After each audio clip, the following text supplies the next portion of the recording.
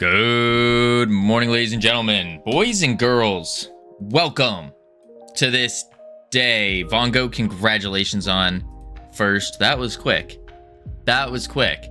I don't know how you managed that quick, but that was good. That was quick. Congratulations. Sammy, congratulations on first for Twitch. For Twitch. I don't know how Vongo went so quick. The moment I pressed start, it was Vongo just first on YouTube. I don't know how that works. Anywho, Chaz, congratulations on second.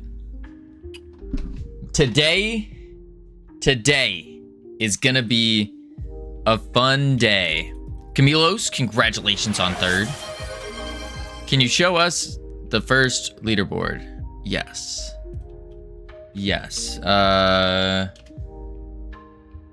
Boom. And then we find, where are we? There we are. Oh, we're catching up. Here is the leaderboard. Camilos absolutely destroying everyone. Destroying everyone. I'm still awake from 3 p.m. yesterday. Oh my lord, Vongo. Hello. What up, North Pole? How you doing? Man, oh man. Howdy, howdy. That's the first leaderboard there. I can also do a little bit of that. I was online the past week. I'm hungry. Get something to eat. What are you doing? Get something to eat. I just ate. I had some like really cheap steak and rice. And yeah, that was it. Okay, where we left off at. Check this out. Boom, boom, boom, boom, boom. We add it to our little bar thing. We can drag them. Drop them. It's cool. It works. It's beautiful. I'm cooking. I unfortunately cannot make it go faster. Have you tried asking it politely to cook faster? Sometimes that works. Or if you scream really, really, really loudly at it. Blurry. Scream really, really loudly at it. Like so loud that you like are vibrating the food. Then it will cook faster. And that's just basic science there due to the vibrational patterns in the meat. And your webcam needs glass. Wait, is it still blurry? No, it isn't. There ain't no way. Oh, what the heck? OBS, it's clear as clear can be. But then on Twitch, it is not. Now it's like good. Weird. Very, very weird. Oh, it's saying my bitrate's too high. Interesting. But my bitrate on OBS is beautiful. Okay, interesting. What is my bitrate? My bitrate's only 6K. I mean 5500 probably, but There's a free wine tasting in the park in a half hour. Guess who's already here or there? Oh my lord. Oh my lord. Free wine tasting. YouTube is fine. Sweet. All right. So today's going to be fun. Today we are making our guys do the battle. Do the battle things. So you go, whoa, this is so cool. I can place it here and I can do all this. I also learned something, something kind of big. Might require us to refactor this movement again. But what I learned, actually, it shouldn't be too bad. What I learned is, and I don't know which one's gonna feel better yet, but the way that TFT works with their movement is I don't think they could get this going. My stomach is growling at me. My head is growling at me. But what I learned in TFT is that when you go to pick up a unit, you actually click it once and then it picks up and then it follows your mouse, as compared to us, which is you have to hold, or if you let go, you drop it. So I wonder which, I think our way actually might feel better, but I don't know. I don't know. We also have eaten only one dry cracker all day. That's not good. Do it both ways. Yeah, we could do it both ways to see what feels better. I think that's going to be a later thing, though, where we're going to need like actual playtesting to run through. So for now, we're just going to get the battle going. So as you see here, we got our enemies. They all spawn. It's beautiful. We got our friendlies. And now we need to do the actual attacking. So, problem with this attacking. Also, I keep going really dark when I go like this. Interesting. Problem with the attacking is the way that these units are working is we have a base unit scene. And the base unit scene is a character body, all good and dandy. But under rig, we have a model, which is this, the pill right now, the beam. And all we're doing is replacing that mesh. And that might be an issue because we need to really place a full-blown character model in here. Like, we need the character model, we need the rigging for it, so the animations. And that might be an issue. That one is solvable through putting instead of having just the mesh on the resource, we could have a pack scene on the resource and then do that. But the other issue is, well, I guess it's not going to be that big of an issue for now. But the way that these guys attack, so we're going to want attacks that are slight variations of the same thing. So the same attack that I'm talking about is we're going to have a base attack and we're going to have a special attack. The base attack is going to be like your basic auto attack. So some of them are going to shoot, some of them are going to run up and like slash, do melee. Maybe some of them might punch or kick, I don't know. But that's all the same mechanics. So we have to think about how are we gonna take into account the punching and kicking, like the melee is all one mechanic, ranged is one mechanic, but then the ranged special abilities, those might be slight different variations of just bigger hits. So how do we take that into account? Because to my knowledge, I don't think we can just transfer a function over if they're this. We'd have to leave the function in the unit base, which means every unit could potentially do the exact same thing if we really wanted them to. That might be weird. So what is a better... What is a better method to doing that? Auto chess. Let's go into mechanics, actually. Auto battler. And we're going to say attacks. Attacks. And let's add a nice little icon so it's easier to keep track of. We'll do some swords. Oh, nice. It didn't add in. So, swords. There we go. Attacks. Beautiful. And so we want a melee. We want a ranged. Just asking, is the parrot in the title random, or is there parrots that are associated with birds? The parrot is just like a pirate parrot, like, you know, pirates have parrots. That was just, that I just needed an emoji. That wasn't the pirate flag, and I couldn't really think of any others. I could have swapped it with the swords, I guess. That would be okay. We'll do that real quick. Swap it with the sword. Boom, boom, bang, bop, done. There we go. All right.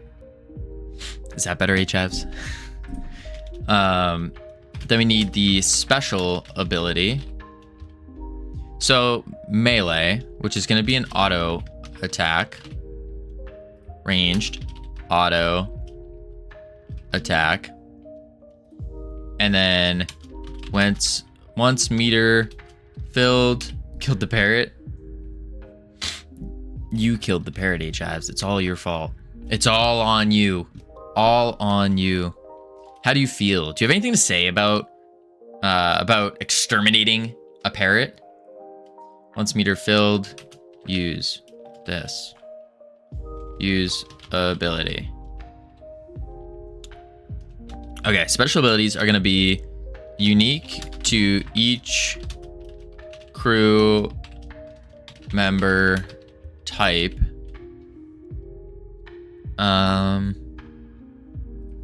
The only thing with these are just unique animation slash and unique shader bullet. I'm never mentioning an animal in anyone else's stream title again. Unique animation and then unique style. So fists, legs, sword, dagger, etc. That would be good. Yep. Now we need special abilities. So we have to think about how do we... The parrot is never random. That's true. That's true. Most, I would say 80% of the things I do on purpose. A solid 80%.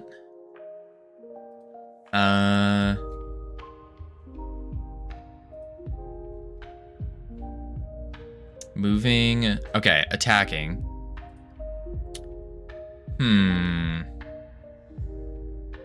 Might just like 20%.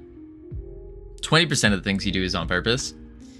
I used to be like that, but I think that over time I started purposefully trying to push it more and more. Because living your life around, just going with the flow, following the river, it's not fun. At least I didn't find it fun. Ugh. Oh my lord. All right. Maybe we keep all the attacks. We could put everything on this unit base. We could. And then we use an enum to separate them. That might get ridiculous though. So we need a different design pattern. Programming design patterns. And I want to look into these. Behavioral, I think it is. Command iterator. Strategy. Lets you define a family of algorithms, put each separate class, make their objects interchangeable. The goal sounds like you're planning something ominous. Plan out attack. Yeah, we're planning our attack, North Pole. We're gonna be attacking the pirates. Yep. Yes. Let's object alter behavior when internal state changes. No. Mediator, no. I'm just seeing if there's already a pattern out there to solve our problem, and if we could go ahead and learn it. Now, one thing about patterns that I've been learning is in 5 minutes the FBI will come and raid you. Nah, not again. Not again.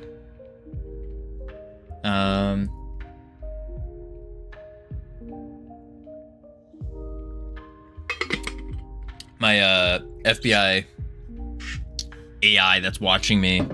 Me and the AI are best buds. Ain't that right?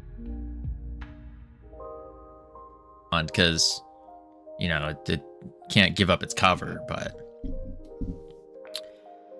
Fits more objects. No, we don't want that. Composite, no. Bridge, no. Well, what is this? Lets you split a large class or a set of closely related classes into 2 separate hierarchies. I wonder if we could do it to 3. Bridge is a structural design pattern that lets you split large class or set. Abstraction implementation. Let's say you have a shape class and a pair of subclasses. Oh, so what this one's saying, if I am reading this or just assuming right is, oh wait, no, maybe not. Maybe not. Pemi, how are you doing? What are you, well, I already know what you were working on. You were working on making a beautiful naked mat. Very interesting. Very interesting indeed. For those who don't know me, hello. My name's Covino. We are currently working on the world's greatest clicker game. The world's greatest. The greatest clicker game known to mankind. Matt is now not naked. Oh, that's good. That's very good. So basically, the way this clicker game's going is everything is placeholder art. Just keep that in mind. All placeholder. But you can get pirate ships, you can get mermaids. I know these are not mermaids, they're just placeholders. Cannon barrage, get some parrots. You can do a pirate raid where that's not working. I mean, it works functionally, but you don't see any like little guys running around. We have a rising tide, a sea squall, and then the kraken. This pole is the kraken's tentacle. So the idea is the clicker game is you're basically just attacking this island, but that sounds a little boring, doesn't it? Uh-oh. Yeah, that sounds a little boring. So we introduced a discovery tree. The discovery tree allows you to go ahead and get new upgrades. And now on top of all of this, oh yeah, I cheated for all those. On top of all of this, we have a tavern. So the tavern, what you can do here is you can buy pirates. Let's just buy a whole bunch of them. Then we can go to battle. And now, as you see here, we can set up our crew. This one's not implemented yet. Set up your crew, and we can start battle. This is the thing that we are currently working on now. How could a pirate cost $10? How much could a pirate cost? $10? Okay, all the prices are to be determined. To be determined. But this is basically it. And then what you do is, this is a auto chess battle. So for those of you who aren't familiar with auto chess, think something like Dota auto chess. Think of team fight tactics. That's basically what we're doing. So it's a clicker game plus auto chess. Joined as one. And then what we do here is you can drag them out. You can place them wherever you want. You can't place them on top of each other, which is good. That took a while to do. You place them, and then we spawn in the enemies. So the enemies spawn at a random location, and then we start battle, and they all run over and they start attacking. This looks really boring. This isn't good. They're all on top of each other. We don't know what's going on. Apparently we lost. It's a mess. So to fix this, we are planning out our attacks here. So we want to give each pirate type a different attack. So we have, right now, we only have 2 pirate types. We have the Buccaneer, and then we have the Scallywag. The Scallywag. So we want them to do different things. Those different things that they can do are things like, they're all going to have 1 auto attack and then 1 special attack. So maybe the Scallywags are melee characters, so they will do their melee auto attacks, and then their special will be something related to melee. Same thing with ranged, except they'll be shooting instead of doing melee. That's the intention here, but we're trying to figure out what is the best pattern for setting this all up. Eerie Wax, thank you for the follow. Welcome to the team. You now have access to the beautiful, the immaculate team emotes you can use to welcome people to the team. I don't think we got a shout out for Pemi, by the way. For those of you who don't know Pemi, phenomenal artist. Terabad at Among Us, but we like Pemi anyways. All right, gotta go, gotta run, need to get some sleep. Ooh, enjoy your sleep. Thank you for the raid. Have a great one. Have a great one. Pemi's okay. Yeah, Pemi's pretty good. Pemi's pretty good. I am a bad liar. All right, let's see. So, yes, battle. Pemi has legs, so he's got that going for him. For now he does, yeah, for sure. For sure, that's a positive. Definitely a plus. Has a nice maid outfit. That's a plus. For now. So we want to figure out these attacks. I don't know how to approach this yet. So the way this is working is we have our unit base, this guy. And what we do is we give each pirate a resource, and that resource contains a model. So it switches this mesh instance up here to whatever model we specify. Now the problem with that, mesh instances, they don't have animations. They don't have scripts on them. They're just a shape. They're just a thing. They're just a model. So we need the model to do things as well. We also got a lot of errors. Oh, that's fine. So we got to figure out a better way to approach this. And this is where y'all caught me doing some research, looking at refactoring and design patterns. So I'm trying to see what kind of like solution would be the most optimal for being able to have a bunch of different classes, a bunch of different types of pirates with a bunch of different abilities, and be infinitely expandable. That's the tough part. So we're looking at this one right here, which is the bridging.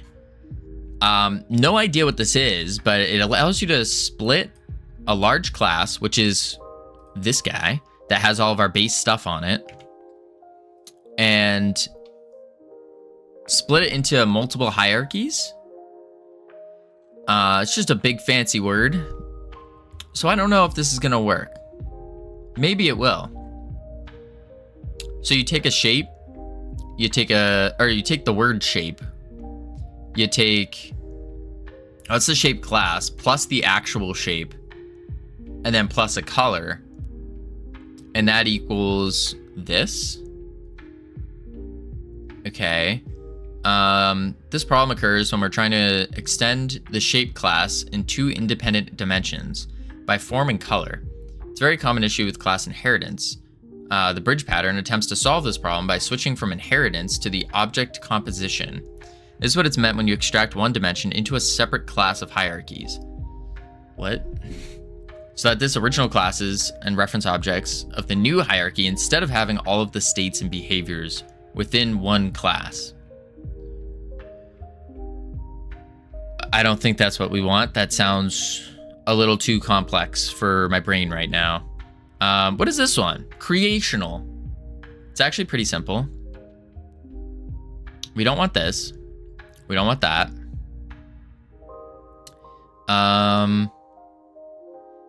Families of related objects might be interesting. Creational pattern lets you produce families. Problem. Imagine creating a furniture shop simulator. Your code consists of classes that represent a chair, sofa, coffee table. Several variants of this family, for example, products, chair, sofa, coffee table, are available in these variants, modern, Victorian, and Art Deco. Okay. So in our situation, we have a base unit. Let's just use text. We have a base unit. And then that base unit can split into two different types, being melee and being ranged. Okay. And then they all have their own separate special ability. Special. But the special needs to also rely on this.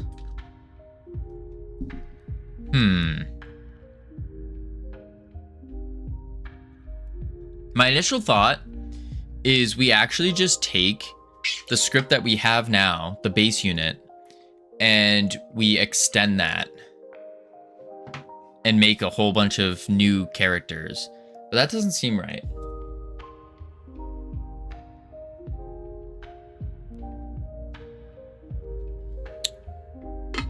The other idea is we could split base unit into two. So split base unit and make it like our base unit ranged and base unit melee. Might just make a third unit called special. because these are requirements here. These are requirements. It has to be either melee or ranged. And a special wouldn't have that.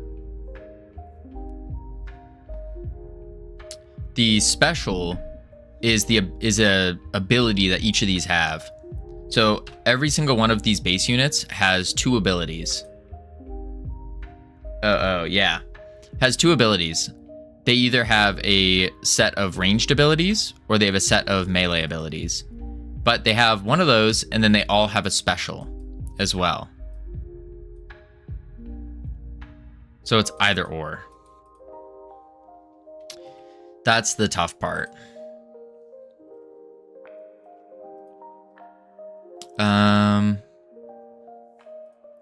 Hop to the unit base. And then we do moving. Get closest target. Null.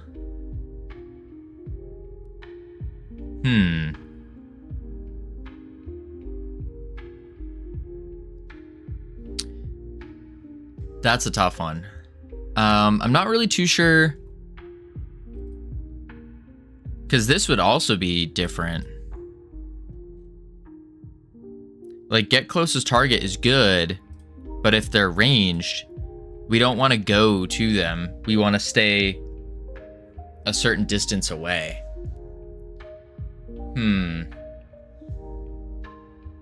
I remember what we did in Realm Rapture is we split it into 2.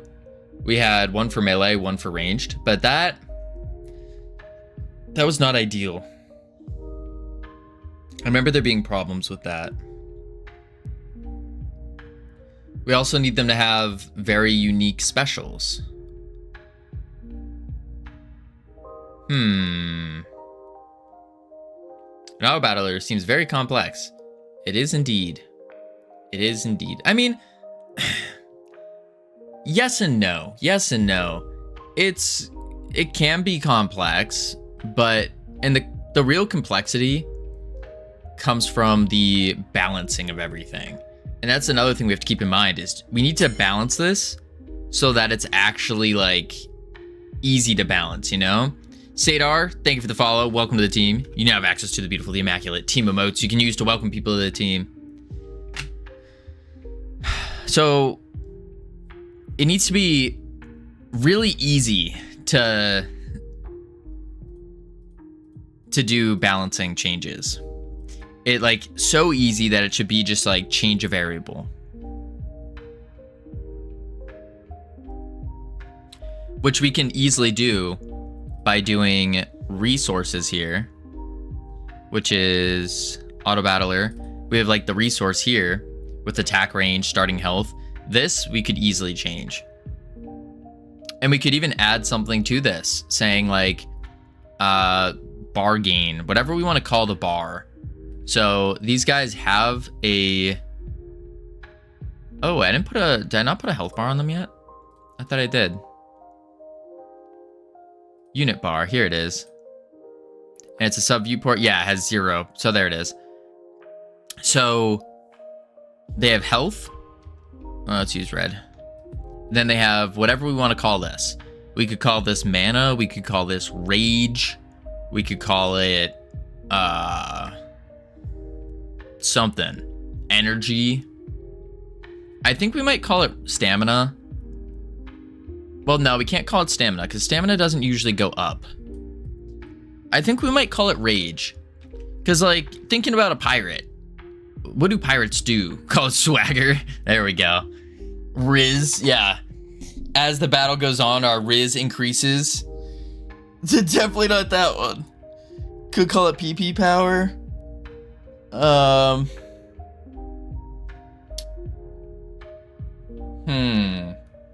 I think rage is probably the best bet. Because, like, you think about it. What does a pirate do? As a pirate's, like, attacking and stuff, they get their arm cut off. They're like, oh. Are they just gonna sit back and be like, oh, let me get some more mana? Nah, they're gonna rage. They're gonna get angry. They're gonna be like, oh, you cut my arm off. And then pew pew, punch, kick. That stuff. So I think that's That would make sense. I'd sit on the ground and scream in agony if my arm were cut off. And that is why, Sam, you are not a pirate. All right? A true pirate wouldn't do that. A true pirate would push on. They would no worry. No, I'm a game dev. A game D. You're a game D. All right, let's go resource meter. Here it is. What I want to do here is let's get the next attack going. More like game duh. Are you calling yourself dumb? Distance greater than attack range. Oh, so we have this implemented actually. Where is the actual attack happening? Basic attack here. If target is not null, global position distance 2 is less than or equal to the attack range. Target dot take damage. And then what we want to say is, ooh. We're going to do this. We're going to go into the stats and we're going to export var rage as a float 5.0. Why is there parse errors here? What's going on? Oh, it's for something else. Okay, we're fine. We can do rage as a float. I don't want to make it equal anything. Yeah. And then when rage changes, we then change that on the resource meter. Right? Health. Where do we change our health? That would be in take damage. Health bar dot value equals health. Yeah, so we basically do this. And we can say rage plus equals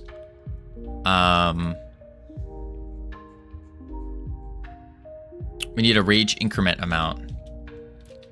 Export var rage increment as a float plus equals rage increment. Yeah. And then rage bar, so resource meter dot value equals howdy Carver, how you doing? Equals rage. Yeah. And then we need to do, I think we leave it like that for now. Let's go into the crew member. We have starting position, starting damage. We need export var starting rage as a float. We need export var starting rage increment amount as a float. That's not how you spell export. There we go. Yeah. And then we go back into here. And under set unit, here we go. We can say rage equals, what did I call the thing? Description. Description dot starting rage. Rage increment equals description dot starting rage increment amount. There we go. That way they all set. Let's go to the Buccaneer. And we will do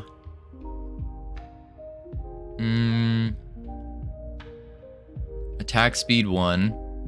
Starting rage, we'll leave it at 0. We can change the rage increment by, let's do 10 to start. Just to see what this looks like. 10 attack range, we want it to be 1. Let's do 2. 100. 10 and 0. That should work. Although our health bars are not going to auto update from this, is what I'm seeing. Attack range 0.25, starting health 10, starting damage 2, starting rage, we'll say 50. Increment amount, we'll say 25.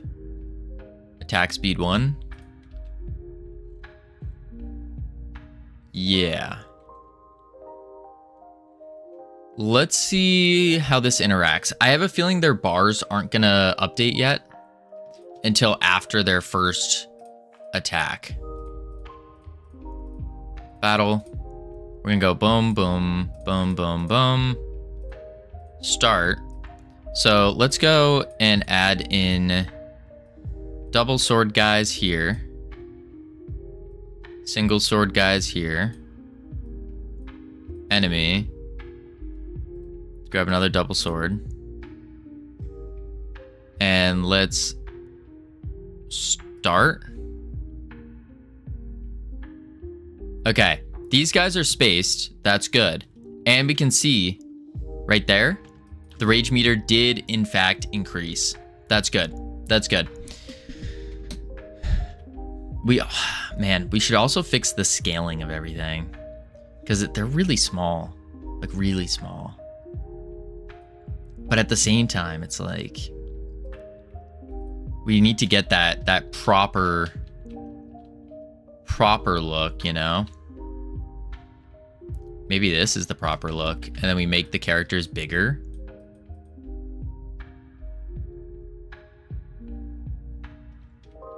Not sure about that yet. Scallywag, we're gonna change your range to 1. Buccaneers can stay at 2. Yep, that gives them the spacing. Then what I want to do is, in the unit base, let's just make it obvious that their rage meter increased.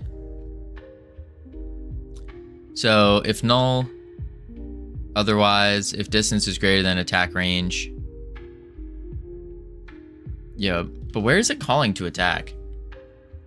In states.attacking.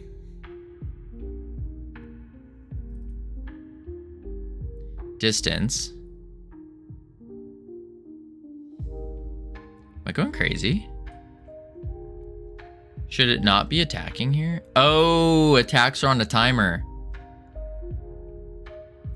Time between attacks. That's what it is. Basic attack. Yeah, get closest target. What we're also gonna do is say if I think we want them to use their special immediately. I think that could be useful. So we can put it up here under basic attack. And we'll do a function. Function increase rage void. And we're just going to take this, cut it, paste it, shift tab it. Then here we can just call increase rage, just keeping it a little bit cleaner. Now we need a function use, or actually special attack with a target as a character body 3D. That's if we need a target, though.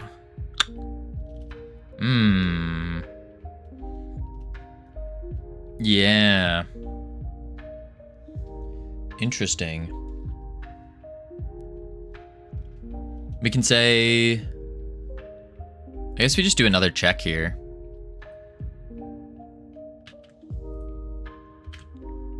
So we do another check.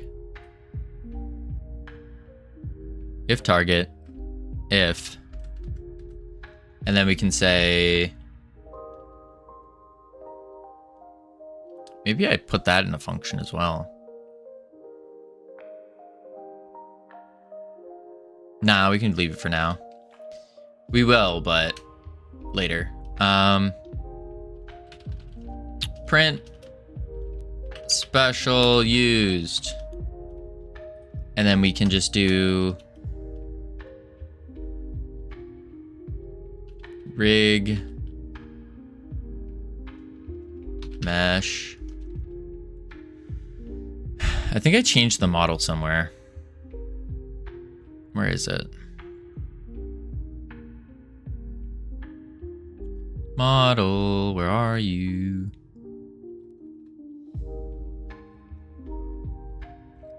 There it is. So we could do a var tween create tween dot tween property model scale. Final value will be a vector 3, and we'll say 2, 2, 2, 0.5, and then we can just do dot set transition back. Yep. Then we do a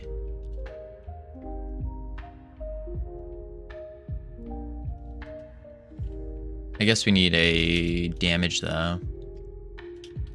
Target, take, damage. Ours is damage times 2. And then tween dot tween interval. And we do it over 0.5 seconds, so we could do another 0.5. Then we say tween dot tween property model scale vector 3 1 1 1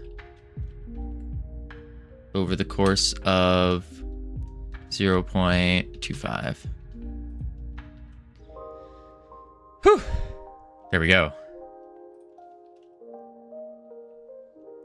Then here, if rage is greater than or equal to resource meter dot max value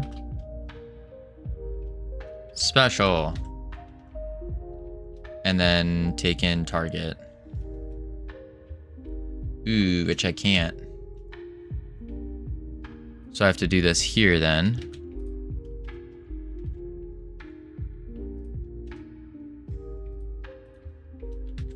Special. Am I going crazy? Is this Realm Rapture 2? No, ironic. This is not Realm Rapture 2. This is just the attacks. It's just the attacks. That's all we gotta do is make some attacks. For now, I'm just testing it to see how cool it looks. But yeah. Yeah. I am trying to figure out, he needs help. Well, the only thing I need help with is figuring out the proper like design pattern for creating a bunch of different resources that have different attacks.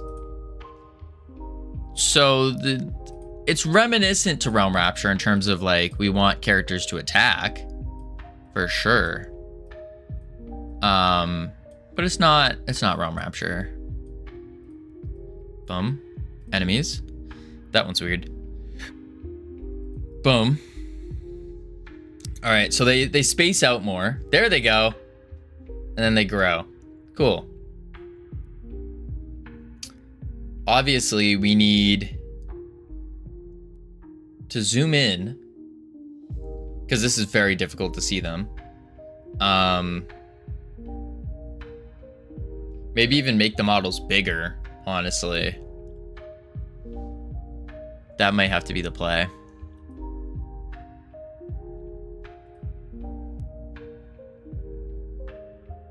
I think that's what we do, actually. We just make the model bigger by default.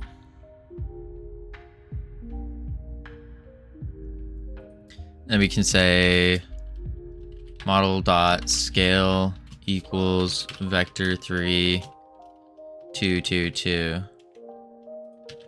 Just double it. And then on this we can go, because just for now I'm making the special grow. That way it's just really easy to see. 2 and 4. Let's try that out. But yeah, figuring out how we're gonna position the attacks is gonna be really interesting. Not really sure how to do it without creating a bunch of different scripts. And we need it modular to the point where we can, oh, there we go. That's so much better. Yeah, that's a lot better. That's actually pretty much perfect, actually.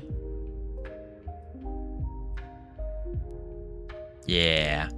I need to move their health bars, but we should see them. Yep. Are any of them gonna rage? Yep, there we go. This feels pretty zoomed out to me. Yeah, it is. Their size is good, but the camera is far away. Yeah, I agree with that. It does feel pretty far.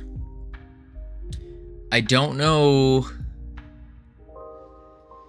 how to position the camera in a way that's gonna not cut out the ships, but still look good, you know? That's why I was like, oh, maybe we just make the models bigger, make them like double their size. You don't need to see the whole ship.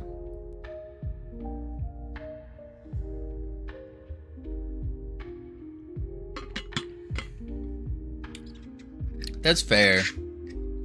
Maybe we don't. Maybe it has to be just enough to understand, like, oh, this is a ship. So let's take our camera. Wait, are you the camera? Oh, you are.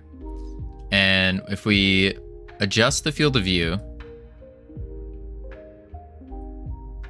pull it in.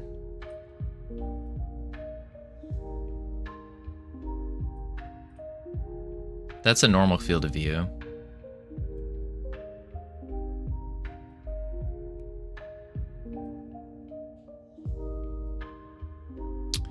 Maybe like that.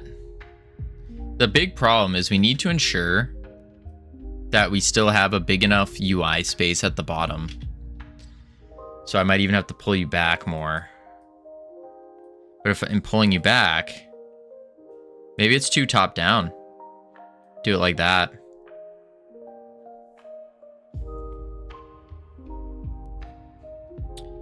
And then field of view it. No, because then that ruins the spacing.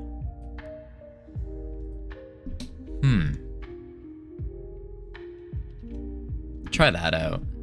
I do still think either way, the bigger character models is kind of necessary. Boom, boom, boom, boom, boom, boom, boom, boom. Yeah, because look at that. With the big character models like that, you can actually see them. That does look good. We're not seeing the whole ship. We're cutting out parts of it. Even then, though, I still feel like something's off. Maybe the map is too big. Maybe that's what's it. The map is too big. TFT in game.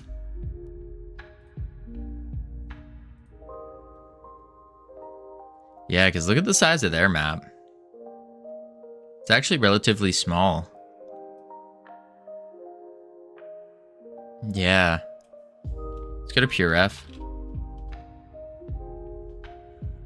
Boom, boom. Now, I don't think this is a very crucial aspect quite yet. But at the same time, we do need to keep this in mind.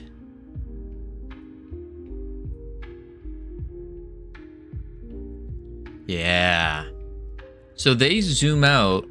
It's not even that they zoom out. I think it's just their map is smaller. And they have very well-defined silhouettes. Because if we do a size comparison, like, check this out. This is the height of one of their taller characters. I mean, this little guy is kind of...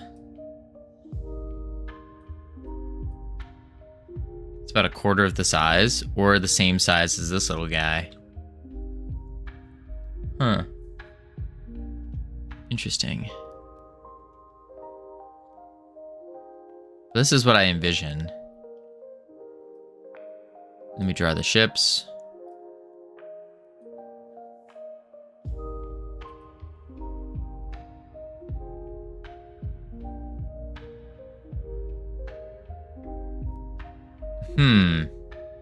I see. This is too... Our ships are too big. Yeah. They're a little bit too big. They need to be longer, and they need to make a full square. If you really look at it, the map. Oh. It's a square. Then their camera angle tilts it.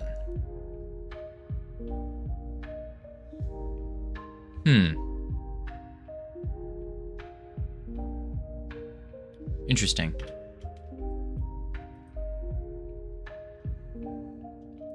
Our map is going this way. Yeah, that's not good. When in reality, we want our map to go like that. Actually, full screen wise, we need it to go to there. So all of this red needs to be used. Needs to be the combat space, basically. Let me tilt it up.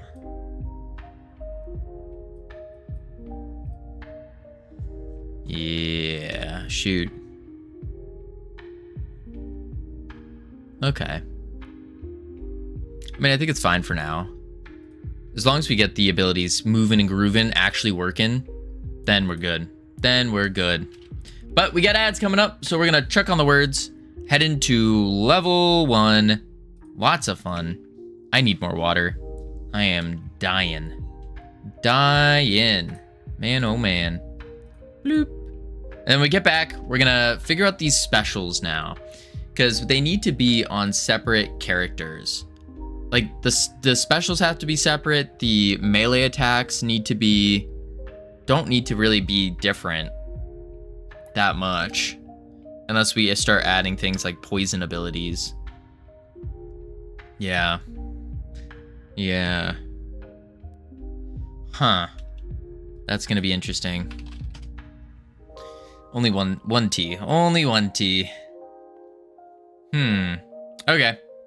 We know the plan. I will be right back real quick, and then when I return, we will do it. Boop, boop.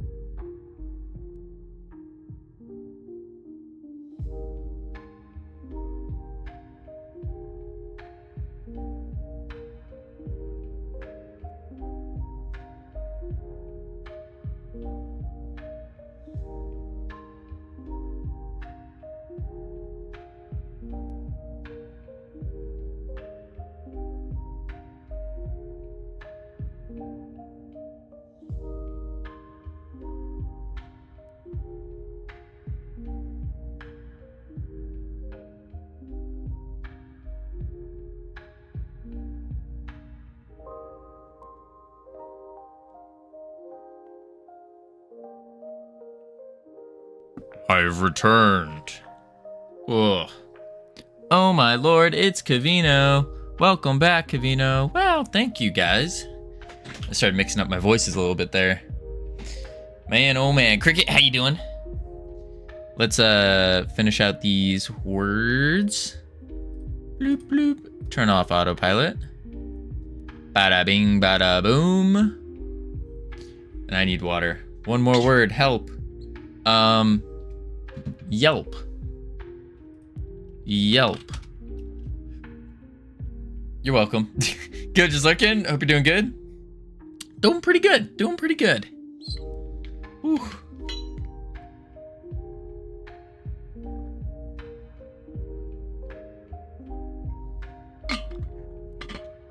All right.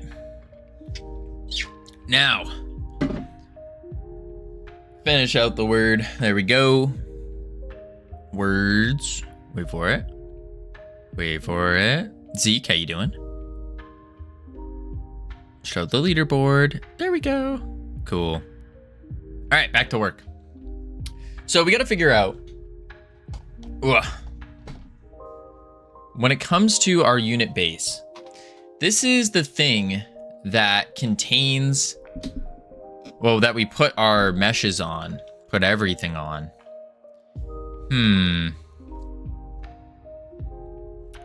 That's gonna be a little tough. Let's scale this up to 2 and then pull it up. That way we just have, it's better. Script. Now, obviously, this is good and fine and dandy for a ring or a melee attacker. They have their own attack. Their own attack ranges here. And so we could do a base attack and it just changes the attack range based on the attack range. And that's just playing an animation plus spawning in a bullet that goes straight to the enemy.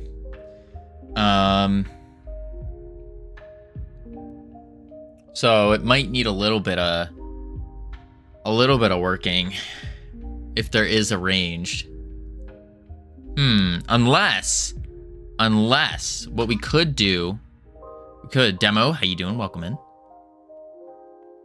What if this is gonna, maybe this sounds a little too crazy.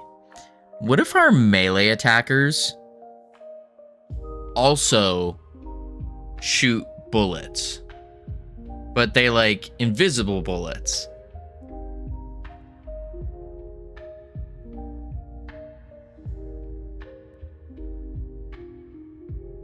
Crazy? Is it? Because thinking about it, all it is you do like, you got your pirate here, right? And then they have their big sword. Boom, boom, boom, boom, big sword. And they're like, oh, I'm gonna get you. That's not, you get the idea. I only heard invisible bullets. Oh. I'm thinking the melee could do that. And then you have the enemy here. And when this swing animation occurs, so when he swings, then we just shoot an invisible bullet out at the enemy.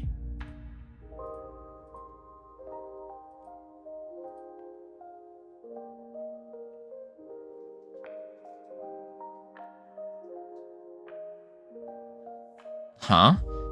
Does that not make sense? Because all, like, the way that an actual melee attack works in games is, for the most part, we'll say simple melee attacks work in games, is there is no collision that actually occurs. Rather, it's an animation that just happens, and then the enemy that you're hitting, which should be this guy, does damage to themselves. That's the secret smoke and mirror. But I'm thinking, what if our secret smokes and mirrors are invisible bullets that we shoot. What this could mean, though, is if someone jumped in the way, they could get hit. How do you detect when damage has occurred without collision detection? No, you still have collision detection, but not melee stuff. For melee, it's much simpler than that. For melee, you just do a method call at some point within the animation, and then the method call just tells the enemy, hey, do damage to yourself. And that's it. That's basic melee. For ranged, yes, you need a collision. You don't even need a collision on the enemy. You could just do a collision. The bullet itself detects and then says, do damage to yourself. We also have to keep that in. The problem, though, is then updating that bullet through multiplayer. Huh. I mean, that's not really a problem, actually, because, yeah, it's turn-based. So there's no, like, action combat. I just don't know if that's the proper play. Or not proper play, but if this is even going to work. Because what this would do for us in terms of scripting is this would remove the need to change our basic attack function. We could change basic attack, and then it just takes into account the range, the bullet range, the attack speed. Attack speed changes the animation and the bullet speed. And that's all it is. But playing an animation, we just have to make sure all the animations are named the same. The only tough one is for special animations. Or not animations, but like special attacks. What up, Dr. Dark? For special attacks, these are going to be character specific. So the Buccaneer might do one thing, the Scallywag will do another. So how do we keep track of all that? I guess if we really want to use one script, we could just write out a function that contains every single special attack, and then it calls the special attack based on what character the unit base is. Maybe based on the resource ID. So if resource ID is Scallywag, then it does the Scallywag. If resource ID is Buccaneer, Captain, Parrot, and so forth. And that would allow us to also, in the future, if we ever want to, for some reason, make everyone do the same special attack, we could. Not that we would ever need that, but it's a thought.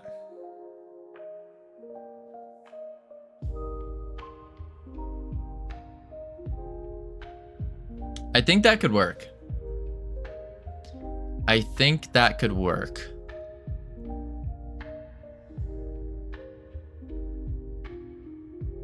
And then the bullet range, though.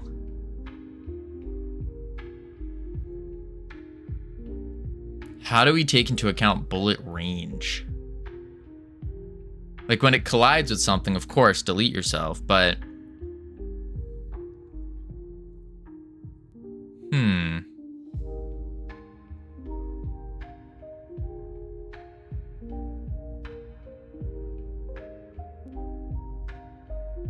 I think that's the play.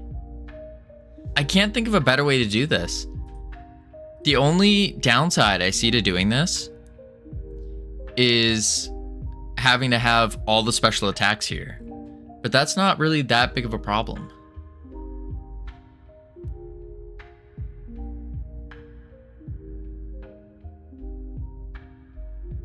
Would this allow for AoE?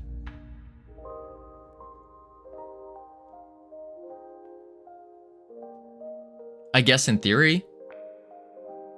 It would allow for a frontal cone attack because you just make the bullet bigger. It would allow for pass through. So like shooting through another target. If we have 2 targets, you can shoot through them now. Because that's just changing the... I guess we'd have to do something to the bullet. And the bullet could go right through them.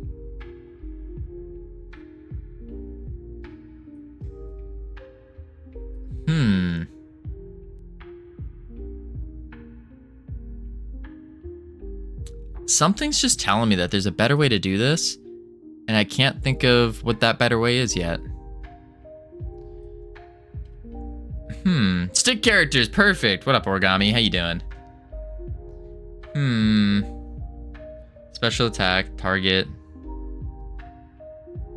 I guess we just send it. See what happens, you know? Yeah. So we're gonna make a bullet. 3D scene. This is actually gonna be an area 3D. This will be called the base bullet. Boom. And then we need to do... And it's basically going to be the same thing as our...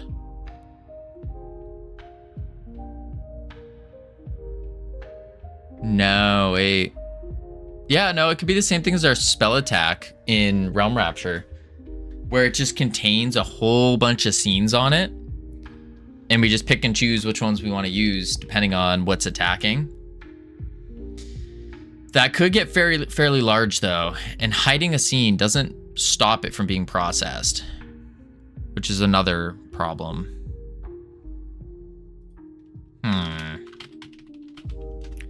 Collision shape.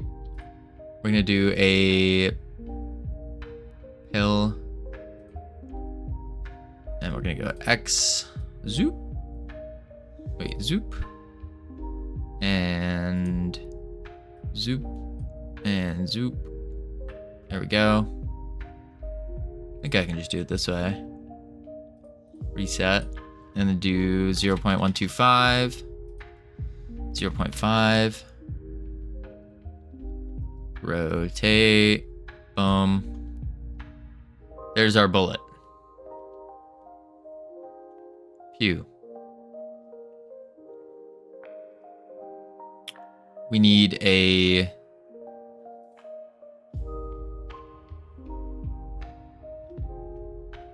I think this is it. Yeah. Save it. Go to auto battle.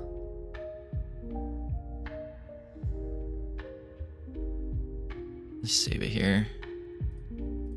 Boom, boom. Class name, base bullet, which extends an area. We want a onReady var attack speed. We want a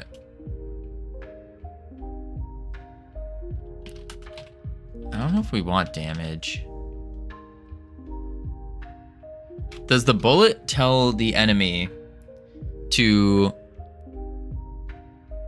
damage itself, or does the bullet tell the player it hit, damage the player? No, bullet just says, hey, do damage to yourself. Yeah. Damage as a float.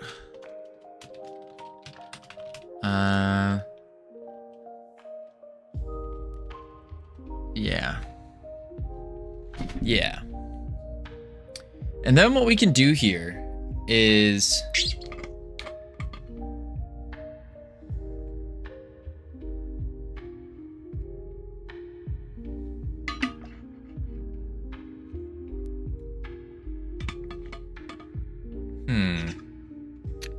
another issue is what happens if we do shots that are big shots. So if we have like one character that shoots a like Giga Cannonball. We'd have to change the...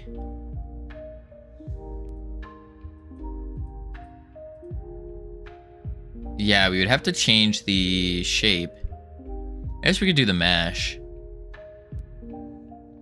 But we'd still have to change the collision shape. Let's export these. Export. These are going to be called... Export. Category. Stats. Export. Subgroup. This will be called...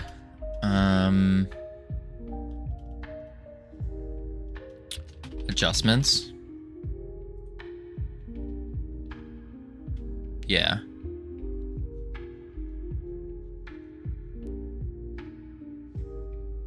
Then in the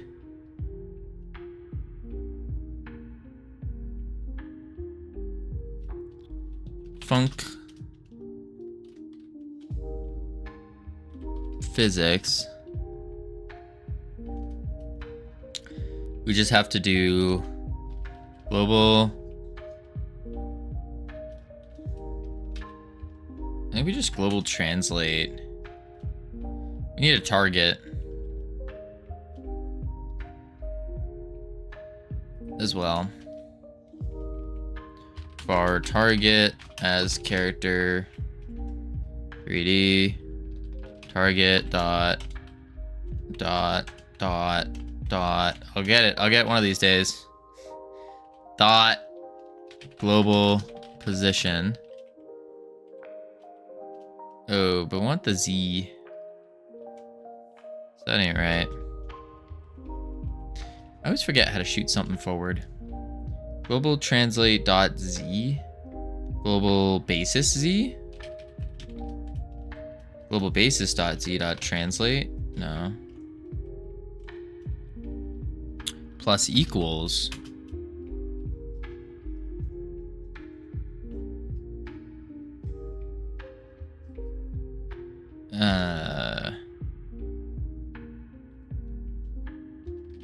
Target dot. No, it makes it go straight. We want it to go to the target. I'm gonna do something gross. I'm gonna do something gross. I'm gonna go here.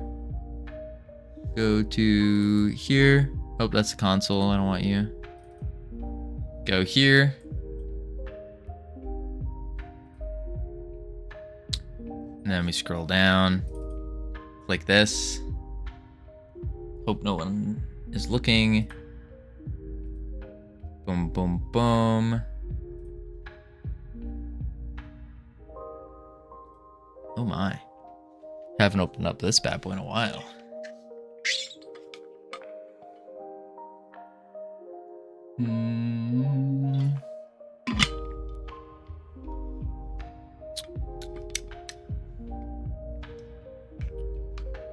Any moment. Ahoy, mateys! How goes the RPC? Dude, so we haven't gotten there yet. We haven't gotten there yet. No RPCs yet. No, no, no. I mean, we have actually started a little bit with the planning towards it. Just a little bit. Not much though. This is what we want.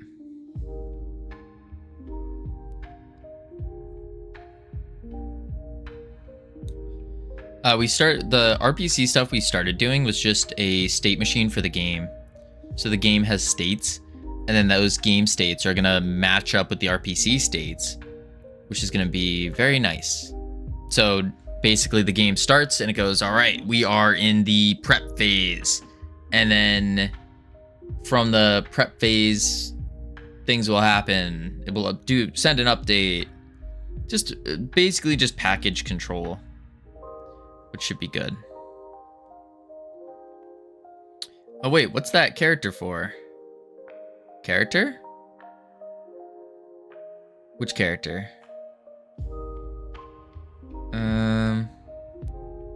then really I just take this. And then I can just adjust it. The other tab that was just open. This guy? This is from our previous game, Realm Rapture, the #1 free 3D mobile game, complex mechanics, developed in Godot in 2024/2025. That's all this is. This is the main character, and then we have like the giant, all that, and then the little elemental. Oh, nice. Yeah, this is available still until we take it down. Boom, boom. And then global translate. Dot times attack speed. And then distance from parent. Distance to starting pose.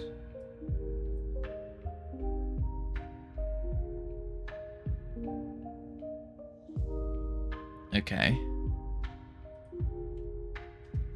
Var parent. That's character body 3D. And then we need a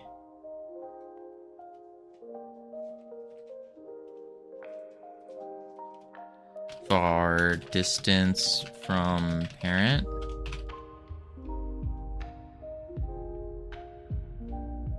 And then we need, you can advertise it as being unbeatable. I don't care to advertise that game. No.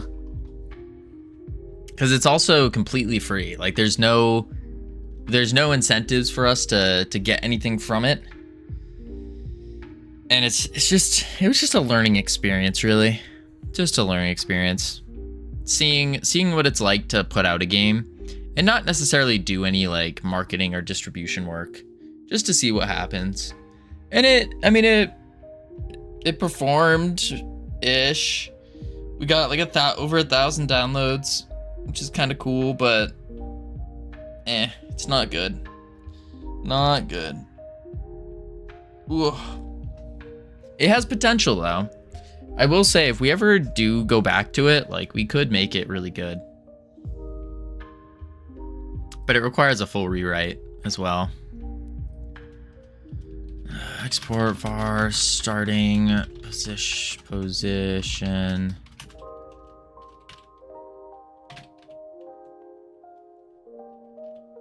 Okay.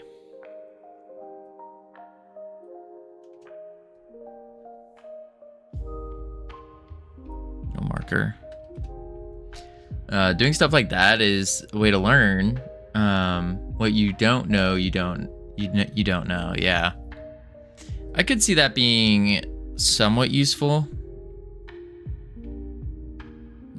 But at the same time, meh. Kind of the whole vertical slicing the steps can be applied to everything, really. Yeah.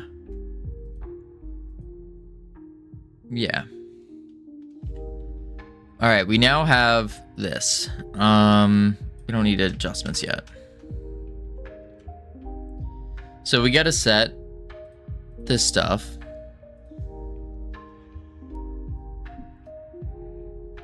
On instantiation. Holy moly. I am like dying today. A little bit.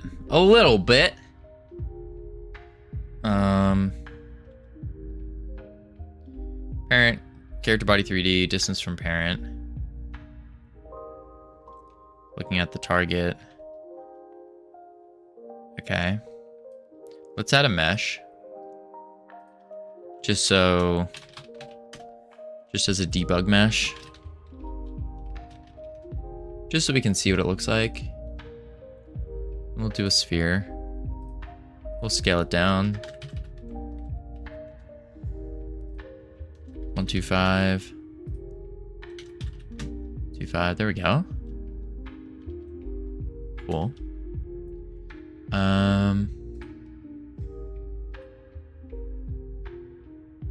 We need a on hit now. Ooh, we also need a who's shooting it. Crap.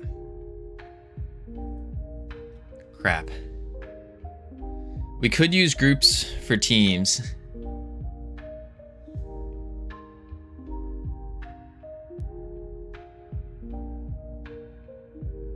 That would be a thought.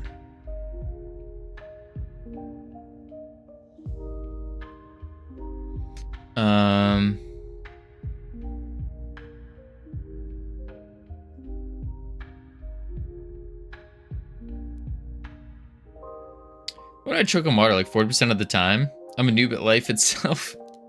Yikes. I've been there. I've been there. I've just been downing water today. Absolutely downing it, but it's... Man, oh man.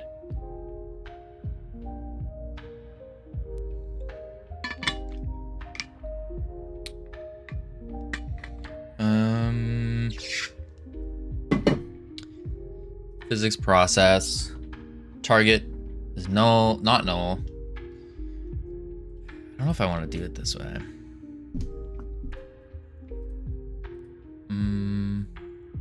Direction, global position, direction to target dot global position. Got you.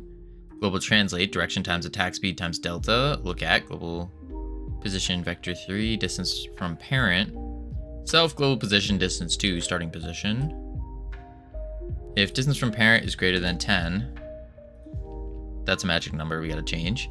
If instance is valid parent, or if the target is invalid target, then we queue free. And then we need to say on body entered, if body dot is in group enemy,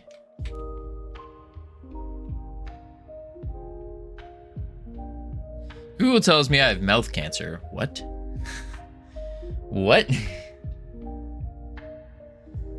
How does that happen?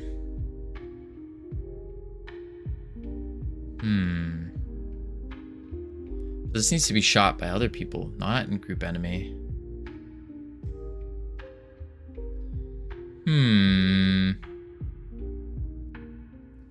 Is in group. Oh, I can do a parent group. Let's do parent group as a string. If body is in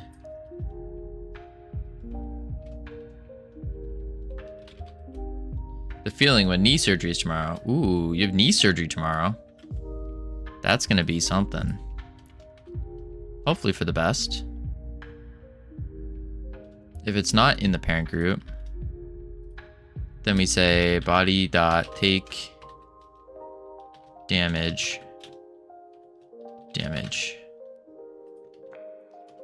And then self dot queue free.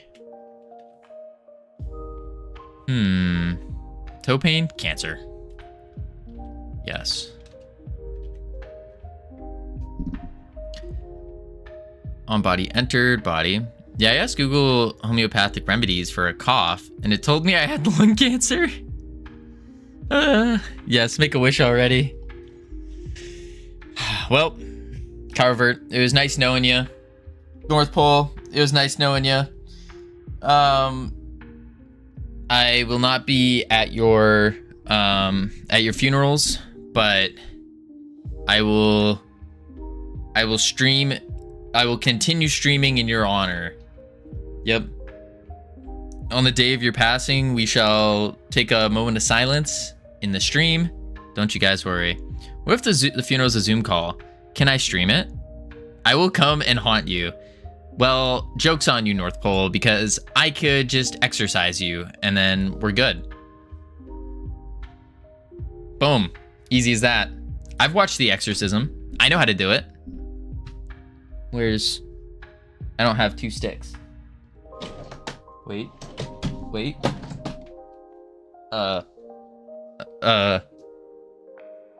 Please exercise me. Okay, don't ask for it. That's just weird. Thanks, Covino. I'll guide your game to success from the other world. Oh, thank you, Kyrovert. There we go.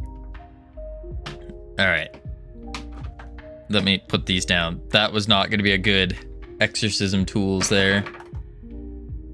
Okay.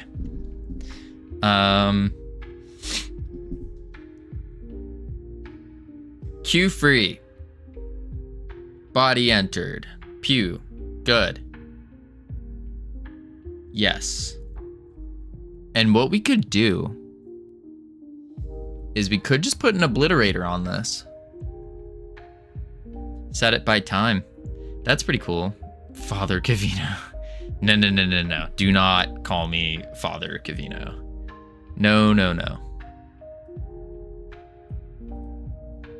Distance from parent equals self-dot global position, distance to starting pose. I don't even need this, actually.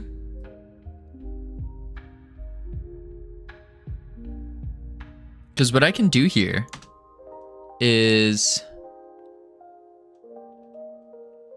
distance from parent, delete.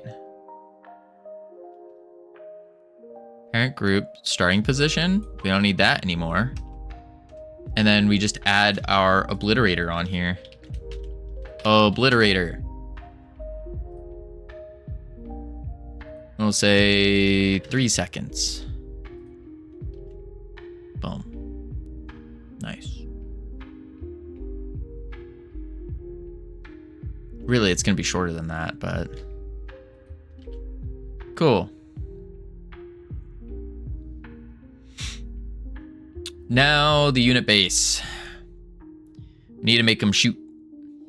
In no mine Patrice et Filii un Spiritus Sancti.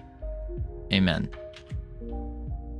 Did you just put a hex on us? Oh, in the name of the Father, the Son, and the Holy Spirit. Oh, it's Latin. Oh, I knew that. Yeah, definitely knew that. Oh god, how did you pronounce that? Don't worry about it. Don't worry about it. I'm all I'm thinking about is game dev right now. I lagged, and so the pronunciation was a little off. Clearly not a Catholic boy. I'll have you know, I was baptized. Did my first communion. I don't know what the other things I did were. Rap. No, ironic. No. Not everything is about realm rapture. Be able to say that though? Listen, I had to do all that like training school stuff like since like many years ago. Before you could even walk and talk, I was learning, and I haven't remembered most of it. Yeah, I do remember VeggieTales, if that says anything. Get closest target, basic attack, and now we need a function for shoot bullet. Let's go subgroup nodes. Is that nodes? Model. We can do, that's just a thing. This should be in nodes.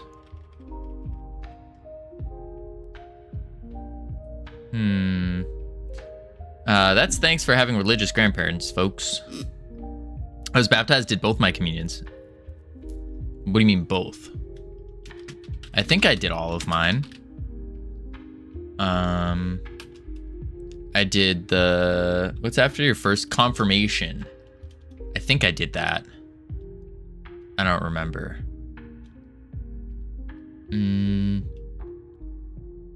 Export var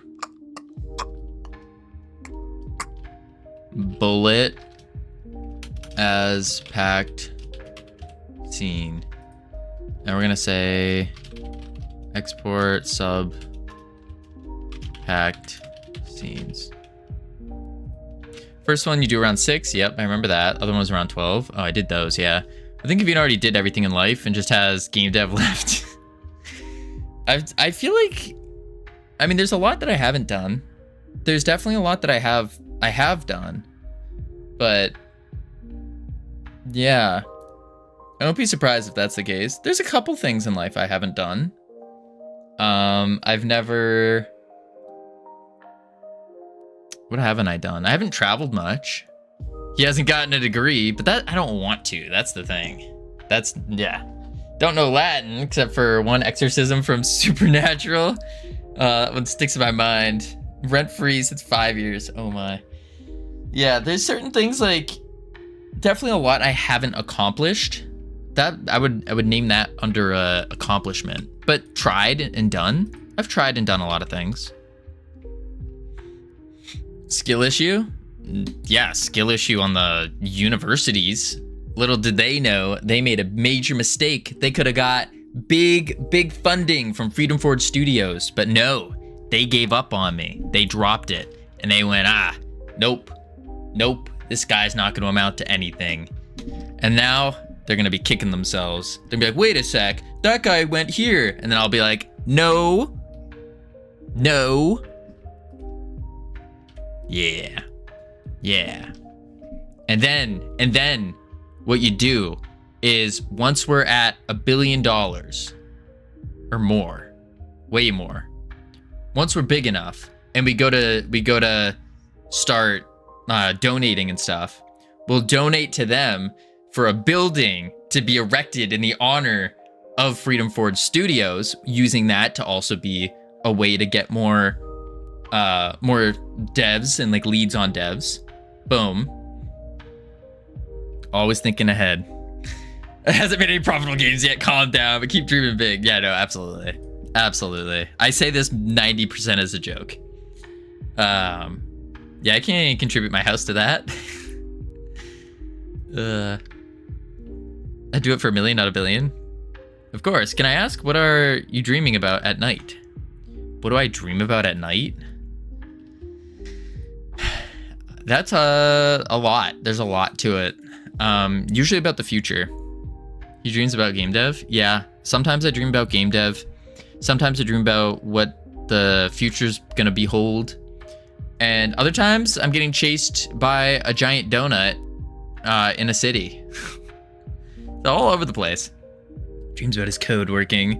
I had sleep paralysis again last night. Lucky? That must have been so cool. What the heck? Lucky. Who doesn't get haunted by a giant donut? It's a good question. Debug. And then we want to do is hella scary. See, I enjoy sleep paralysis. It's not scary to me anymore. I've gotten it so many times that now it's just like you're sitting there in the pitch black darkness. You can't move and you feel something, like it feels like someone's stepping on your chest. But then you look up, like you open your eyes and you look up and you're like, oh, no one's there. You're like, whoa, this is kind of cool. And then you try to move, but you can't move. Yeah, it's really cool. You just vibe with them. Yeah. It's pretty cool. And like your senses are super heightened. And so as long as you know there is like nothing, like if you're in like a safe area, I feel like it'd be scary if you weren't in a safe area. But if you're like in your bedroom where everything's perfectly safe, you have no worries. I mean, even if you aren't in your bedroom, if you're somewhere else, I don't know. I think it's cool. Because there's nothing that's gonna like actually attack you. It's just your brain thinking that there is. If it's just that, I can handle it. But I keep seeing my door open in those dreams. Ah, spooky. That's spooky. And then, but when you look over, is your door closed? Or is it all of a sudden randomly open? That would freak me out. I sleep to 2 Amber Alerts on my phone every night. I don't think it'll be fun for me, because there's at least 2 car crashes in my sleep, 2 alerts. Oh my lord. It is open. I am paralyzed and not awake.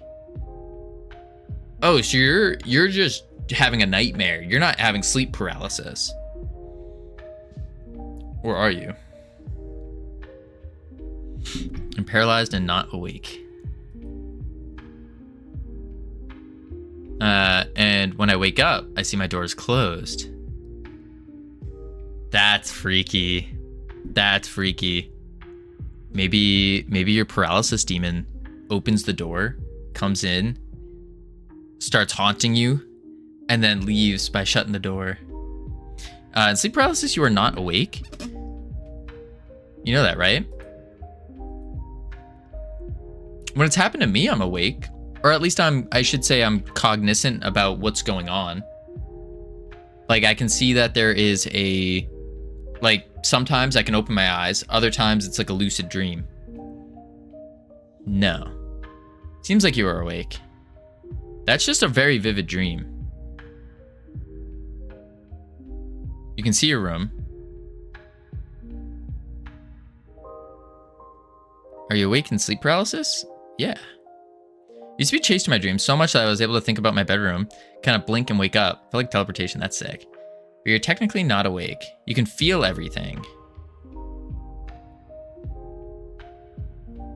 I've had that where like I've had a dream where I like left my body and my dream was me standing at the foot of my bed and I was just like looking at myself. And it was very strange.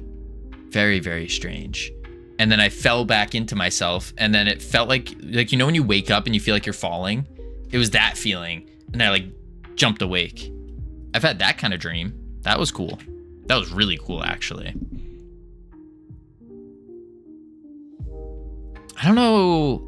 Like, I've had nightmares where what you're talking about, but I've also had sleep paralysis where you wake up and you can't move, but you're aware at the same time, and then your senses are so heightened that any movement of light you see like a figure.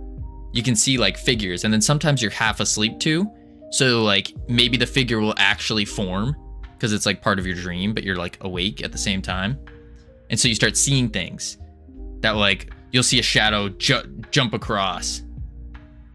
You found your Zen or something. I don't know. I'm not a monk. I used to do a lot of meditation, like at least 10 minutes a day. Yeah, for me, the figures are doors opening. Interesting. That's a little freaky. That's a little freaky. Mine are just like demonic creatures that are sprinting around, and then I tell them to go away, and then they go away.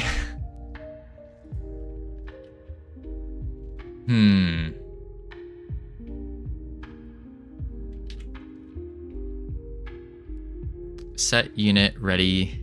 Okay, so we have our bullet now. You're also the kind of person that's able to control when you have a lucid dream. Yes, I used to be able to. I haven't done it in a long time though. Like in probably about 4 months or so is the last time I think I had one. Because I used to be able to, like, I could decide and go, all right, tonight I'm gonna have a lucid dream. I used to be able to do that. And that is solely, like, I would solely attribute that to meditating every day for 10 minutes a day. Like, it was amazing, but it also is not good for your sleep. I found that my REM sleep would actually be, my REM sleep would be higher, my deep sleep would be lower, and the overall sleep quality would be garbage. Absolutely garbage. It is really freaky. I'd rather have some creatures that I know cannot be real. But that's the thing. Sometimes they are, like, they seem so real. Like, you can feel them breathing on your neck or, like, hovering over your face. It feels so real. Like, feels so real. And then, like, even then, sometimes your hand is still so asleep that, like, if you are able to finally start breaking out of it and they start kind of morphing away, your hand, you know that tingling feeling when your hand's asleep? You get that tingle when you like go to put your hand up and you like touch it. It's almost like you're touching the thing that doesn't exist, but it's just your hand tingling and your brain thinking that you're touching something, but you're not. It's very strange. Really cool though. Base bullet. You controlled the fame of Realm Rapture. Speaking of, how's Android? We're not doing Android, Heron. We're just giving up on Realm Rapture. Not giving up, we're scrapping it. That's straight up scrap. It's just not good. I guess it is stress relief. Maybe. Maybe. Might need to... Maybe you're having too much stress, and that's leading to all these stressful, anxiety-driven dreams. Because having a door opening, I feel like that's very anxiety-driven. It's not good because you're using your brain in REM sleep actively, which is not normal and takes energy instead of restoring. Yeah, absolutely. Absolutely. Still super fun. Super fun. All right, get closest target, base attack. So we're gonna have to rework base attack. Seems to be the thing. And after my exams, I always have at least one dream I wake up crying from. Oh, I didn't read that part. I need to get a hold of my anxiety. You most certainly can. It's not, I'm not gonna say it's easy. It's easier said than done for sure. But the actual steps when you word them out, the steps are relatively simple. The execution is just really difficult. But there's no doubt that anyone, you could easily take control. Not easily, I should not use that word. You could take control of it for sure. Or befriend it, even better.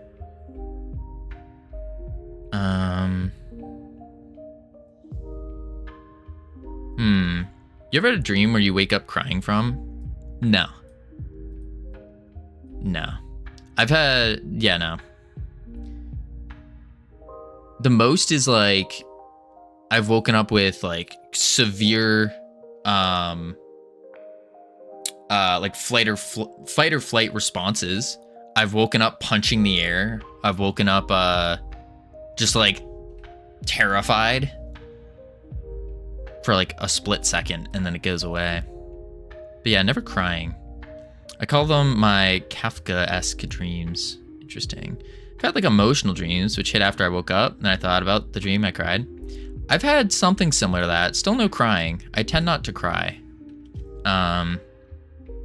It's just not, I don't know, I just don't. I usually don't. If you wake up punching the air, I think a boxing career is better than game dev. I have always wanted to do boxing. I think it's a fun sport, but I don't want to injure my noggin, you know? And it's very dangerous. Very, very dangerous. All right, we got to get the projectile time here. For me, it's literally the case. I already started crying while sleeping. You just wake up crying. That's weird. That's kind of wild. No, I haven't had that. No. I've had it where I've woken up screaming. Like I was screaming already and I woke myself up because I was screaming. It was either like I was in a battle or I was getting attacked. I've had that, but nothing crazy. Speaking of crazy, we got ads coming up. We're gonna head to level 4, big up LT, heading to level 4, not a snore. I need to get more water. I am pounding back this water left, right, and center, and I need more. Covino is the alarm. Yes, I am my own alarm. All right, I'll be right back real quick. Boop, boop.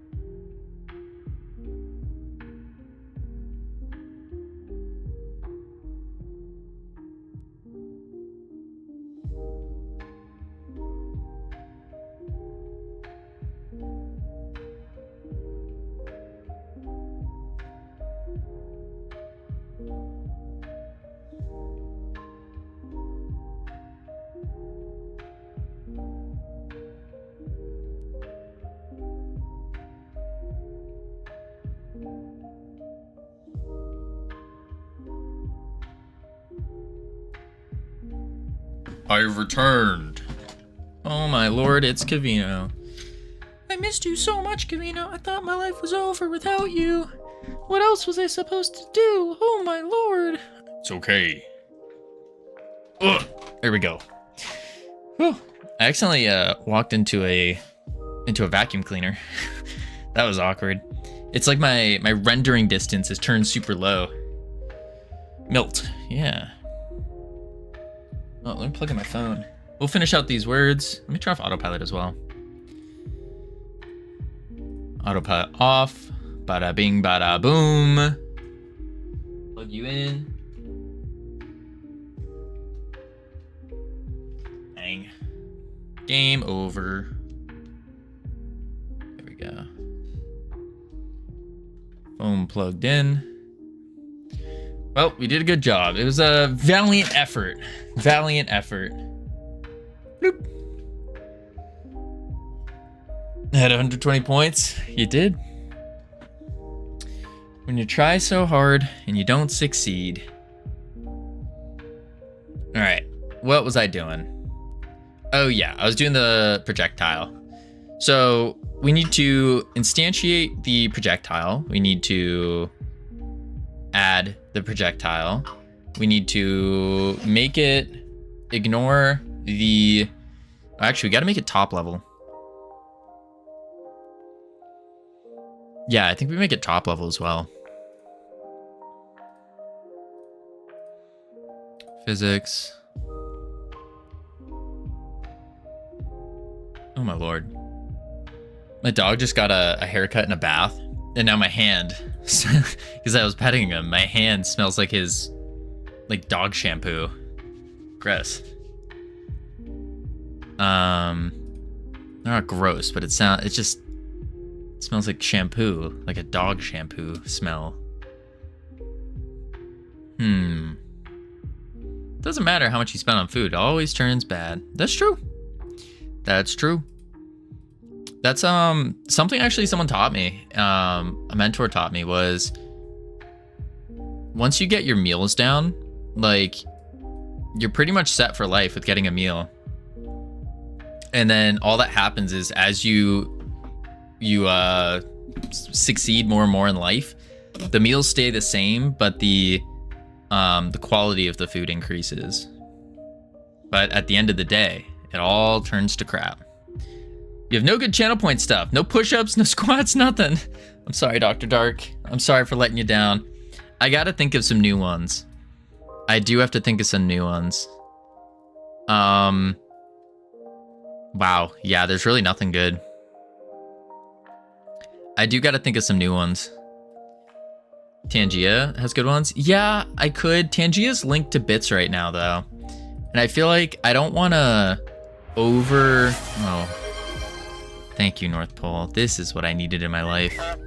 Everyone needs a little goose. I was thinking about doing Tangia stuff, but the problem with that is it could get distracting, you know? Is the only one? Sounds good. Your own doing. You are own doing. I am. How'd you know?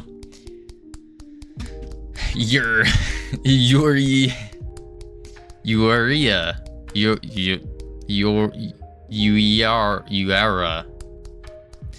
weirdos. Bunch of weirdos. A lot of you. Base bullet. Then we gotta do unit base. Take all of this. Actually, just take this. And we can do var bullet. The chicken strip. I think that's such a good emote, honestly. That one's a good one. Because it's just funny. It matches up perfectly. It's a chicken strip. It's called chicken strip. It's just play on words. I love it. Anyways, I'm out. Sounds good, H-Ives. Appreciate you being here. It's always a good day when H-Ives is here. Chat carry. Are you saying that they gotta carry everything? Yeah, the emotes kind of make me sad. iHeart is quitting Chicken Chasers. Yeah, me too. I do wish iHeart would at least, like, I understand it's the difference between doing like being a hobbyist versus doing it for a commercial release. But like, so as a hobbyist, if it's not fun, then obviously don't do it. But as if they're trying to do a commercial release, I mean, I think that would have been, I think release like as is, remove the multiplayer stuff and then release just about as is, maybe a couple tweaks here and there. And I think that would be really good. I don't know what else is missing from it. So I can only go off of what I've played, but like, you already got the Steam page. I don't know. I think there might be some solid dopamine in it for releasing, but I understand why not. I do understand. But again, Steam page is already there. It already exists. No, I totally get why iHeart's doing it. I'd rather work on this project where she just smiles from joy, just talking about the systems. Yeah, for sure. For sure.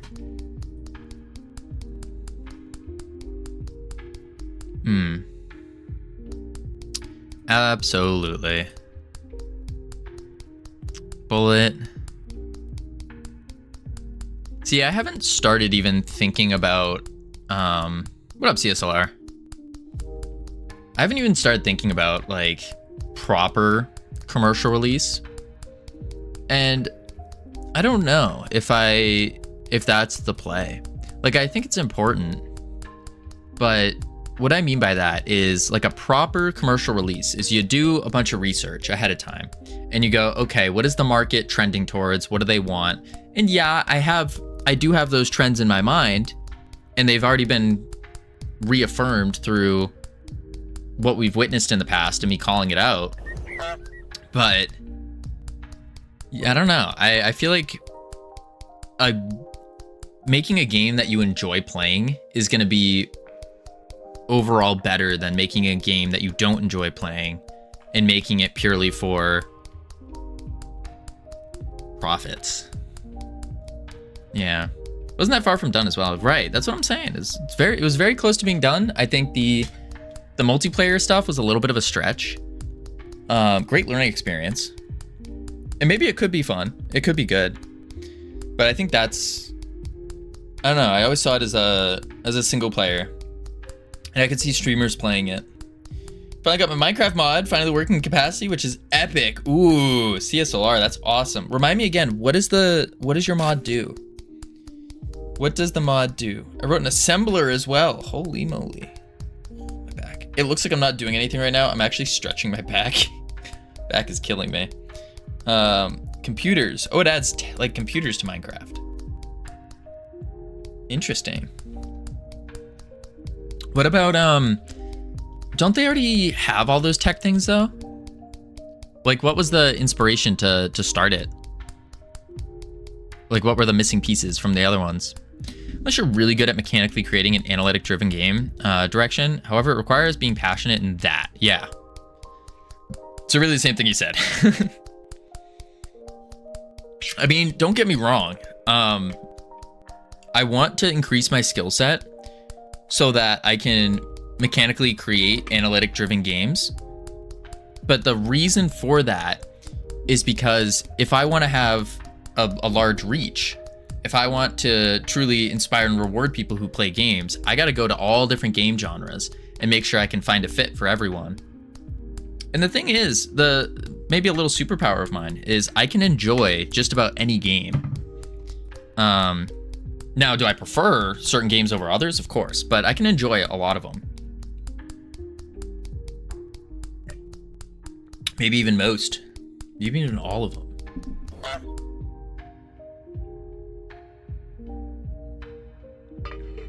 Hashtag gamers, yeah. Not really for an updated version of the mods I'm looking for. The only computer mod really updated anymore is CC Tweaked. Barely consider that a computer mod. I got you. That makes sense. That's really neat. Really neat. See, I was the Minecraft player that would play all of those like ability based things. Like I do like mechanism maybe create. But the big ones is I liked the mods that added abilities and stuff. What the spreadsheet I made of the opcodes? I might try it out. I might give it a go, but I don't know. It's not. I'm more of a Minecrafter that does the parent equals self. That does like the ability stuff. I really like the rats mod. I think that's really cool because the rats mod allows you to get little companions to mine for you, and you can like build a business and all that, which is really cool. Then there's like of course you can't go wrong with things like Pixelmon or Cobblemon, just a Pokemon remake, but in Minecraft, which is really, really cool. What was the other one I did? Then of course, like I tried like the anime mods where they give you like the anime powers. Those are really cool. Those are really cool. I play pure vanilla. See, I can't play pure vanilla anymore. I ruined vanilla Minecraft for myself because you guys lack imagination, maybe a little bit. Because what I do now is I spent like a solid 3 months every single day trying to get a speed record for vanilla Minecraft. And so I would go crazy and do the whole bed strat. You kill the Ender Dragon within like an hour, 30 minutes, like it's stupid. And so that kind of ruined it for me. Because now it's like I have that so ingrained in my head that it's like I can't not do the super try hard sweat stuff anymore. And I feel like that's a pretty common occurrence in video games too that I've noticed. Once you get to like a sweat level, you can't unsweat, or it's very difficult to unsweat.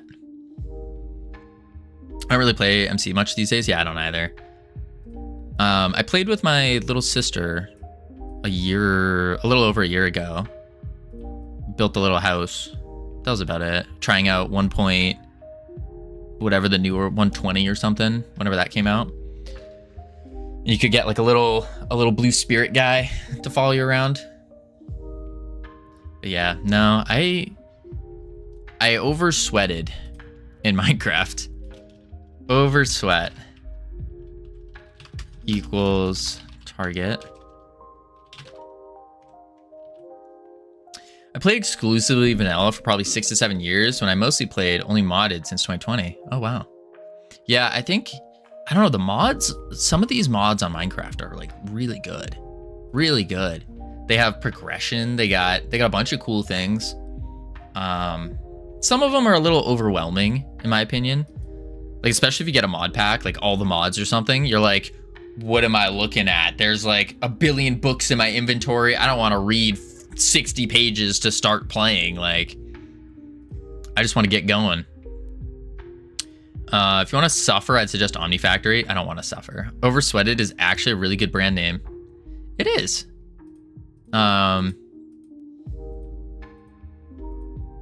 Oversweat. It's like Overwatch, but instead of watching people, you're sweating on people. Attack speed and damage. A bullet dot attack speed.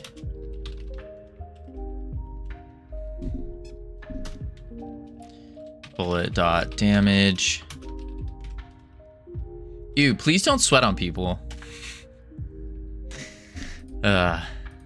True. I believe Omnifactory is a community edition, but still. Oh, Nami Factory, not Omni. Nami. Oh my, Bob. Sounds daunting, don't worry. Quest-driven expert pack. Interesting. Huh. This is literally Realm Rapture. No ironic. Now, parts of it Sure, but the only commonality between this and Realm Rapture is attacking. But let me counter your comment with a question. How do you have a different attack, a different basic simple attack than the most generic basic simple attack? Like, you either have they do melee or they do ranged. There are only a couple of people I allow to sweat on me. What? Who are those people? Omni Factory was the original, then Nami Factory got made to fix some issues. Ah, gotcha. Yep, my head's firmly stuck in the gutter. Oh, that's what you meant by sweat on you. Oh. Gross. Gross.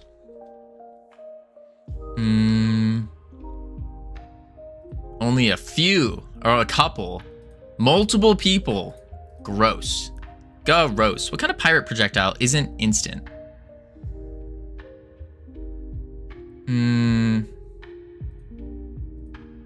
What kind of pirate projectile isn't instant? So, well, I don't know if you heard. The reason I was thinking of not making it, I mean, it's going to be relatively instant, but it's a shot. So there might be some pirates that will shoot from ranged and they go pew. They shoot from range, so that one's not going to be instant. But the melees have to be instant because they're melee, and so they shoot another bullet as well. And the reason we're just making them all shoot bullets is just for the sake of keeping them in the same script and make life easy. What is gross? I could elaborate off stream, but gross. I played Omni Factory for probably like a year and a half with a friend group. Then the server was lagging so hard that it was unplayable due to broken mod. Ooh. After that, played All Mod 6, which still goes down as my favorite mod pack because I didn't do anything remotely serious. That's awesome. That's crazy. Please elaborate. When you're older, North Pole. When you're older. Is that crazy ironic? Because I couldn't figure out a better way to approach having multiple units and multiple different types. Because all the units, like the only difference between the units is their attacks. By the sounds of it, I am older. What do you mean? What do you mean? You're older. You're a little bro. You're a little bro. Let's see. What was I saying? Melee, ranged, special. These are the only differences between the three, like the three differences between every character. Melee, it's all basically the same. Ranged, all basically the same, just different animations, different speeds, different damage. And then the specials are the only like super different thing.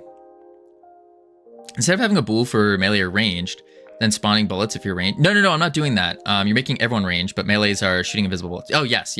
Sorry. I didn't finish reading your thing. Yes. That's what I'm doing. So I'm making everyone is technically ranged. Everyone is technically ranged.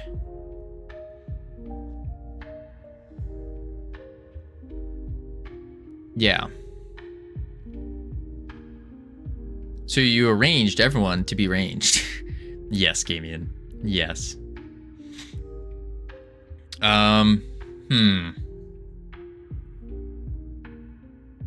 There is a issue with that though. Because what happens if we want, well, I guess if we want a character to do like a cone attack, for example, a melee cone, all we would have to do is tell the bullet to change its size, right? And so we'll tween it, and then the bullet would just get bigger. Something like that. Yeah, this is insane now. You think so? What is a better approach to doing this? Because we were looking at the different patterns, trying to figure it out, but I couldn't find a decent idea for it. Could have multiple shots on. Well, yeah, we could.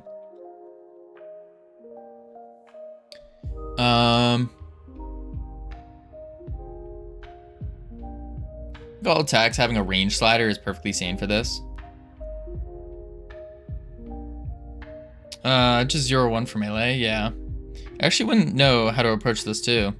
Yeah, it's a difficult one because we need it to be expandable. We need it to be easily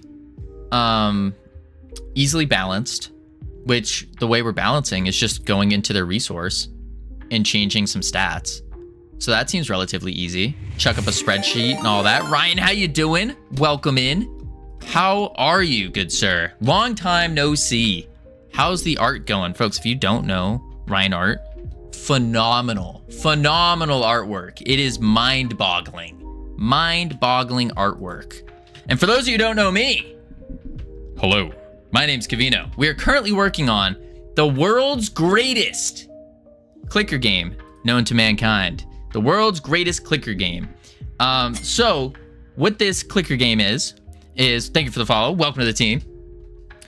What this clicker game is, mind you, these are all placeholders. But I thought that was some cookie game. No.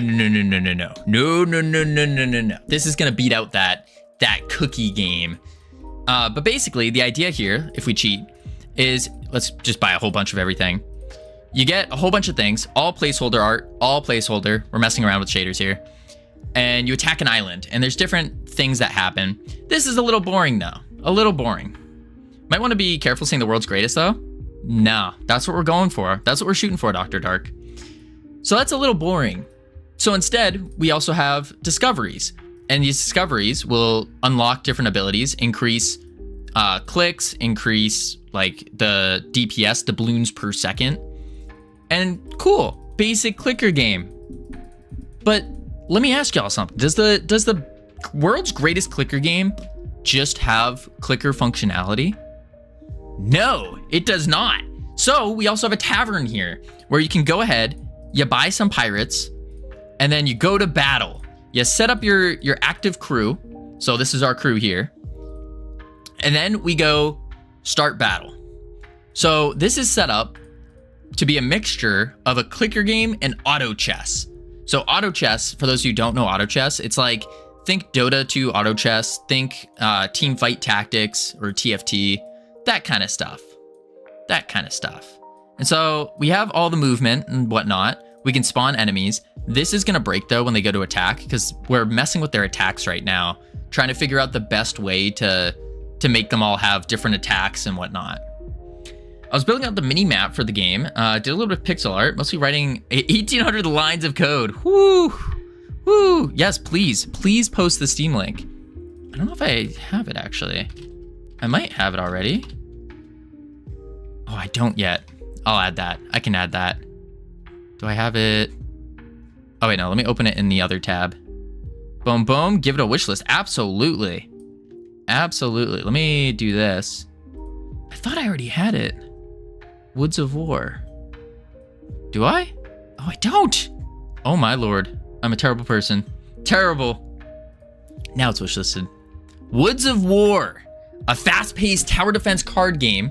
The force is under attack and you play as a sage tree, taking its last stand against the horde. As you unlock new cards, you curate your deck to each level and battle through the seasons. Can you survive this game? Look at how visually pleasing this is. Oh my Lanta. Boom. And y'all know me. I'm not much of a fan for pixel art, but this I can vibe with. A horde of orcs. Sounds a little familiar. Loving your energy. Your clicker looks awesome. I appreciate that. Man, oh man. Man, oh man. Beautiful. Absolutely beautiful. Look at that. Nice colored shaders over. Amazing. And you're doing this in Are you doing this in C++ as well? I think so. We leave it tonight. Thank you for the follow. Welcome to the team. You now have access to the beautiful, the immaculate team emotes you can use to welcome people to the team. C++ and SDL2 from scratch. Yeah. Yeah. Wild. So good. I'm excited. That's a big tree. Big tree. We leave it to Pog. Amazing. Absolutely amazing. But yes, this is what we're doing. So we're getting ready to do some, let's see if it breaks. Or I don't think they're going to be able to attack. Yeah. Oh, some of them are, so the grow is just the special ability going off. Just for now, just so we know what's going on. Oh, they are attacking. Huh. That means they're shooting their bullets and it's working. Wait, but I didn't finish setting it up. Okay. So before y'all came in, we were talking about where is it? The unit base. So the way we're approaching this is we have a unit base and we give this unit base a resource. So we have like Buccaneers. This is all pirate inspired. Buccaneers, scallywags, captains, parrots. And we're trying to figure out what's happening right now is when we instantiate the unit base, we set all of these stats to the unit. And so it changes its model, all that fun stuff. But we're seeing, how do we handle characters that are melee versus ranged? And then on top of that, all of our characters here will have their auto attack, and then they have a rage bar, little rage bar here. And this rage bar fills up as they auto attack. When it gets filled, boom, they use their special. So we're trying to figure out what is the best approach to this? The very best approach to it. How is this better than have a range and having a do I shoot projectile bool? How's this better than? The idea is it removes the whole need for a bool. And instead, so the first approach we're looking at, for those of you just tuning in, is for our melee and our ranged attackers, they're both gonna act as if they are ranged. So if we have like a melee attacker with a sword, boom, boom, boom. Beautiful artwork, I know. You have him with the sword, right? When he swings his sword, Aprix, thanks for the follow. Welcome to the team. When he swings his sword, he's actually gonna shoot a little projectile, and that projectile will go and hit the enemy.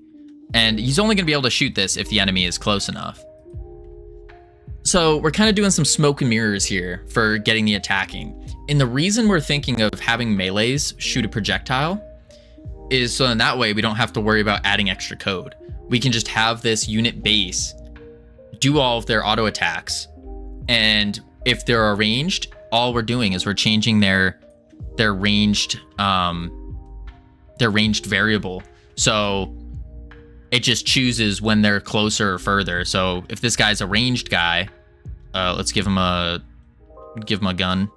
If this is a ranged guy, then instead he would shoot someone who's way over here. Something like that.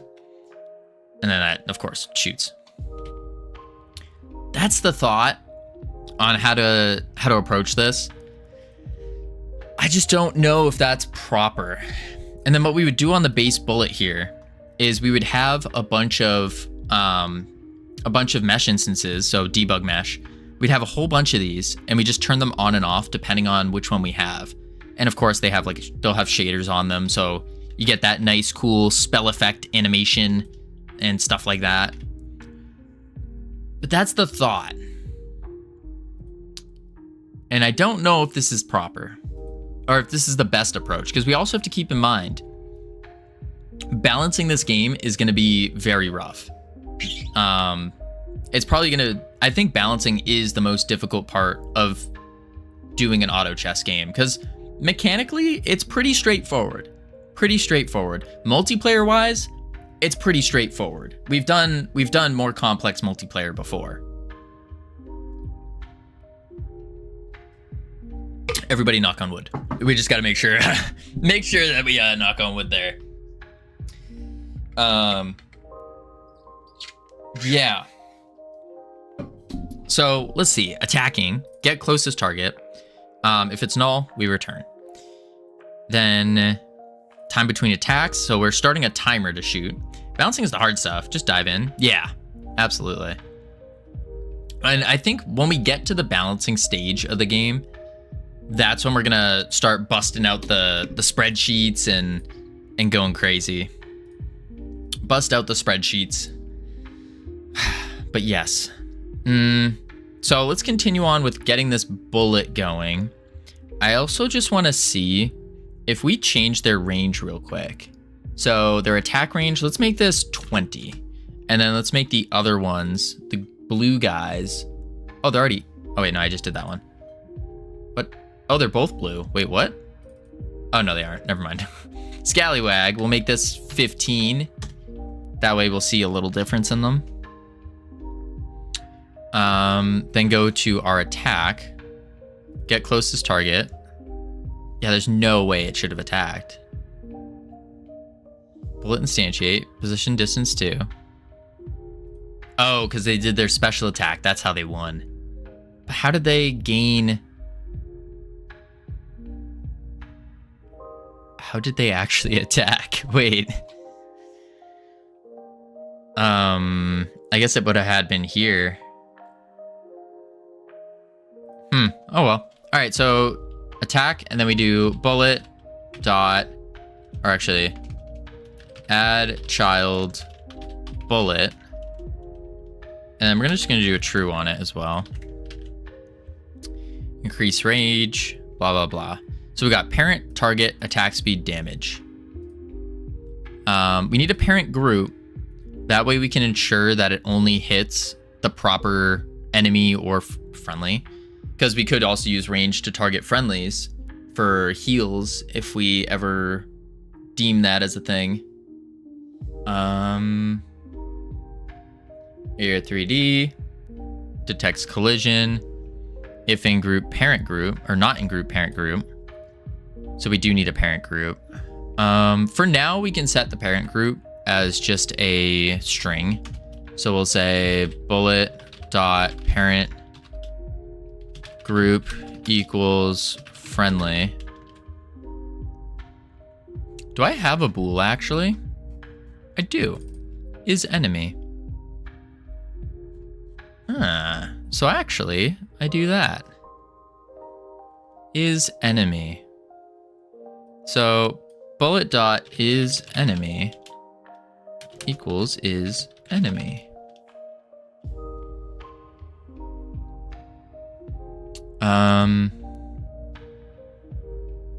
Yeah, and then over here we can say if body dot is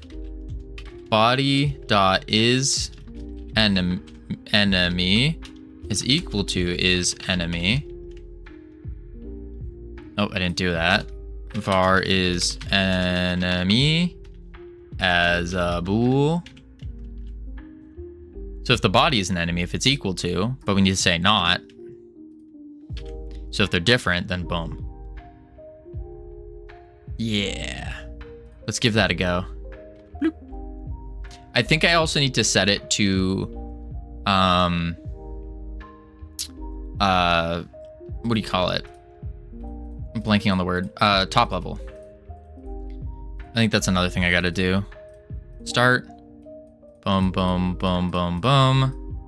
Add them in. And they're all ranged this time, so call in the enemies. I don't know why. Every now and then, one of them just messes up. Oh, okay. I saw the bullets. They're very difficult to see. There they are. Look at them. Look how small. Look at them. They're so little. Interesting. I'm gonna retire and get some rest. Good luck with your approach. You got this. Also, thanks for being a gracious host. Absolutely. Appreciate the raid. Have a great night. And I'll catch you around. Boom.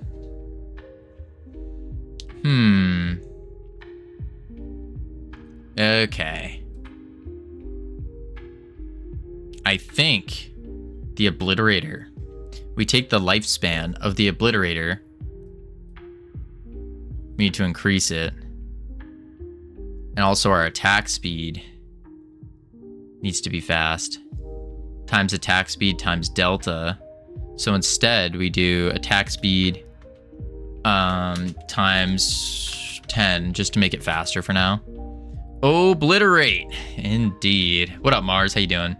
I just can't believe you're making Realm Rapture again. I'm not making Realm Rapture again, ironic. No, no, no. Just because there is a fun and exciting mechanic that we have done something similar to in the past doesn't automatically make it Realm Rapture. Yeah.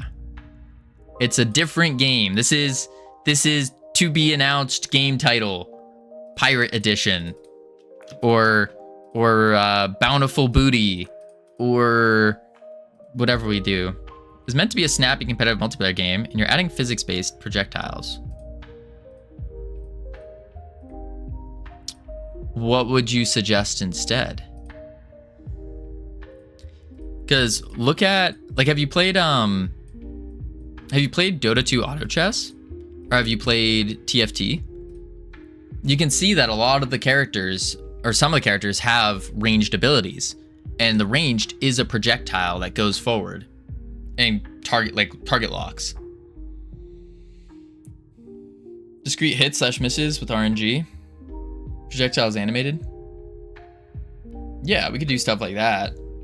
The hit and miss stuff, we don't want to do that yet because that gets very complex very fast. But it's a thing that's relatively, I guess we can always add that in, you know. Hit and miss percentage chances.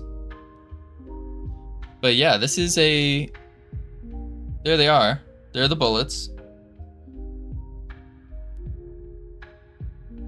Boom, boom. Boom. Easy. Might just be a little unpolished. I think the physics stuff is fine. And feel unfair depending on its consistency. What do you mean by depending on its consistency? So each character will has an attack speed. Each character has a attack damage. Can you shoot at someone behind someone else? What happens if a pirate walks in front of a projectile?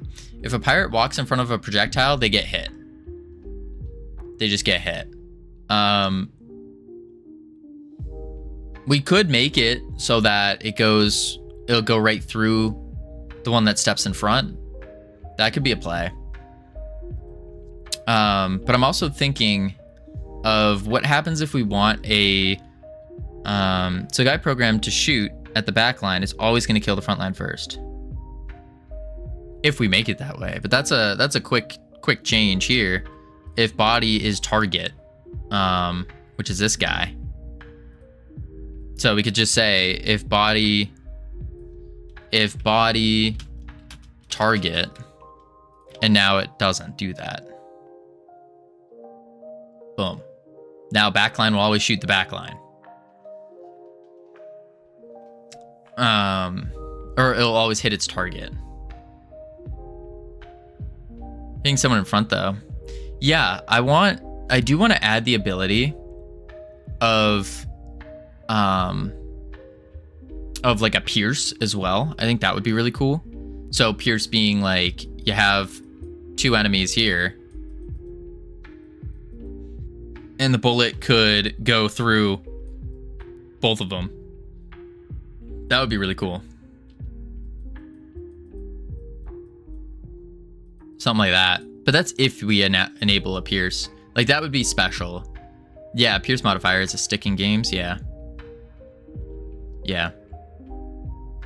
But yeah, I think that's not too shabby so far because I can't think of a better approach to this. And if anyone has any ideas, please let me know. Unit. We have, oh, I didn't do the range. Yeah. Is enemy. I think we want attack speed.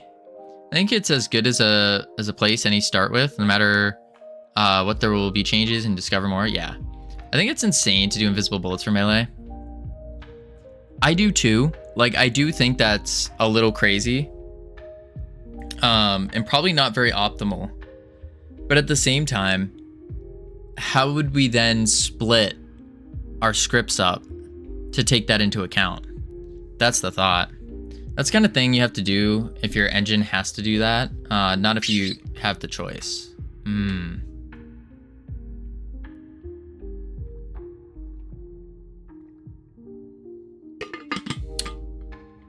So then what would be a better approach? We could do the Boolean stuff again, but that we decided was kind of crazy for a script. We could split the scripts, but then we'd have to make 2 different unit bases. Why is that crazy? Because then a ranged character has the stuff for melee. Why does the melee character have to spawn a projectile to hurt the guy he's attacking?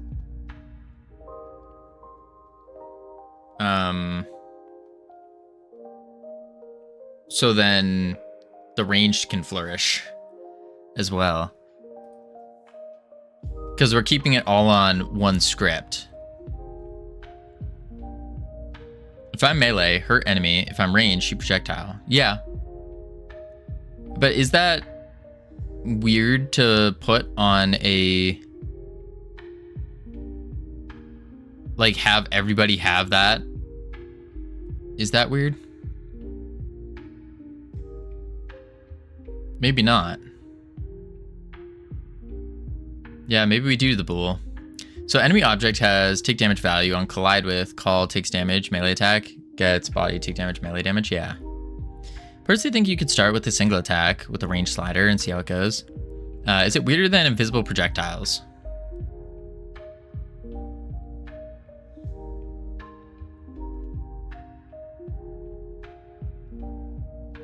I don't know. I don't know. You can add the melee overwrite later at any time. True, but like it will help point us towards everything that's going to be happening. 1 second, 0 seconds, hacks, whatever works.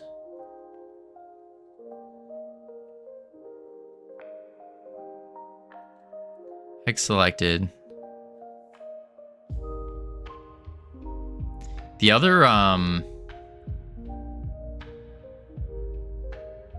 other part is the special attack. We're gonna need a way to define a special attack, so a match statement probably in the special attacks to decide who uses what special attack. Yeah, that's gonna be another whole shebang, whole thing. Bang, should bang, thang. Really do want a hittable interface though, like where everything that can take damage has take damage function or something. You really do want a hittable interface. Yeah, we got the take damage.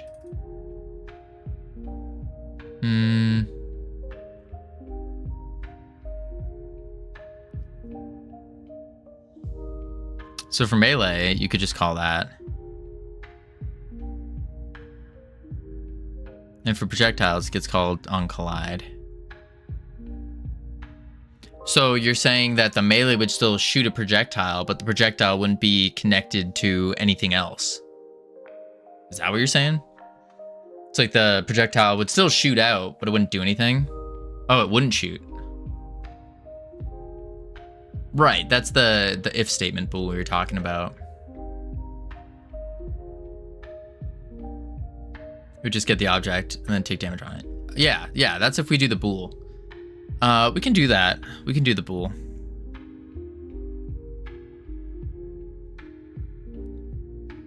Yeah. Let's set it up that way. So we're gonna want a stats export var is ranged. I could export flags. I forgot the difference between flags.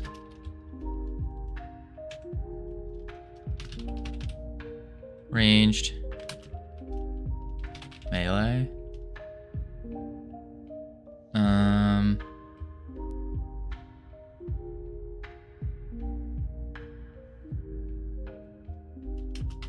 Is ranged. Or attack type. Combat type. Melee ranged. Something like that.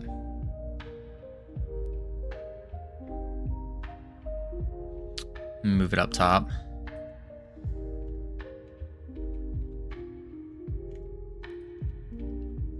Benefit to this is you can now test out 2 different approaches starting early on. Might end up feeling more fun, less. Problematic to code, just give new ideas. Yeah, for sure. For sure.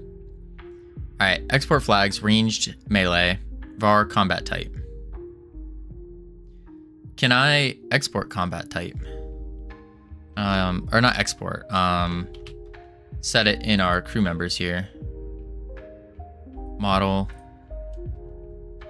paste, save. Then Scallywag will make you melee. Buccaneer will make you ranged, just for testing. 20. 2. Save. Okie doke.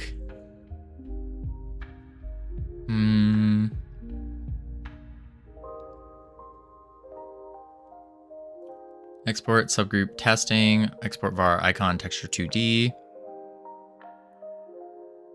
There we go. Now we got to do the actual check. So if combat type is ranged or melee.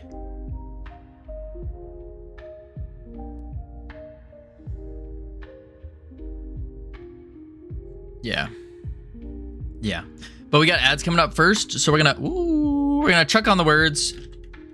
Heading to level 1, I think. Level 1, lots of fun. And then when we get back from the words, we're gonna attach this flag export to decide whether or not we're doing melee or ranged abilities. Yes. All right. And in the meantime, I will be right back. I need more water. My mouth is super dry. Be right back. Boop, boop.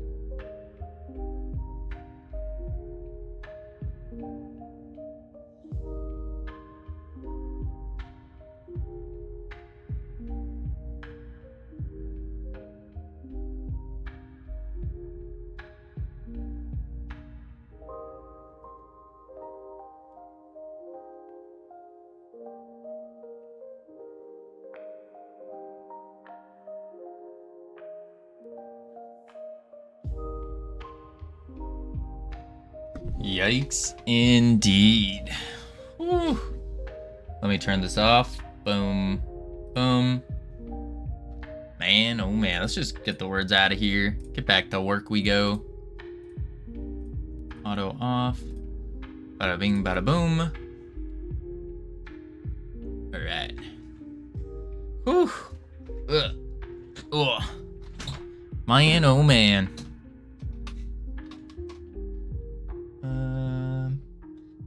That no, not done. Bar attack speed, ranged melee. Holy crap! I just got like super cold. Super cold. Man. Oh gosh. A big hood. All right. Ranged melee. Then we go down here. Attacking. That's on timer. Basic attack. If target is not null, then we need to do... I wonder if we could do this.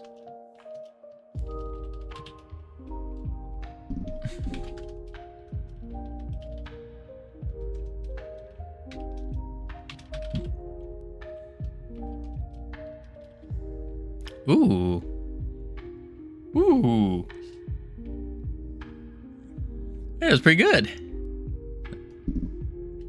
All right, and then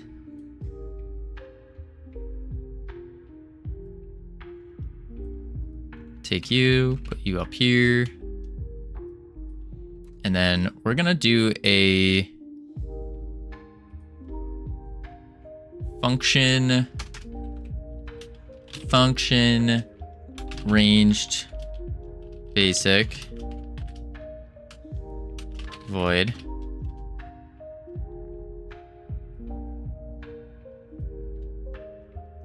cut paste tab ranged basic and then increase rage.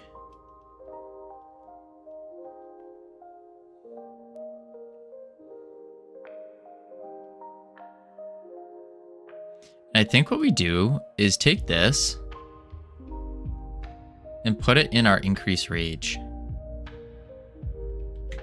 I think that makes sense.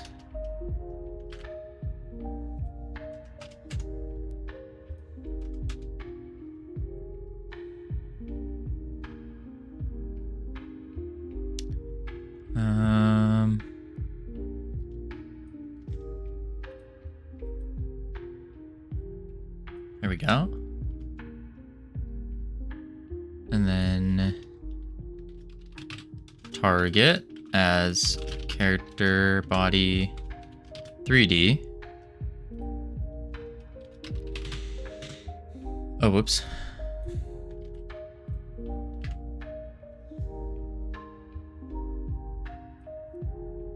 Special attack needs a target.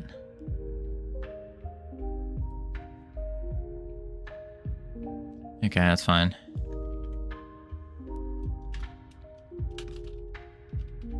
Character 3D. I almost feel like setting the target would be better instead of having all these arguments. Like at this point, when we have this many arguments, maybe we should set something else up.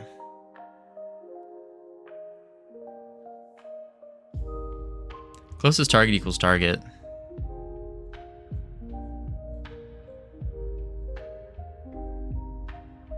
Do we have that though? No. If it's enemy, snap bloke. We also have to do the combat type here. Combat type equals description combat type.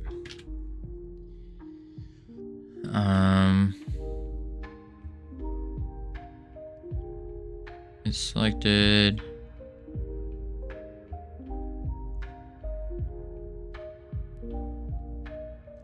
basic attack, get closest target.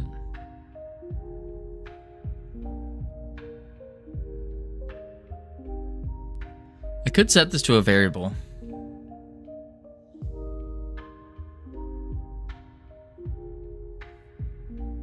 And then that would eliminate the need for arguments everywhere, making it a little bit easier just to interact with everything. I think that's going to be a play. Yeah. Var target as character body. And then in the timer, we'll just do this. Alt up. Oh, whoops. Doesn't work that way. Cut it. Target equals. Then basic attack.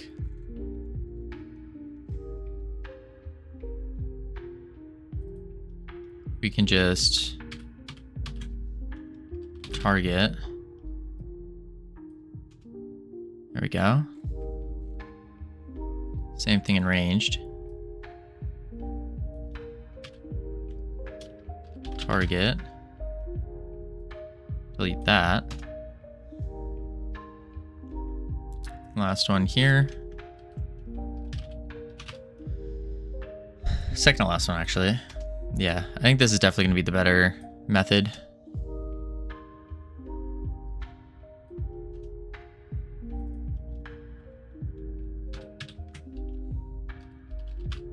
Target.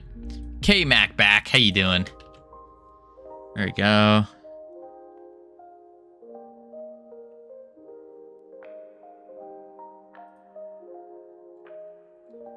Yep, and then these guys. There we go. Distance, global, unequal attack range, range basic, increase rage.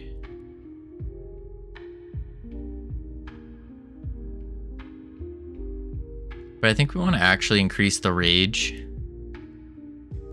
on the attack hit. Body take damage, and then we gotta say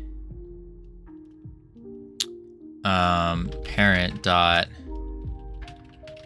increase rage,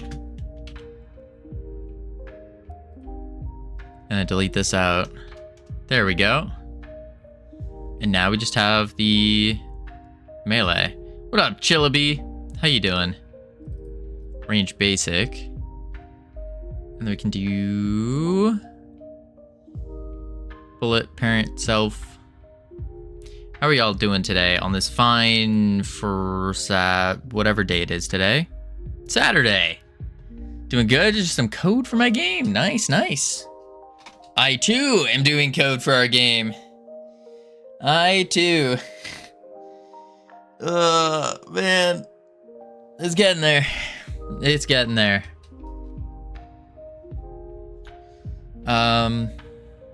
Funk melee basic void, and all we have to do here is say I'm stuck on trying to figure out state machines. Oh, we're using kind of a state here. Depends what kind of state machine you're going for, but we use state machines here. So what we do, the very basic premise of a state machine is you make an enumerator. This basically is a way of saying 0, 1, 2, 3, except you're labeling them as like a string. Makes it easier to see. So I like to do enum states, and then for this one in particular, we have idle, moving, attacking, and dead. Those are the things that we want to happen, and nothing else happens inside of those states. They're like little containers of the physics process. Then the next step you do from here is I like to make a variable for the state. So I do variable state equals the enumerator dot idle. I always start it off at like idle. And then in the physics process, we're going to do a match statement. So a match statement is just like doing a bunch of ifs. just like doing a bunch of if statements, but it just looks better. It's cleaner. Faster? Potentially. I'm not sure. But then you just do states.idle or states.whatever your state is. And then you put the logic of what you want to happen during the physics process of your state. Simple as that. So if you have a falling state, you would do the gravity logic here. So you would do gravity y minus y or whatever gravity is. And yeah, that's basically it. That's basically it. Moving, same thing here where we're getting distance and direction and going for it. Waiting.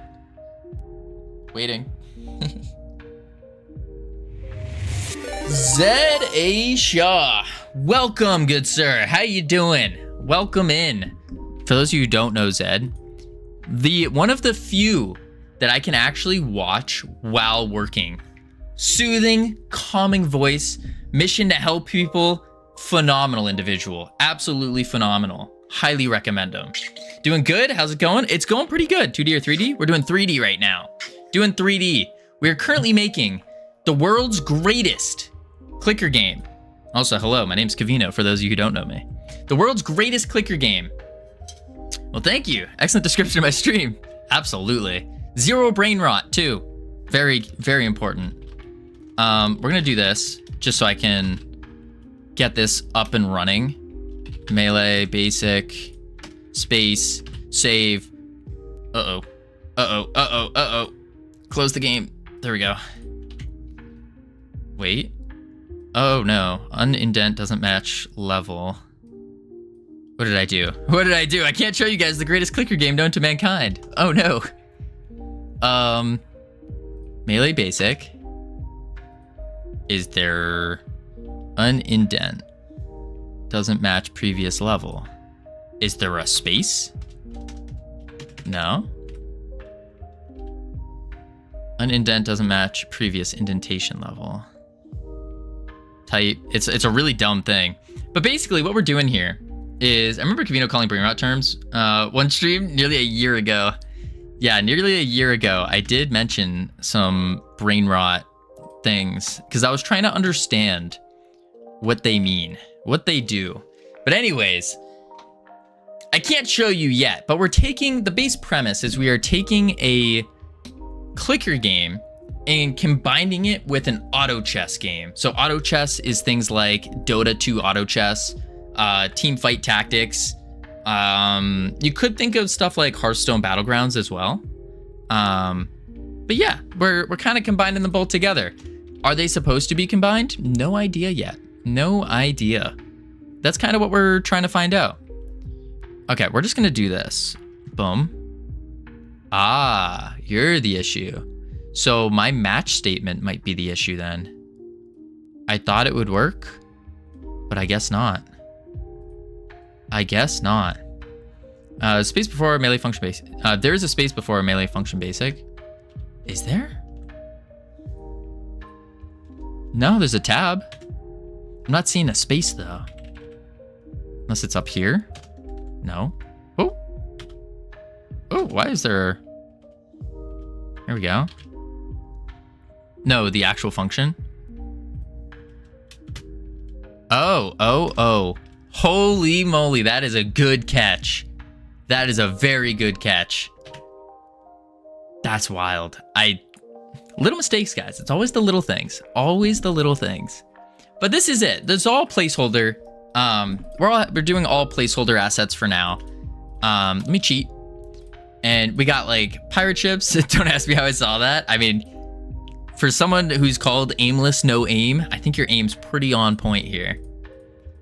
But yeah, we can just buy a bunch of things and this is it. All placeholder.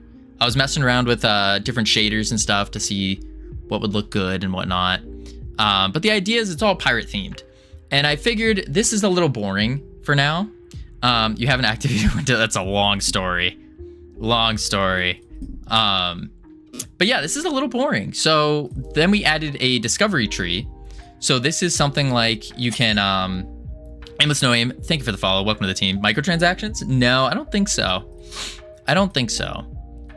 We're kind of leaning towards just being a one-time fee. But we'll see. We'll look at the market, see what's going on, and make the play from there. But you have discoveries, and the idea with this is it's going to be like a map, and you can kind of travel and get all of your different upgrades for these things. That's a Kraken tentacle.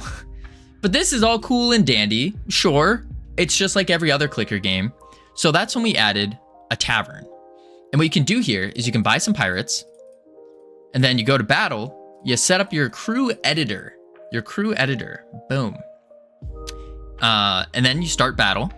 So now we can add them in to our what do you call this? Our bench. Drag them over. Bloop, bloop, bloop. Now, some of them aren't going to work. Keep that in mind. Some of them are not going to, because that's what we're fixing up.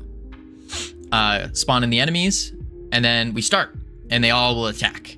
Some of them do shots, some of them do melee. It should be broken right now, though.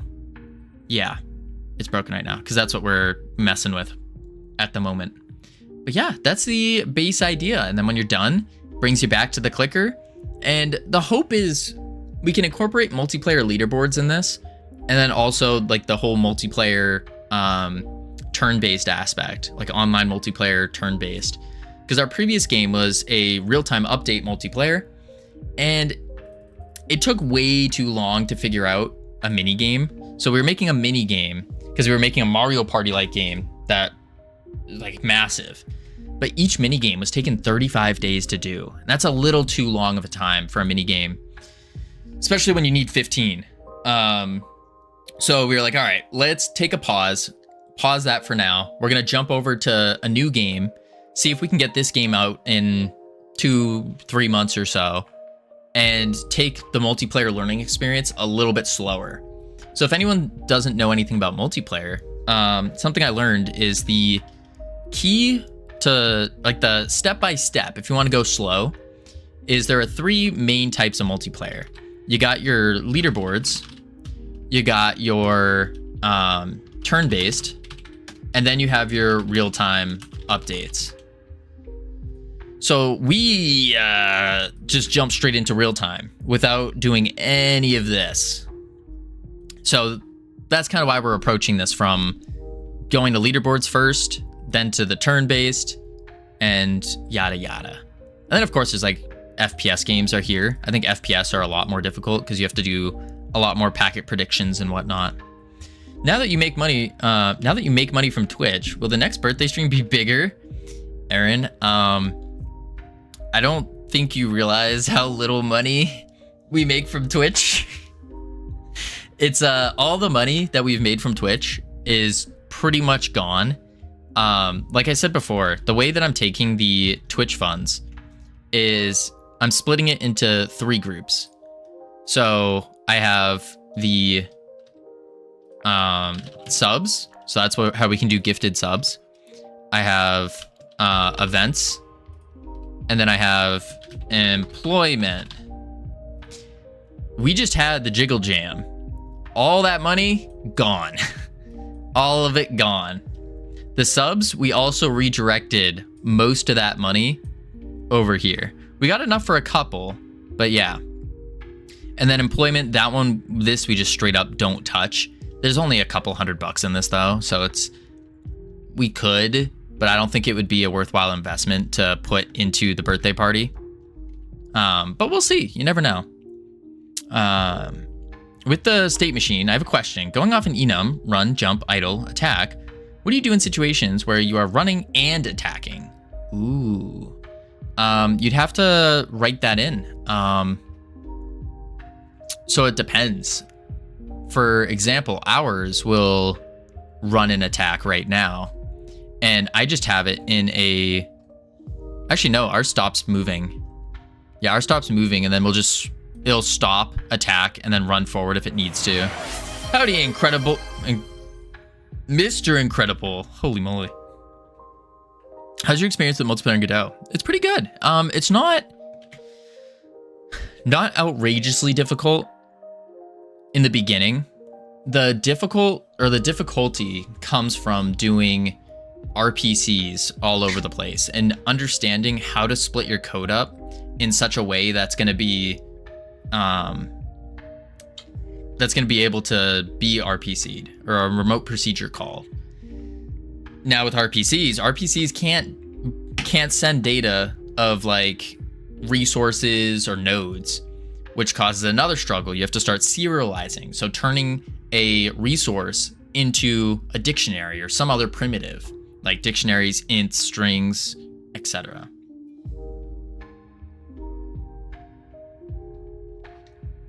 But I should also preface all of this, should have prefaced all this with, I only have 11 months of experience here, no prior game dev knowledge, no prior programming experience. And so I'm still learning a lot. Learning a lot. This is just what I've noticed so far. But you make more money with Twitch now than before during the birthday stream. That's true, Aaron. That's true. But we've also spent more because we started making more. Like, all the money just gets reinvested back into the stream. That's the difficult part. And we're not making that much more than before.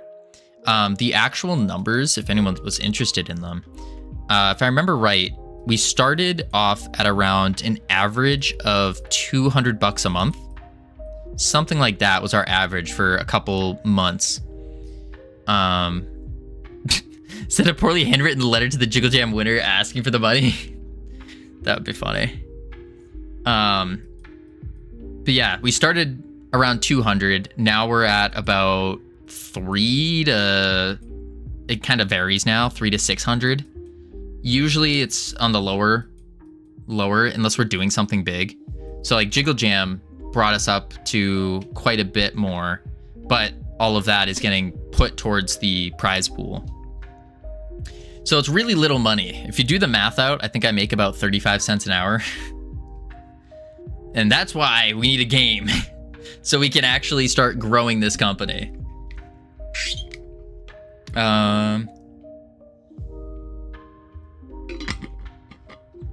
Okay.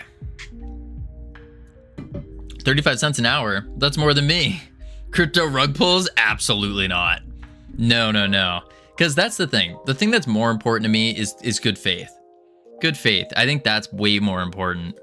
And I wouldn't want to, like, I've gotten a bunch of, what are they called? Sponsorship deals and stuff, but I haven't taken any of them because I've looked at their products and I go, not, I mean, sure, they're offering a lot. Like, some of these sponsorship deals are kind of insane. And I'm like, wait, we're too small of a stream for this kind of money. But no, they're kind of insane, but I don't want to support some, or I wouldn't try to get sponsored by something that I don't like actively use or would use or would make my life better. I wouldn't want to like do that because I think that ruins good faith. Got to start somewhere. Absolutely, Anubis. Absolutely. But yeah, I wouldn't want to do that. No.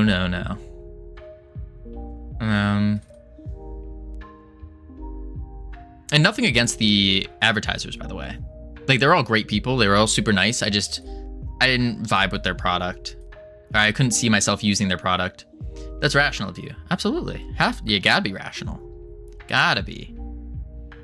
Range melee basic.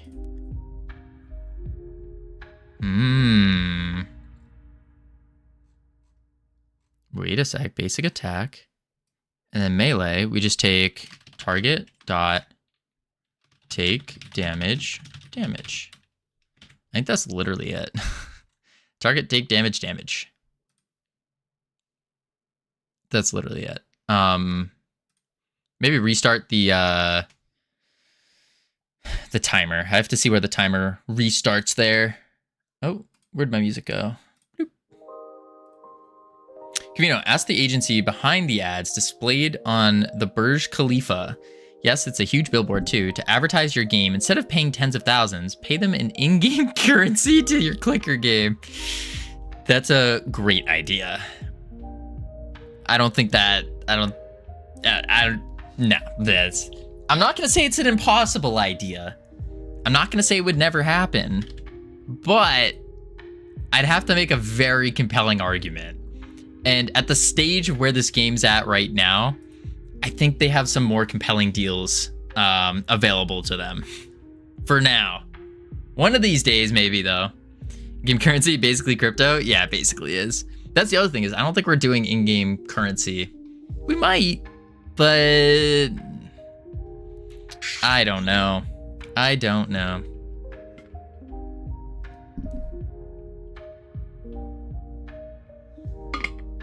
The issue isn't convincing them. It's making the ad due to the shape of the skyscraper. Is it? I couldn't imagine it being that difficult. You just shape your video. Burj ad advertisement cost.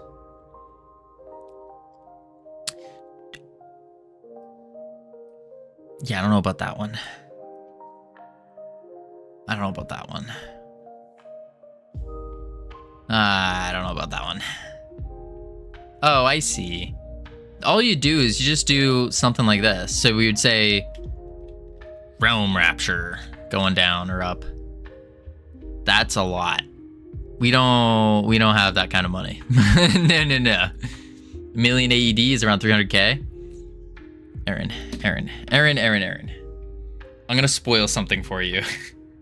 The only streamers that make enough money to survive, just to survive, to live off of, are the streamers that are in the 0.001% and or the ones taking all of these sponsorship deals, regardless of if they're actually good or not. But we're trying to play a long game here. Bill Gates is donating his wealth. Ask him. Yeah, let me just call him up real quick. Be like, hey, we're trying to start up Freedom Forge Studios. You want to hook me up a bit? That could work.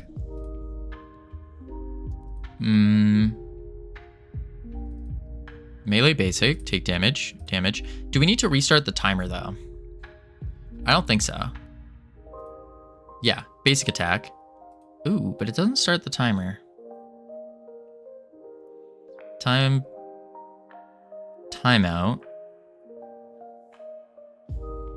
And then timer stopped. If distance is greater, then we stop the timer. Oh, so it's an auto run? No. Let's see it in action. He's donating 90% of it, leaving 1% for his children, another 100% on casinos. Interesting. Very interesting. The other problem about receiving that is you got to be careful of the tax bill that's going to come with it. That would be quite hefty if you don't know how to manage that kind of money. Because it is like, it's all cool and dandy if we're just given $1 million or $1 billion. But it's like, you also need to know what to do with $1 billion. Do you have advice for getting into game dev? Absolutely. The advice, Anubis, is you just do it.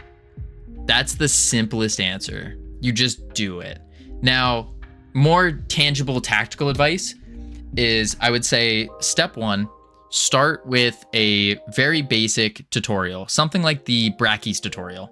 If you want to get into Godot, which I do think Godot engine, the one we're using right now, is the greatest game engine for learning, like hands down. And so I would suggest jumping into Godot, do something like the Brackeys tutorial. It's a 2D tutorial. It's trademarked by Nike. Okay. Do the Brackeys tutorial. It'll only take you about an hour and a half to 2 hours to do. And it'll give you a really good overview of how to approach Godot, how to use the main tools of it, and all that. If you're getting into 3D, if you'd prefer 3D over 2D, I would say look up Born CG Godot tutorial.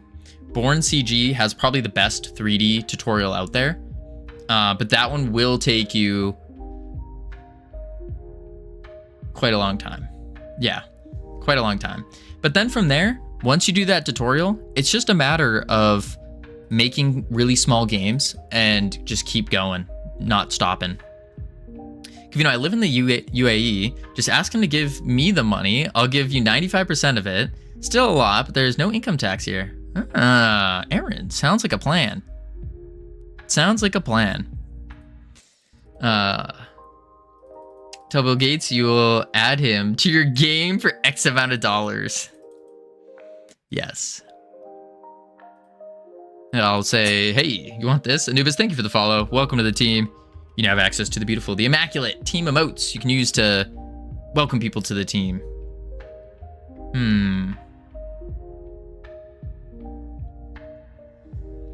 So we want to go here. And it didn't look like any of the attacks were working. Are you going to the Godot meetup? I don't know. Probably not. Just because I haven't been paying attention to where or when it is. I probably should. I want to, but I also don't have a car. So I'd have to go take the train or whatever. It's the 9th. On the 9th. When is the 9th? Let me check the calendar. 9. I could potentially. No promises on it. I want to though. Same place as GodotCon? Yeah. I want to. No promises on it though. Yeah, I definitely need to start going to more of these events. I think they're very important. Very, very important. But we'll see. We'll see. Where is it? Boston.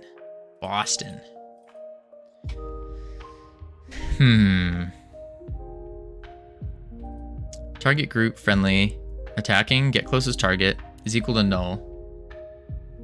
But I've been looking at a lot of different game dev like meetups and stuff, and it doesn't feel like there's many around here. Or I'm also very limited by my transportation because I sold my car, and yeah, that's not a good idea. So it is, I am limited a bit, but I want to. Did you sell your car? Why did you sell your car? Because I was living in Texas. No need for a car. The birthday stream. Exactly. It was the birthday stream. That's why. No, it's because I moved to Texas and then moved back after. If get closest target is null. Return. Okay. Time between attacks, stop. I don't think I'm starting it again though. Basic attack. And then after the attack, let's do time between attacks dot start. And then same thing here.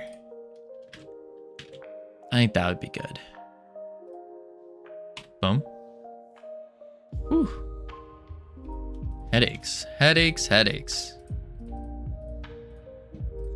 Boom, boom, boom, boom, boom, boom. Boom, boom, boom. Place them up.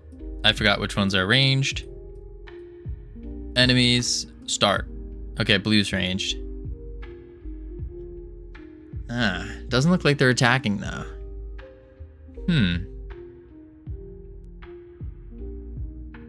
Yeah.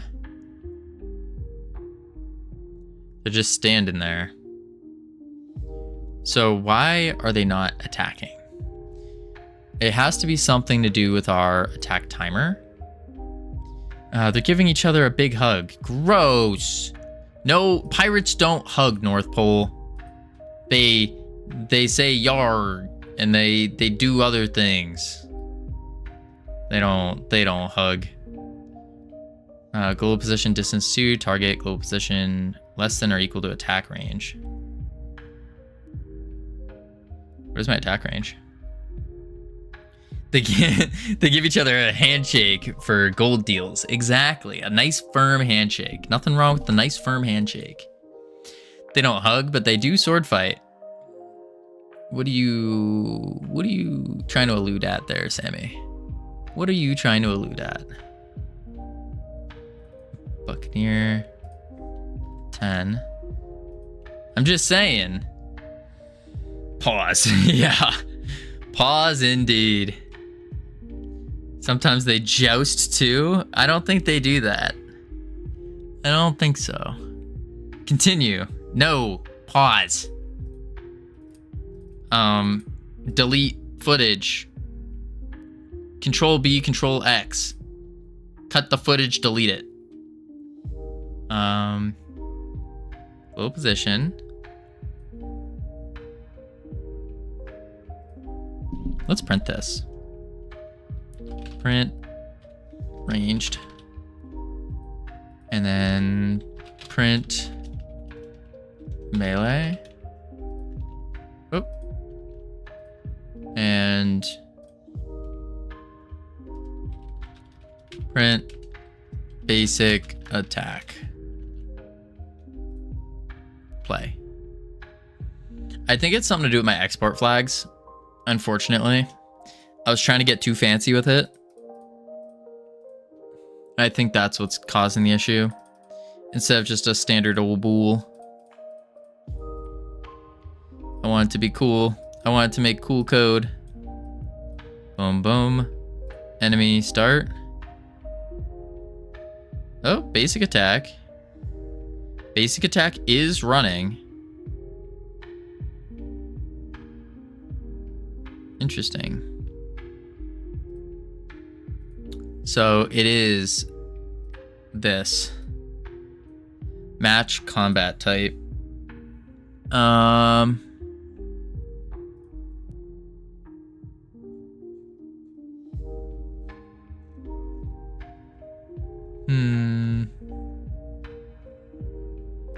Thing game. I think I have to do combat type dot. Maybe I make it an enum. I don't necessarily want to do that though.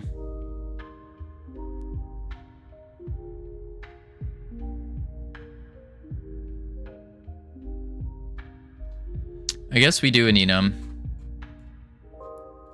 Little enumerator.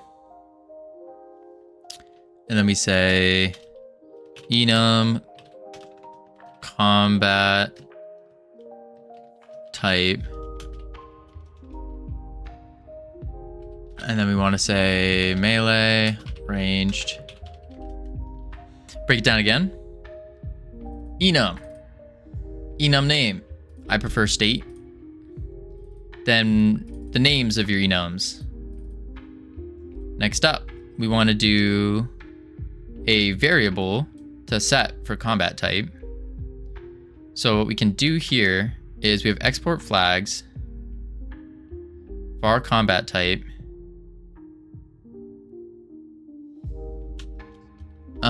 I wonder if I can set these not as strings and then set them as combat type dot melee. Should be a string. Okay, we're gonna have to export a. Do you want to set the combat type here? Or do you want to make new classes and extend unit base? English is hard. I just want to set them here. No income tax, but it's hard to get a job. The traffic in Dubai is insane. I could imagine that. Yeah, I've heard of the traffic in Dubai.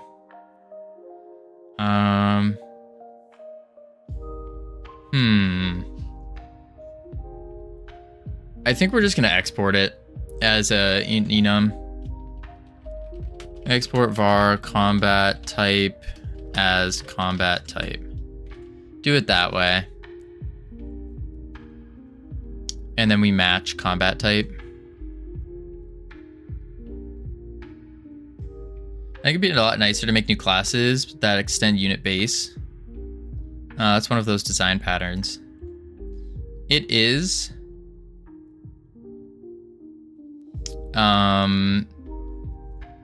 But where we're at, I think it's just too much.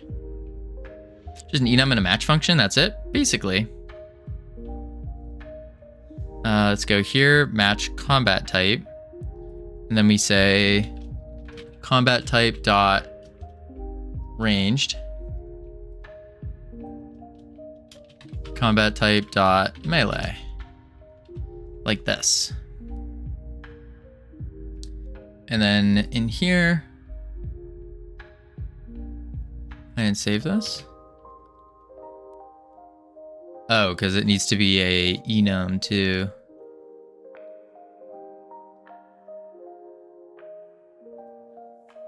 Wait. This enum needs to be on the character. Crew member.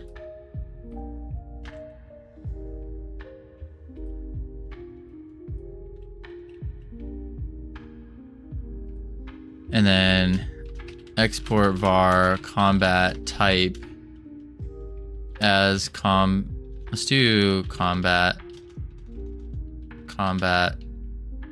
type. Do it all caps just because I think that's the proper way to do it. Yeah. There's some cases of people quitting their jobs in Dubai due to unbearable traffic. Whew. I could see it.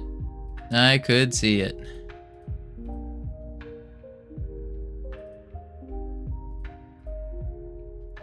All right, now unit base.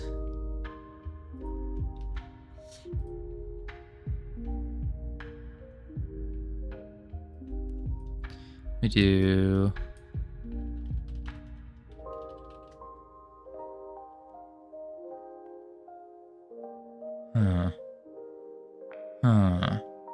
Boston has some of the worst traffic in the US. Covino knows. Yeah, absolutely.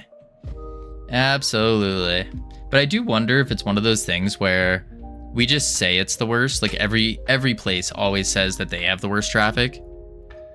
So I've been in like Miami traffic. Miami traffic kind of blows because it's not as congested as Boston, but it's like there's more to it, if that makes sense. There's like a billion different lanes on the highway.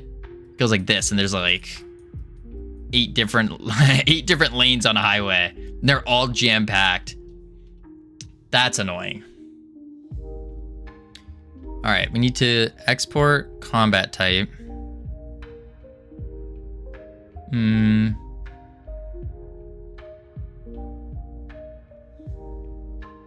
According to US News, we're ranked 2nd worst. Oh, who's the first? I guess I do need the enum here. Chicago. Could see that too.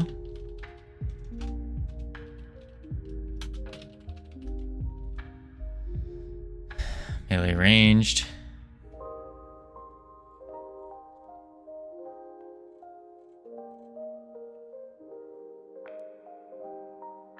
Crew member combat type can't be unit-based combat type. Okay, they are different. Shoot.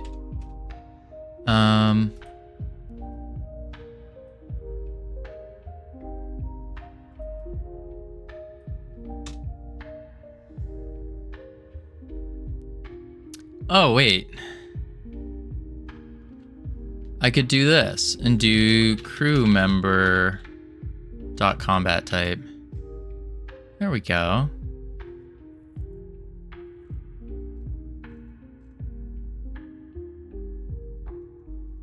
And then in the match,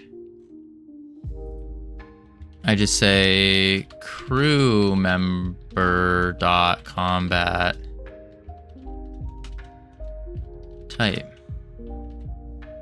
There we go. There we go. Holy moly. Boom. And then we say bum bum bum bum bum bum bum bum bum. Battle. 1, 2, 3, 4, 5. Start.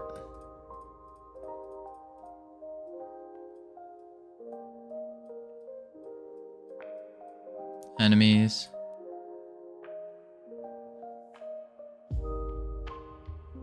There we go. They are shooting. They're running their attacks. But we're not seeing any damage happen.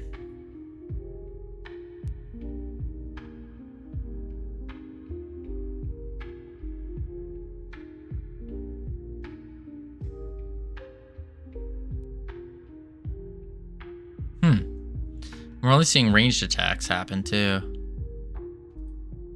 No damage, no ranged. Or no melee. Man, that's rough.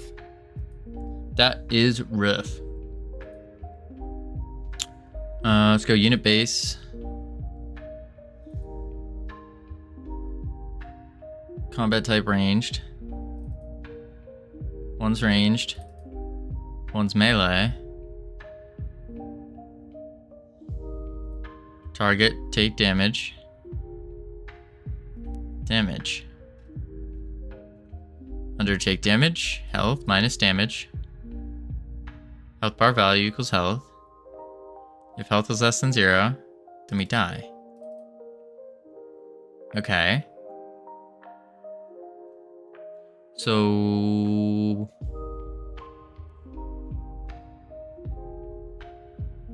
what could be causing this? We know this fires.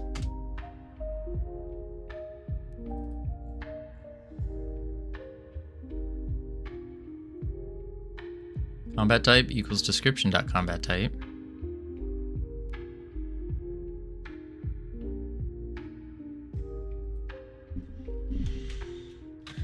Let's print combat type. Make sure we're matching the right thing too. Yeah, we are.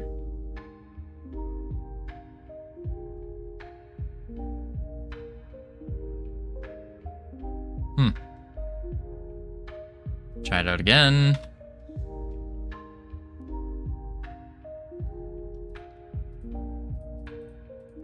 Five, 6, battle, boom. Here we go, return, start. 1, 1, 2, 2, 1, 2. Okay, so they are printing out the proper types.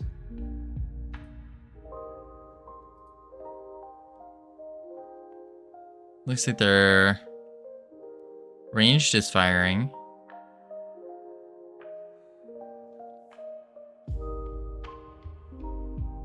Only ranged is firing now. Do their resources not have damage? 2 damage. Let's do 50 damage. Melee. Attack range, we'll say 20. Starting damage, we'll say 50. Save it. Play it. Boom, boom, boom, boom, boom, boom, boom, boom, boom, boom. Battle. Start. Bang, bang, bang, bang, bang. Bang, bang. Enemy. Start. Please. Ooh.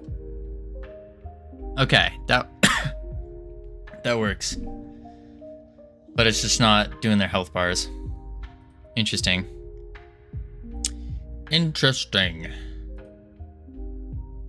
Body take damage. Wonder if it's our call for the resource meter? Maybe it's reset? No. No, does the formation in which the characters in change the outcome of the fight? Currently, I think so. Just based on positioning. So currently, I would assume it does something, but eventually not as much. I mean, it still will, but not as much. It's more gonna be the strategical placement. What up, Dragon Blade? Just in time for the words. We're chucking on the words. We're gonna head to level 1, and then when we get back, we gotta figure out why their health bars aren't tweening down. That's gonna be a fix. But I'll be right back real quick. I, again, need more water. All right, boop, boop.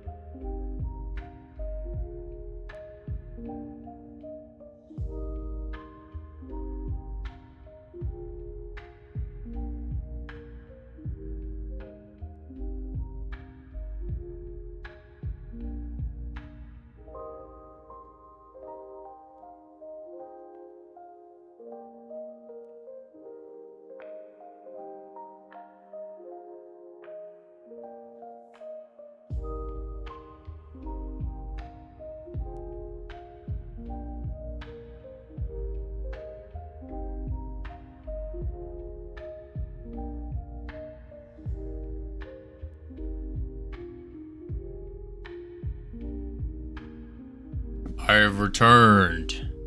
Oh my lord, it's Covino. What the? There we go. Oh, and I missed the autopilot. Turn autopilot off. Bada bing, bada boom. And then, howdy, Green Kitty. How you doing? Mute? Oh, I thought you were saying I was muted. I was like, wait a sec. What do you mean? Oh boy. Whoa. Okie dokie. Let's keep going. Once we finish these words, then we gotta figure out what the heck is going on here. What the heck is going on? Whew. Man, oh man. Back. Bow, bow. Enum. If only.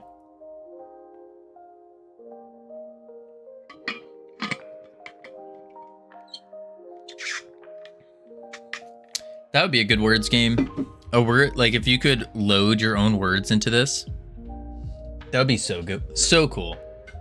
You load like all like coding statements. That'd be really cool. Really, really cool. Meow, meow, meow. And we'll figure out this health bar. Huh.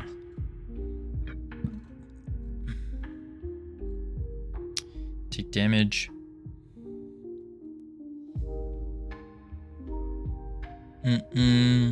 Not bad, not bad. Booda booda booda boo. Gamian! You are, wait, what the heck? Gamian? Why are you streaming at this hour? What the heck? Hello, welcome. For those of you who don't know Gamian,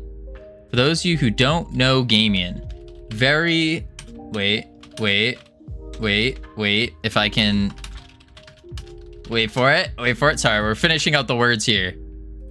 Finishing out the words. There we go. And let's turn these words off. Bloop, bloop. There we go. For those of you who don't know Gamian, releasing, what the flip? Releasing Field of Heroes. Field of Heroes, an amazing game that I am so excited for. Dr. Dark, thank you for the resub. Dang, 9 months. It's like we had a kid together. I'm not saying that again. I'm not saying that again. Anyways, Field of Heroes. It is an amazing soccer brawler game. I am truly excited for this game, and you should be too. Coming soon to early access. Been watching Gamian do it for quite a while now. Quite a while. Who carried the baby? I could only stare. I heard another streamer say that once, and I was like, I want to try saying that. But yes, Field of Heroes. Highly recommend you wishlist it immediately. Because this game is going to be a banger. Absolute banger. Yes. All right. Whew. Gamer. Oh my, he won't even. Oh my lord. This game looks really good, and I have it wishlisted. Good.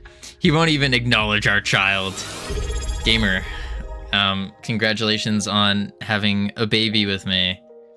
Wow, it must be a real good baby. To have guns. Covino, help me. I'm still trying to finish Jiggle Jam. Should I give up? No, do not give up. Never give up. You got this. You got this, Green Kitty. But no, it doesn't have guns. It's it has bows, I believe. I think one of them do. It's like a class type thing. So you have different classes that you can be, and they have different abilities. So this one, you can summon like a vortex. You can do you turn into a wolf, or an orc wolf, or a were orc, and start dashing around. You got to watch out for the stuff on the maps, because there's a lot of different things that go on here. Man, oh man. But yeah, pretty cool, super cool. I'm excited. You have to watch out for map events that go on. Yeah, this is gonna be a crazy game. It's gonna be so good. Keep kicking butt, taking names. Exactly. I want to finish the project. I failed to submit. Never give up, never surrender. Yes. My brother is a Jackbox Twitch streamer and retired U.S. Air Force. He turns 50 in October. I'm seriously considering taking a little time off the game to make him his very own Twitch game. Ah, shoot, Gamian. Shoot. That would be so good. That's like such an amazing idea. So there's two things that appeared in my head immediately as I read that. The first one is that's a great idea. The second one is the selfish one because I want to play this game already. And so I'm like, selfishly, I'm like, screw that. Get this game out there. We need it. Oh. Man, oh man. My brother's Jackbox, Twitch streamer, retired US Air Force. Yeah, I heard that. Just a simple Twitch game over a couple of weeks. His mind will be blown. You could. You could. Confirmed 12 months on FFS? Wait, what? Gamer. Are you seriously still subscribed to Freedom Forge Studios? Oh my lord. Yeah. Gamer. Still subscribed to FFS. Why wouldn't I be? Because we're not doing anything on that channel yet. That's why. Man, oh man. Dang, very dedicated indeed. Wait, has it been 12 months? I didn't start streaming 12 months ago. What yet? I thought I started June 11 technically, yeah. I thought I started June 20th was the first one. Twitch tracker. We do Forge Studios. You said you aren't doing anyone on that channel yet. You said you aren't doing anyone. Yeah, I'm not doing anything on that channel yet.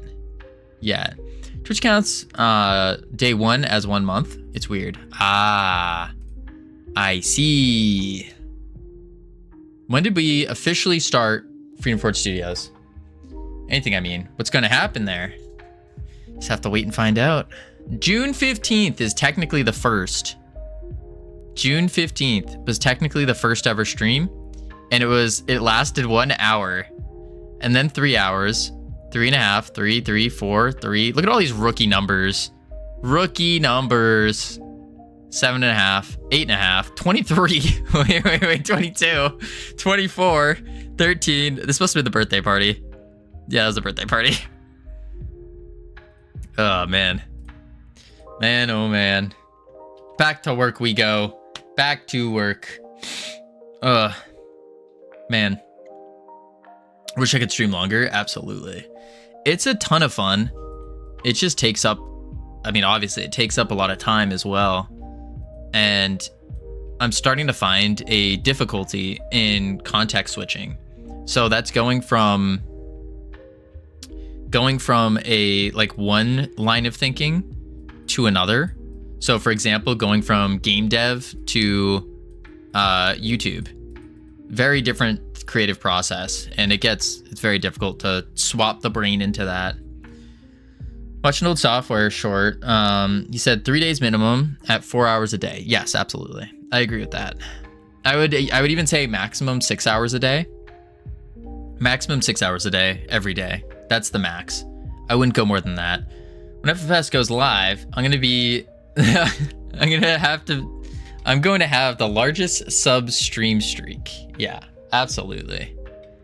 I can't do that. I can only do 2 at 6 hours, but not 3.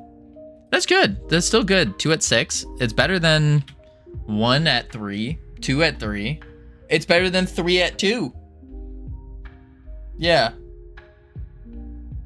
Ugh. Man. Oh, man. Tween interval. We got to get to work.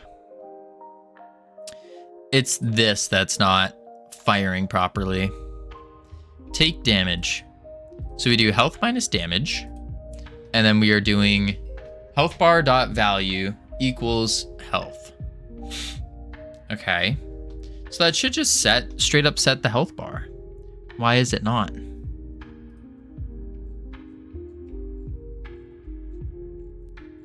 We are exporting the health bar. I wonder if it's just a visual bug. Combat stats, health bar being exported. There it is. Huh. Okay. Weird. So why take damage, increase rage, Q free. Huh. Let's hit play. And I want to check the remote tree here. See if they are doing their thing. Battle. Boom, boom, boom, boom, boom, boom, boom. Boom, boom, boom, boom.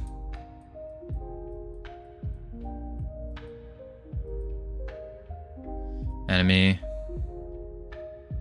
Start, remote, game, battle scene.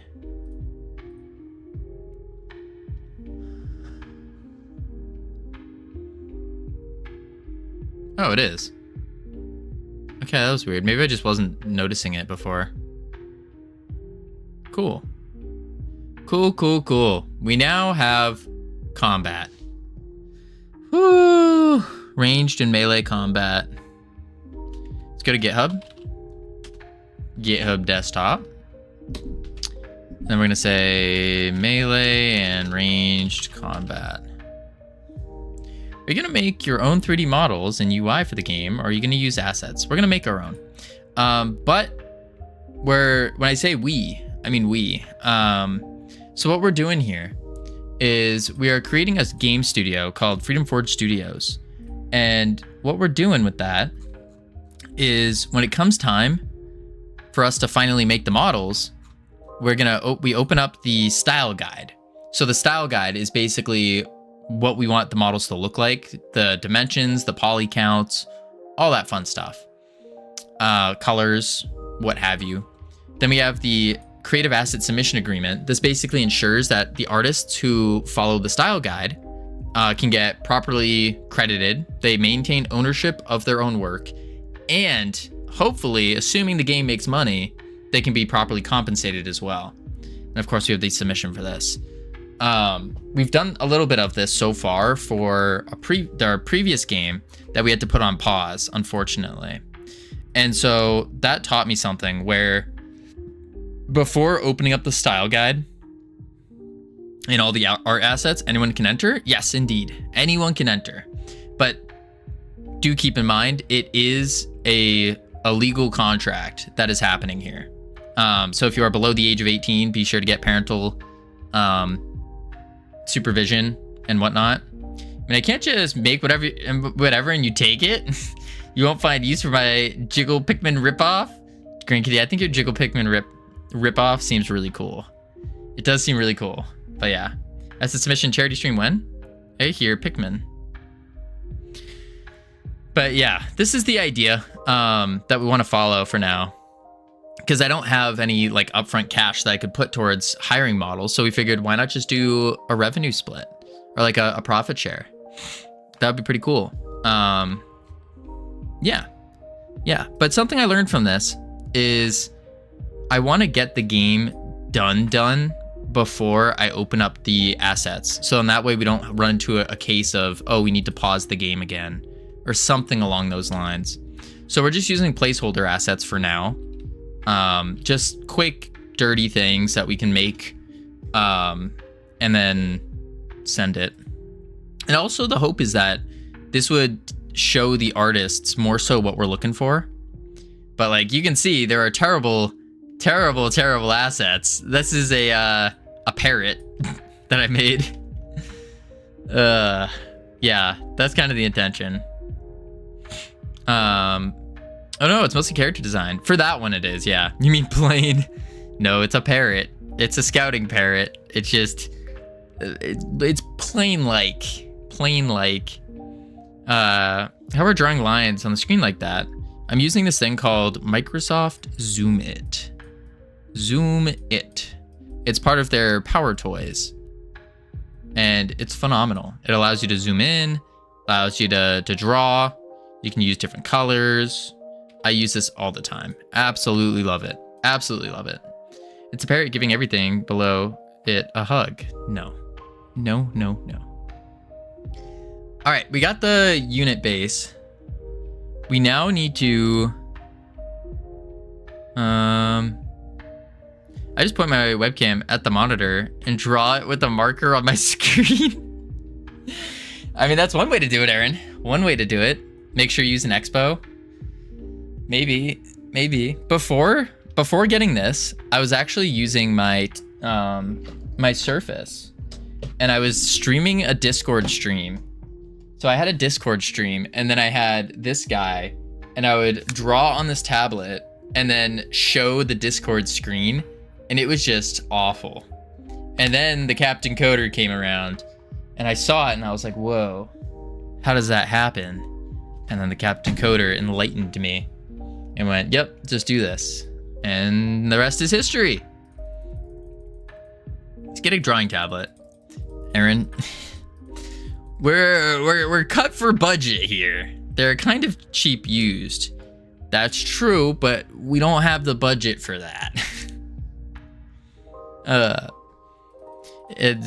I like where your head's at. I like the ideas, the suggestions, but they need to keep in mind that we are broke. For now, anyways. I'm using a drawing tablet for a while, but good, yeah. It seems really good. I'd really like to hook up my Surface as a drawing tablet, because I think you can if you use Miracast. But I'm not quite sure how yet. Not quite sure how. Alright, what is the next thing we gotta do? We have them kind of attacking. Maybe we make a bullet. Make a bullet shader. Let's go to Godot shaders.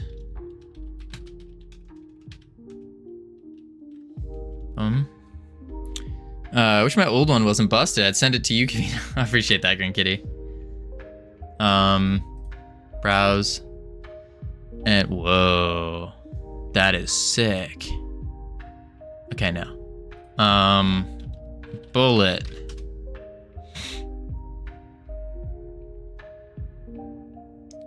Hollow sight. Goop projectile. Wait, why didn't we use this before? It's so good. We could have used that for our Jiggle Jam entry. Just shot goops. This is actually kind of good. Shoot some goop. Okay. There's no shaders. Which means we're gonna have to make it. Gonna have to make it.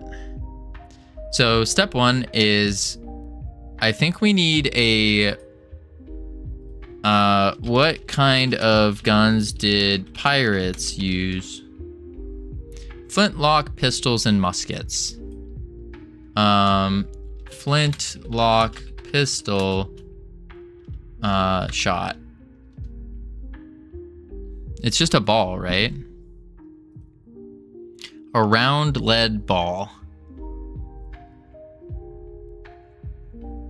In a piece of paper or cloth patch rammed down with a ramrod. Which is where that thing goes flying up when you shoot one. I shot a flintlock once, by the way. It's really cool. Would recommend. How to make a shader. You make shader. Not much to it. Alright, we're gonna call this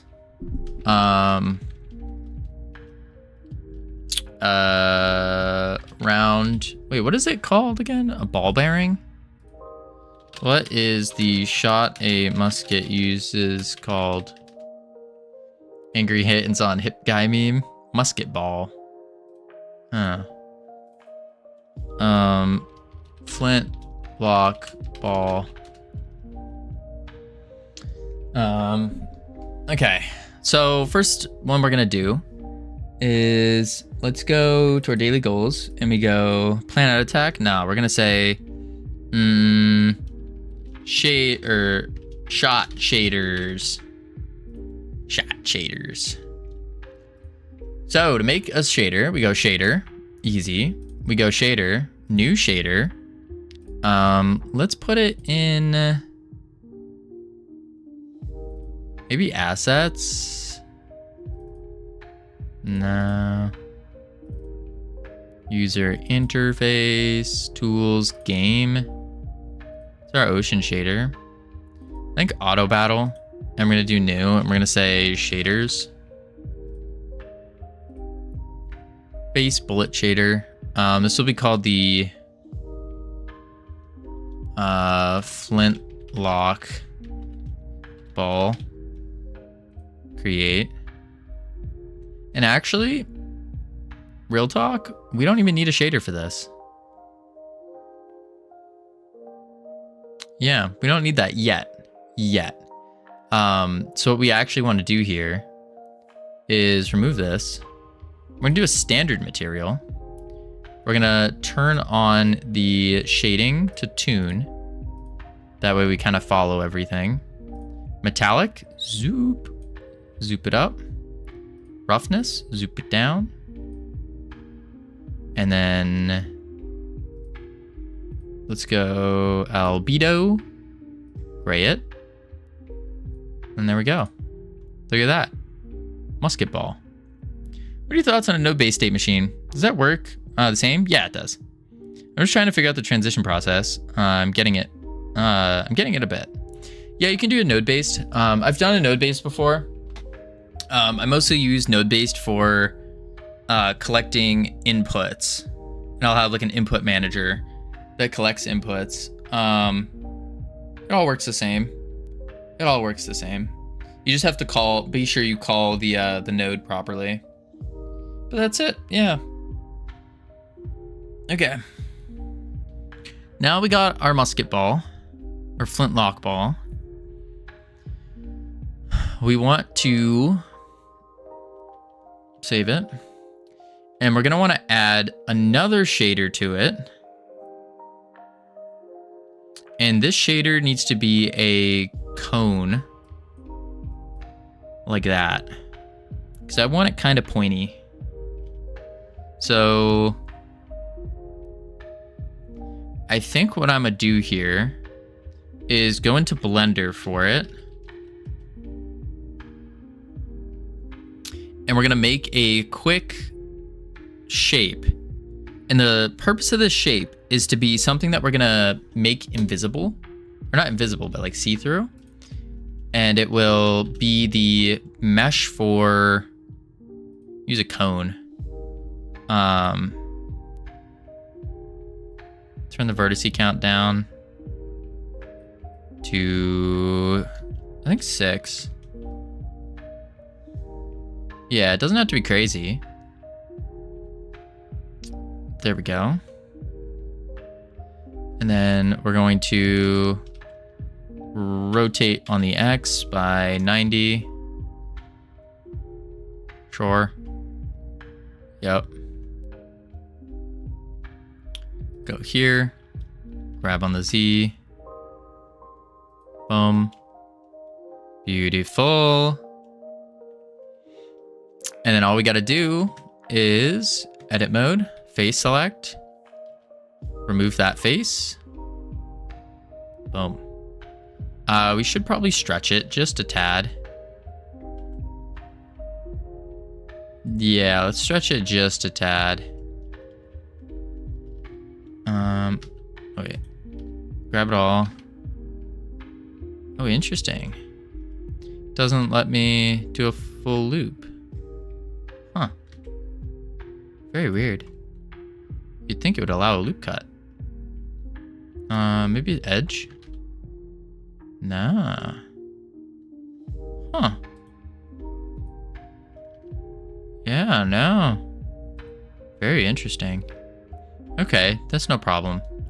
We can just take this and we can extrude it on the Y. Like so. Scale it down a bit. Boom. What are you modeling? Just the a little bullet shot. Nothing crazy. That should be good. Maybe the point needs to be a little bit in. Yeah, that should be good. But that's it. Just a bullet to be used as a shader. Do that. Save it. Pirate clicker. Let me call this bullet. Bullet.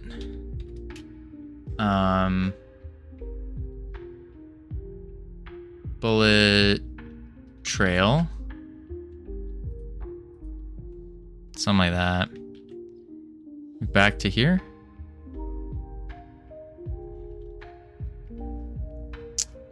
Boom, boom, boom. And then check this out. Now all we got to do is go to our Blender files, bullet trail.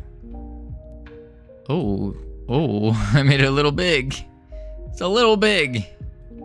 That's fine. Bullet trail. Let's make you smaller there, buddy. I think that's zoop. And then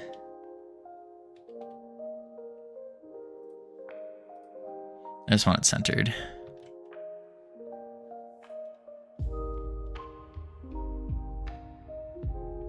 Cool.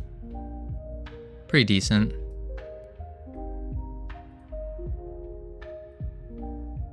There we go. Although, I think you're facing the wrong way. Bloop. There we go. Nice.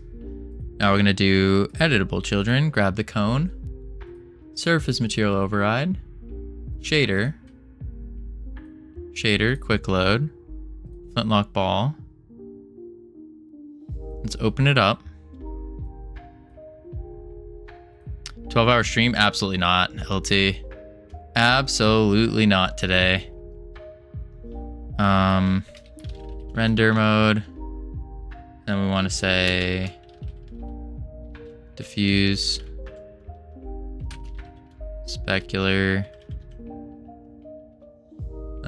We also want to turn off the culling. Cull disable. Yeah. Probably should do unshaded. Probably. You feeling okay?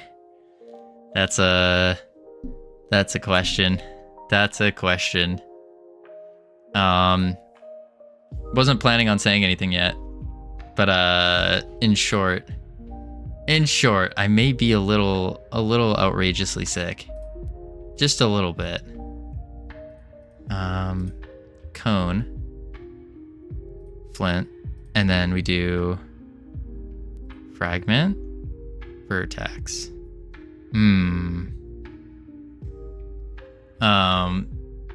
Welcome to the club.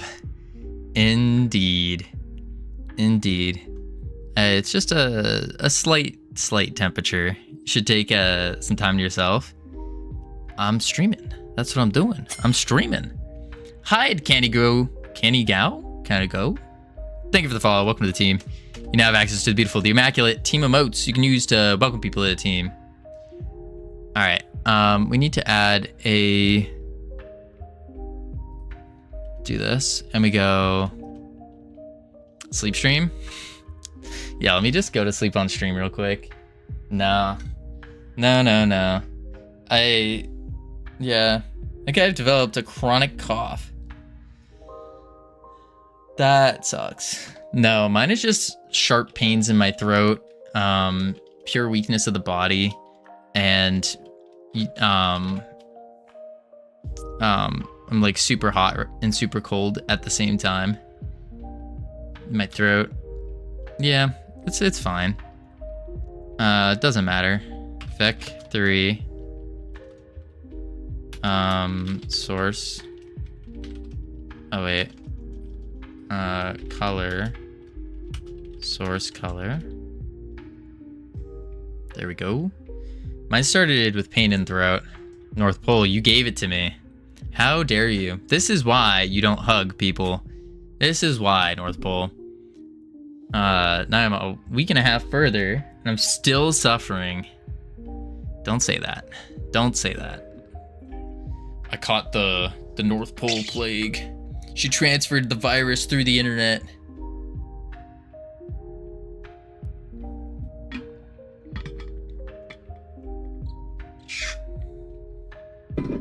All right, let's see. Uniform, vector 3 color, source color. What else do we need here? We want a texture. Uniform, sample 2D. Noise.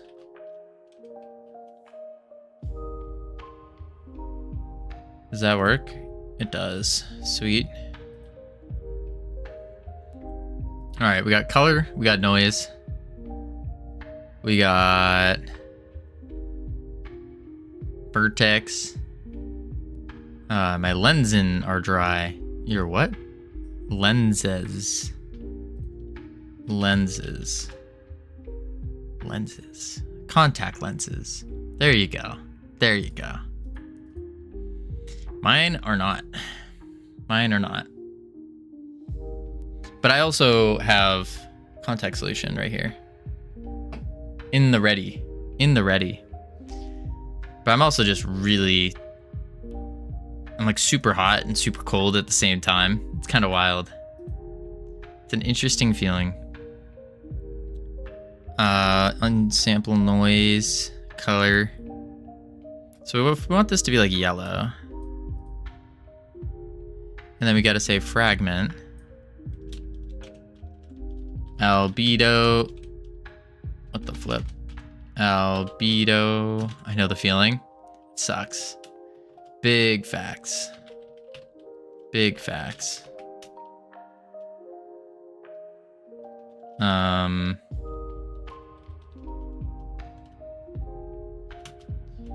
I need to make a... I need to do the math here. Shoot. Oh, the thunderstorm is rolling in. Thunderstorm. Nice ASMR sounds. Nice ASMR sounds. Thunderstorm. What? It's nice and sunny out right now. What is the math for getting a UV texture and sampling? Sunny here too. What up? Nothing much. How you doing? Maluski. Whoa, I want thunderstorms? I don't. I want nice weather. Nice, nice weather. That would be great. Absolutely phenomenal. Albedo equals color. And then we want to do... I think we want to do it in the vertex. If I remember right. I like it when it's 70 to 80 during the day and thunderstorms rolling at night. Ugh, nah, I don't like the thunderstorms at night because the thunderstorms at night mean the morning is going to be damp. You know? It's going to be like a wet and damp morning. Yeah, it's just, It's not a good way to start the morning. But starting the morning with like a nice cool breeze. Still a little bit warm, sun shining. That's good. That's good.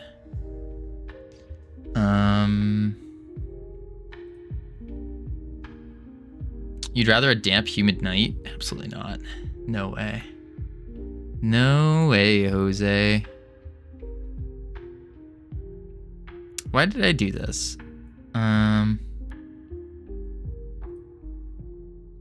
North Pole would rather a damp, humid night? No. We want to say Godot shaders. Browse.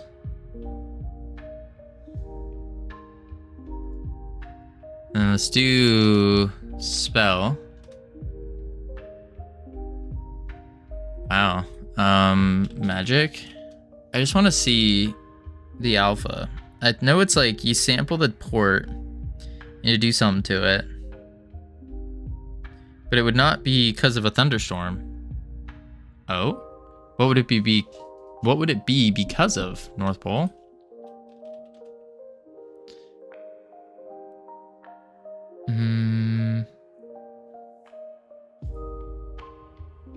It's a particle.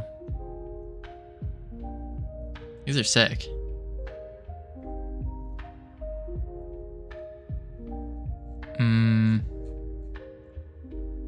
Spatial. That's a shield. We don't want you yet. It's a particle though. It has to be a particle with a shader. You're too young to know, Covino. I don't know if that's the answer. Man, oh man. Too young, says the little bro. Says the little bro, you're too young. Man, oh man. That's like a toddler walking up to a gladiator with a little toy dagger and saying, "I'm gonna defeat you." Meanwhile, me, the gladiator, is just standing there like, "All right, little bro, it's all good." Uniform float, fire alpha, fire speed, fire aperture. All the uniforms are. UV, noise. Hello, what is your programming language do you use for this project? We are using GD script. GD script, which is a Godot native language. I'm taller than you and only 3 years younger. Calm down, Pickle John. There ain't no calming me down. Tell you what. No, no, no. Called every vertex. So we want to say vertex equals UV plus noise. That's not right.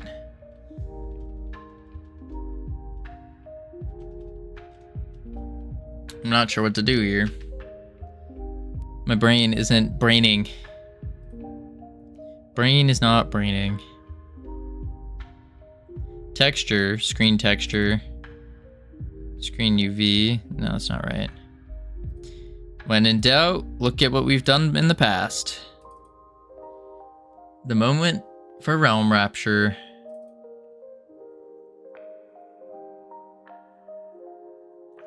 Bow, bow, bow. Bow, bow. Oh, I still gotta tally all that. Shoot. Shoot, shoot, shoot.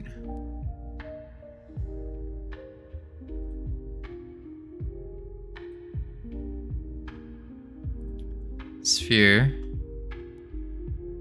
Trail. Trail. That's the particles. It's this guy. Yep. Visual shader. Oh, it's a visual. Gross. Gross, gross, gross.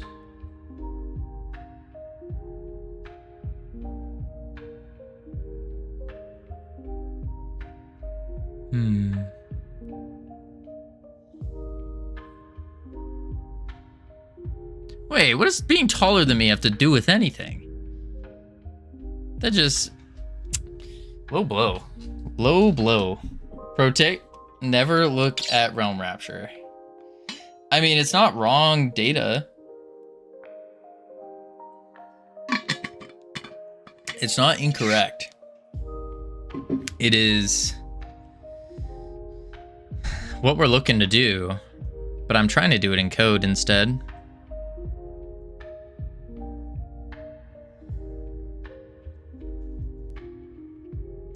I guess I could just make it a visual shader. Just cheat. Make it a visual.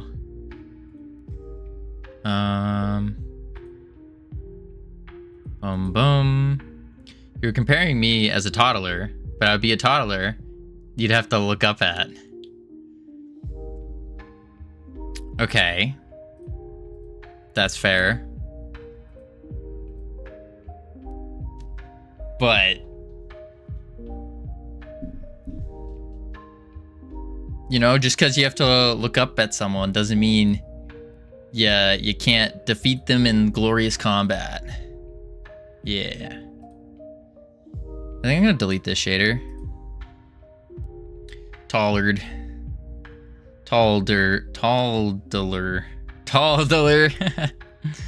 That's pretty good.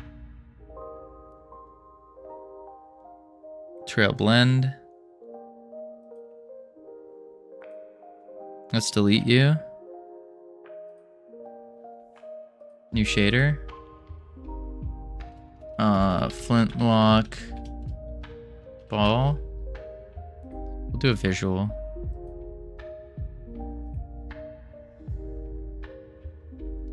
There we go. And then I can't write uniform. Color parameter goes to albedo. Color. Make it yeller. Yup.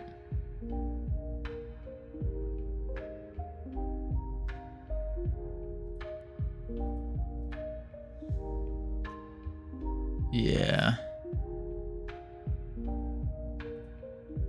Parameter. Why are you doing a multiply? That's weird. All right, let's go. A clamp float, float op, subtract. Huh. We'll do a texture 2D. Texture 2D. Texture.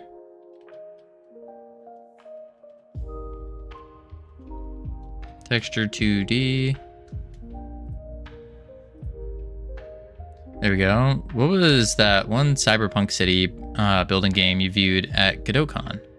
Oh, that's the one. It's Stay at Home Dev made a video about it actually. It's oh, what was it called? I remember the guy who made it, Josh. Let me pull it up. Switch. Boom.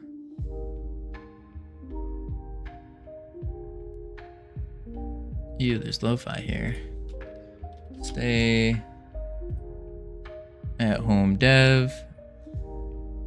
And then it's in his latest video. Videos. No, this one. We're really trying to reimagine the way people present and share. Cool story, bro. Being a founder. What are you getting? Neon Garten. Neon Garten Neon Garten. That's the name. Neon Garten. Yeah. I love these videos. Yeah. Stay at Home Dev's pretty good. Watch them every week. That's awesome. Yes, that one. Imagines garden strategy with a striking neon-soaked digital landscape that immediately it's juicy. It's a juicy game. Guy who made it was really cool too.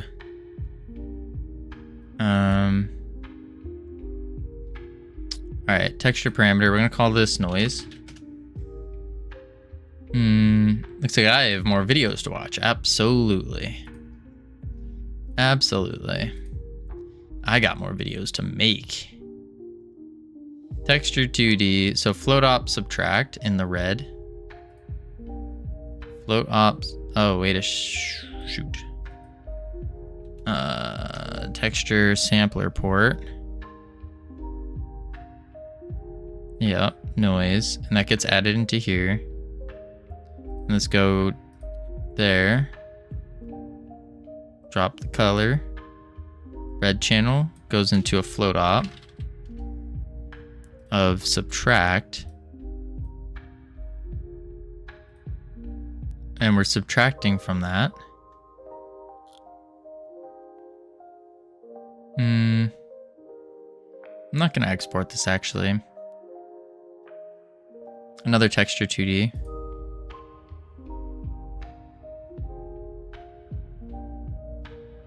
Yeah, we don't need to do that. There we go. You don't activate Windows on your computer? It's not that I don't, it's that I can't. It just genuinely does not allow me to. It's a long story, but yeah, the only way to activate it is to uninstall and reinstall.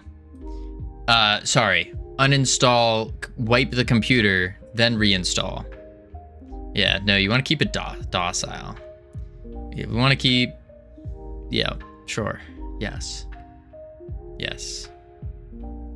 But yeah, that's the rundown of it. I've had a lot of people try to help me with it. A lot of really experienced Windows devs, and they all came to the conclusion, try it with CMD. I've tried everything. PowerShell, CMD, all these tools, entering keys. None of it works. Delete System32. That's what I gotta do. But it's like, the problem with that is trying to delete System32 while I'm a streamer who streams every single day. It doesn't work out well. Tried Linux. I looked into it, and then I puked in my mouth. That's what happened. To try whispering, I'll get the Windows cleaner into the power box. I've tried that. I've tried making peace with it. I've tried a lot of things I'm not proud to admit. A lot of things. And it's still, she's just rejecting me left and right. Windows, man. Windows, UV function panning on the UV.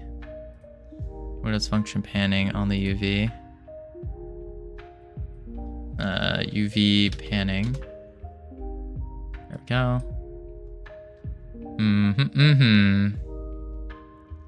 There we go. UV offset. I think it's scale is on time, if I remember right. Yeah, scale is time, offset speed, multiply. Oh, no. It's actually all in the offset.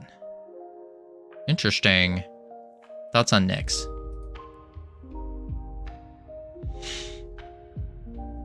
I would say try like Mint or something first.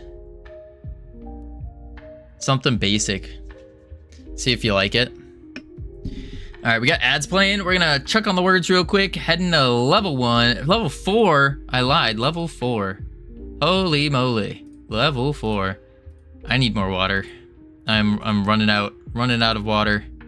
Man, oh man. What up, Oxy? How you doing? Howdy. I'm not basic. That's debatable. All right, we'll be right back real quick. Boop, boop.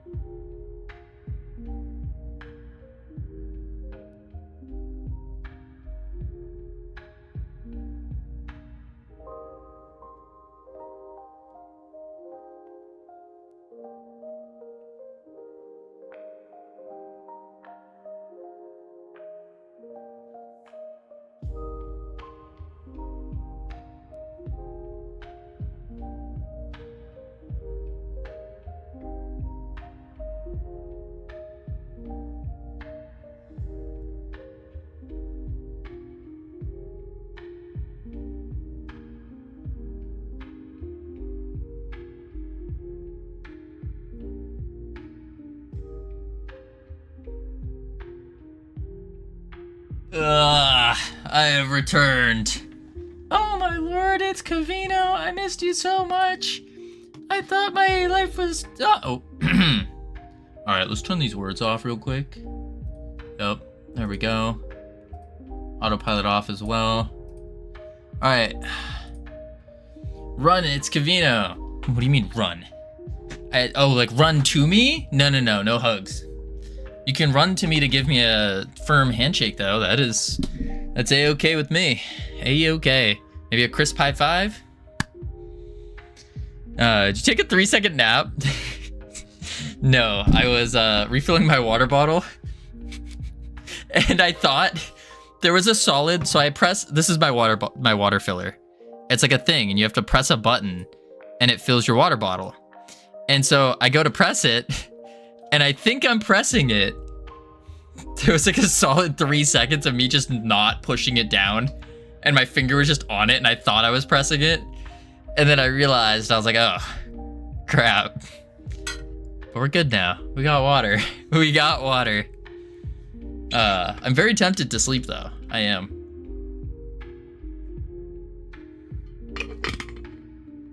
But how are we supposed to sleep? We got work to do. Work to do. Butt to kick. Work to do.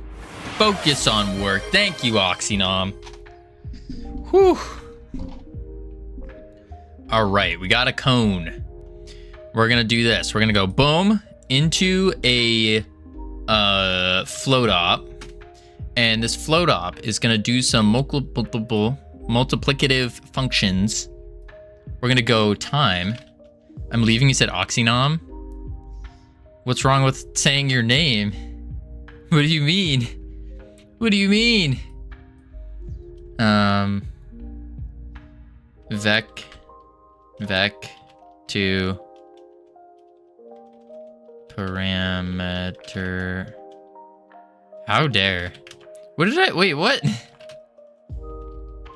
What did I, what's wrong? Am I not supposed to call Oxynom Oxy? It's Oxy to you. Oh.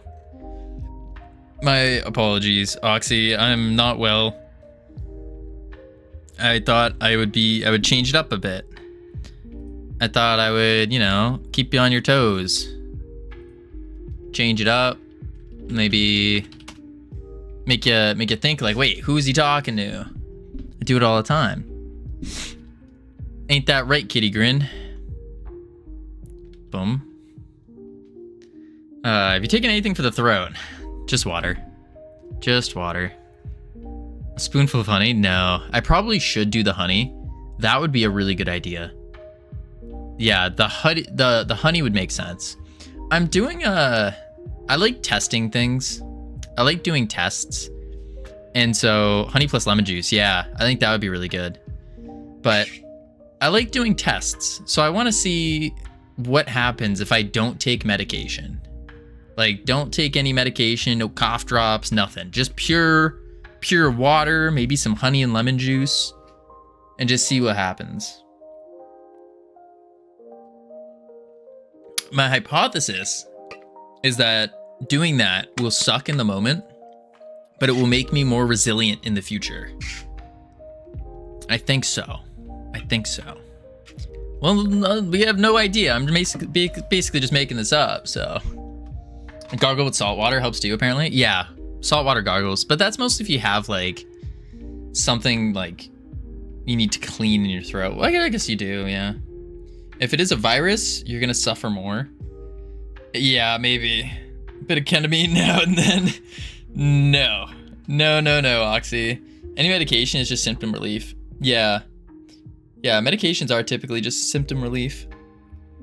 Would be a good idea to do. I don't know, we'll see if it gets worse.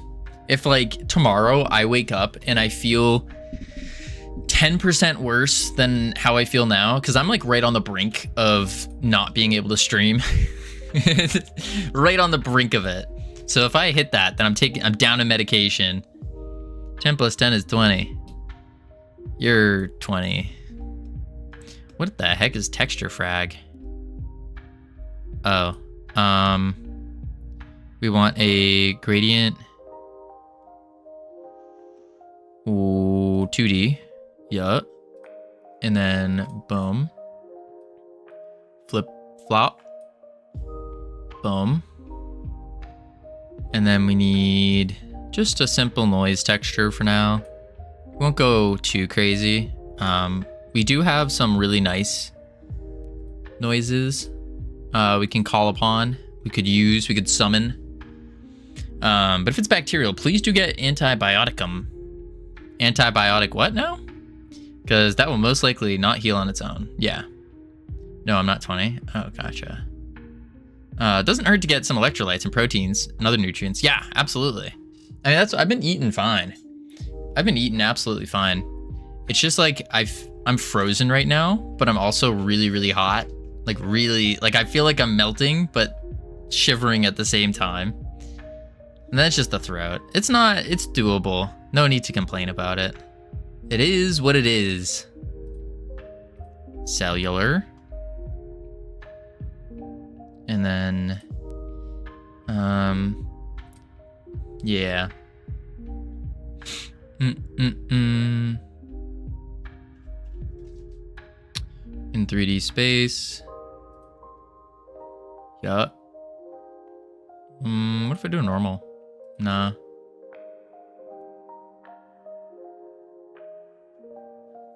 Okay. That goes the wrong way. Wait a second. I need this to flip.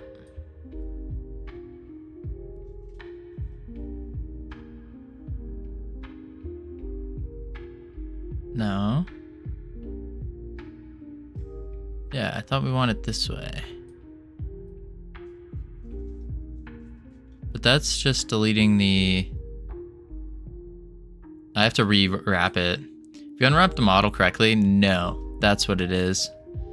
Just came to that conclusion myself as well. Because I unwrapped it from this angle. I did a projection view from this angle. So I probably should... Well, if I unwrap it from here, wouldn't that be worse?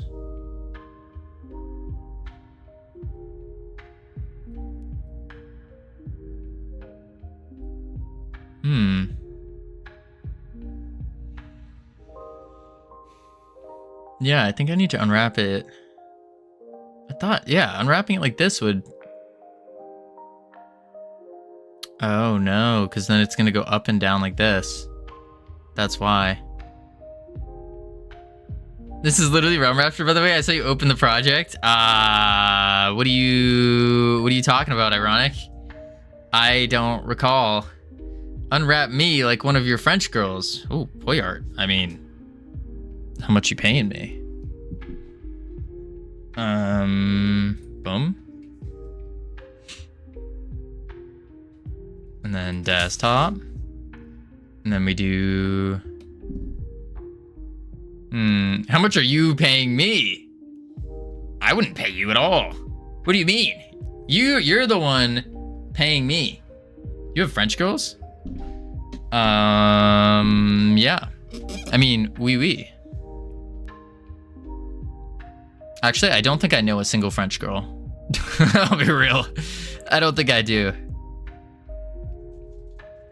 Actually, that's a lie. I've met some au pairs. They come to the US to work. And then they usually try to get married to people. They have a pretty bad rap. Assets, Blender.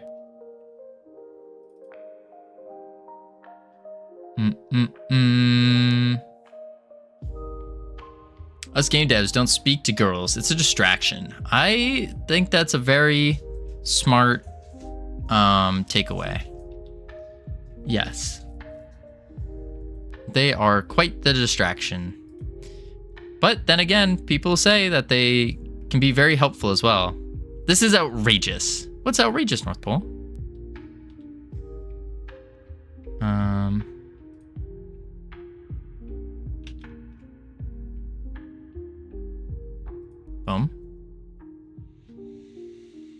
Is that true?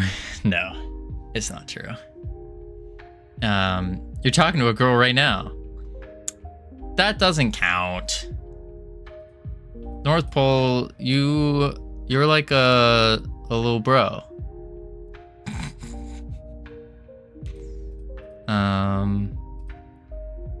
Flags. Wait, we want to do... Wait, I don't count? I'm also a girl. Green kitty little bro too.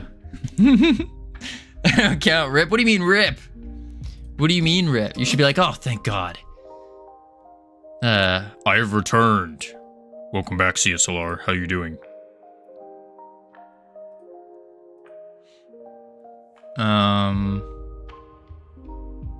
4K, 1D, and not 2D. Did it flip? Like what? I have nothing but brothers, so I'm sort of a little bro. And a big bro. Ah, there you go, Green Kitty. There you go.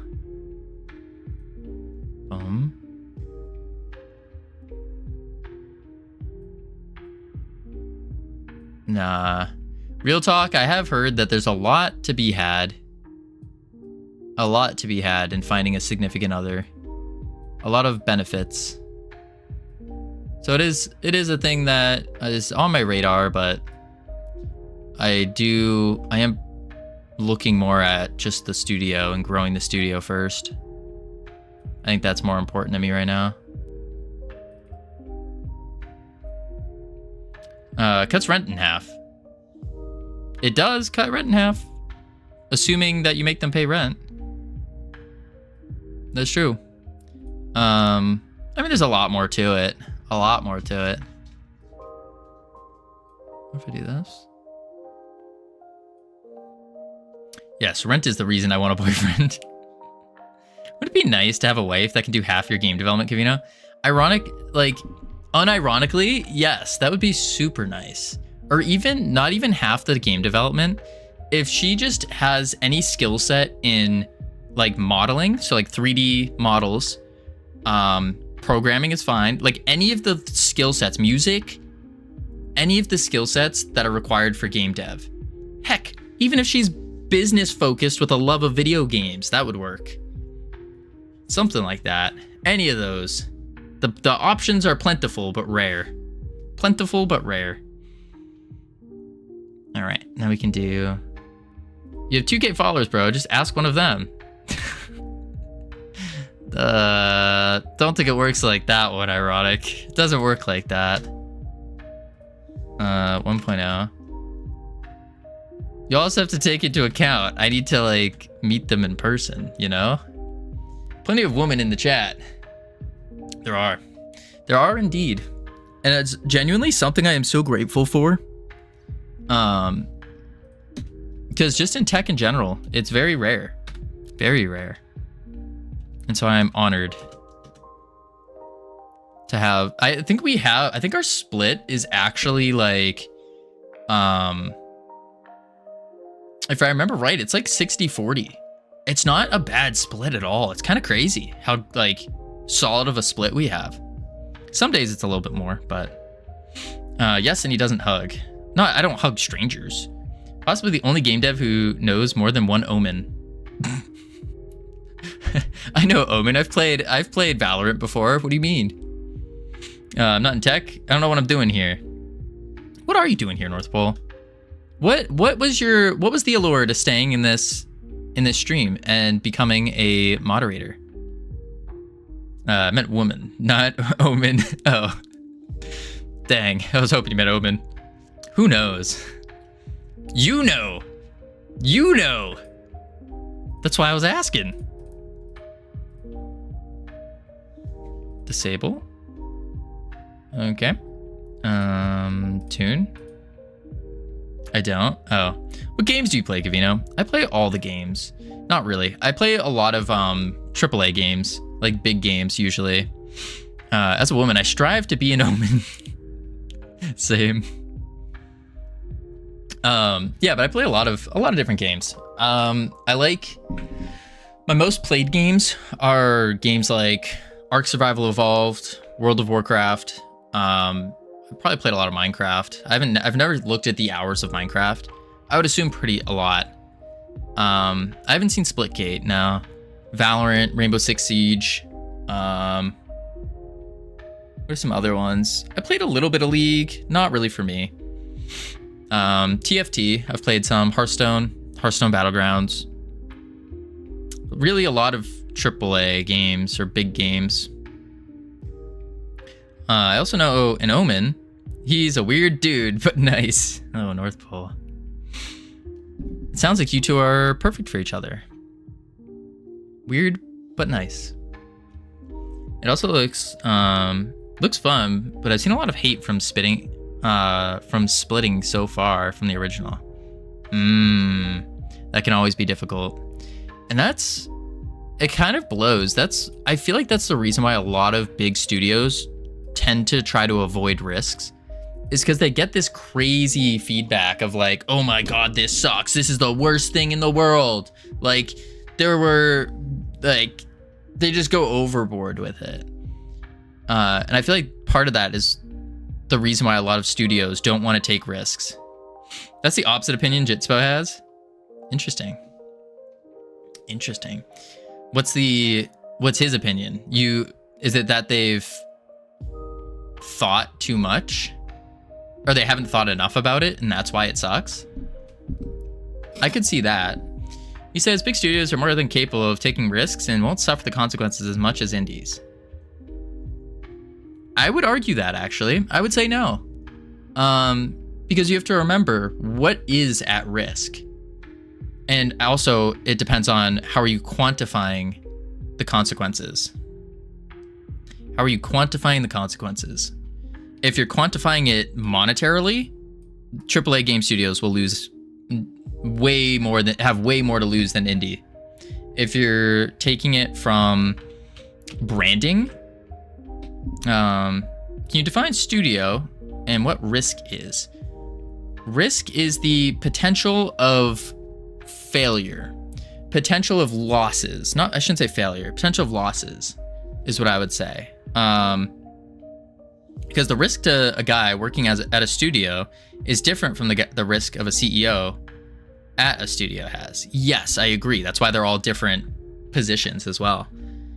Yeah. Will they lose more proportional to their size, though?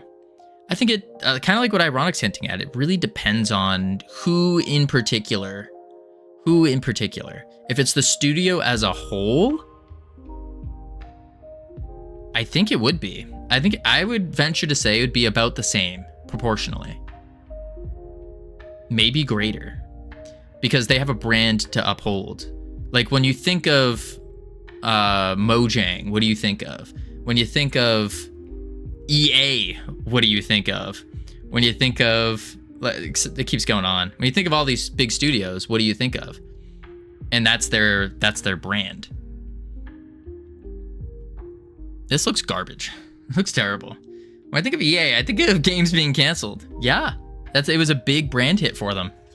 Also, their crazy amount of microtransactions. I think of that. I think I need to make the cone smaller again. Yeah. Literally this week, like 3 studios got shut down and 4 games got canned. Whew. That's rough.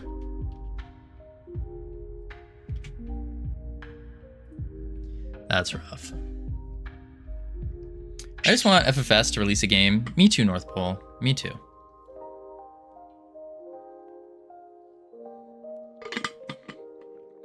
I mean, we have.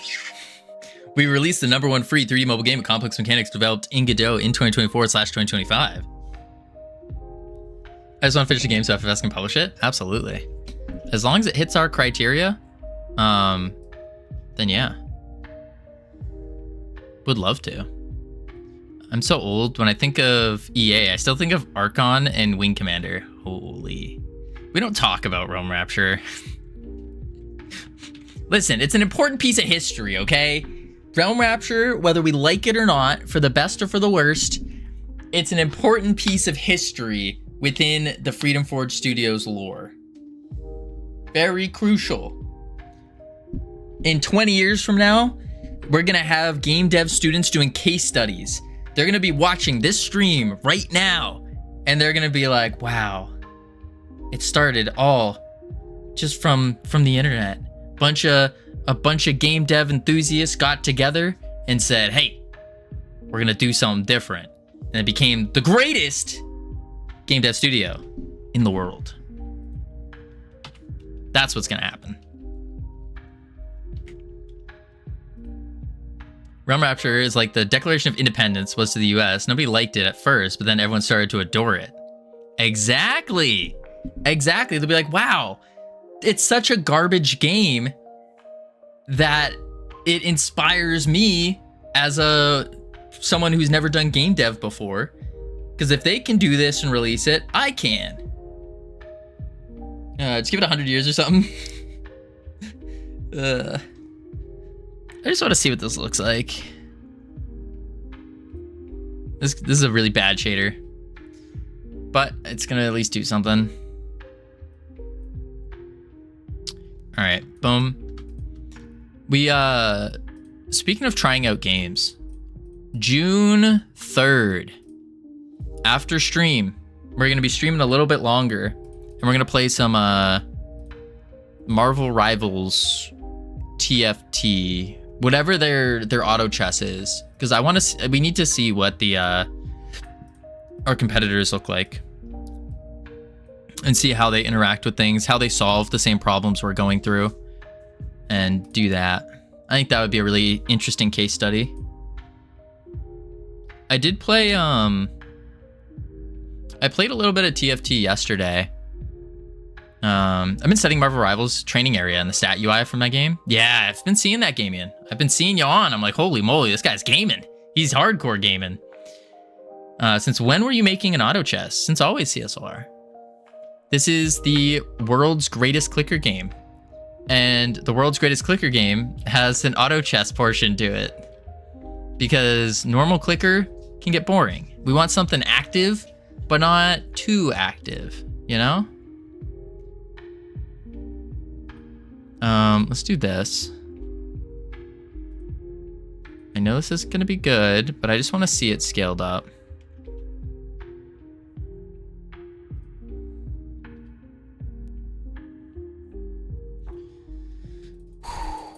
All right. All right. All right. All right. Boom, boom, boom, boom, boom.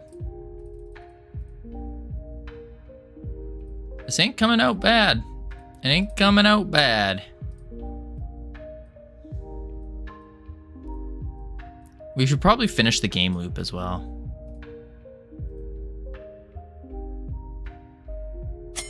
Rig, thank you for the follow. Welcome to the team. Now have access to the beautiful, the immaculate team emotes you can use to welcome people to the team. Friendlies win. Then we return, and we're back to our clicker. And then if we lose, nothing happens. It's more like an auto chess deck builder now that I'm putting the math together. Ugh. How'd you make that water texture? I didn't. That's just a pulled asset from Lag Central. Holy moly. From Godot shaders. Gotcha. Yeah, you can just go to Godot shaders. We're just using placeholders and stuff right now. So there's a bunch of water shaders. We just grabbed, where is it? This one, Toon Style 3D water shader. This thing. That's what we grabbed. But yeah, there's a lot of cool shaders to be had as well. Yeah. Okay.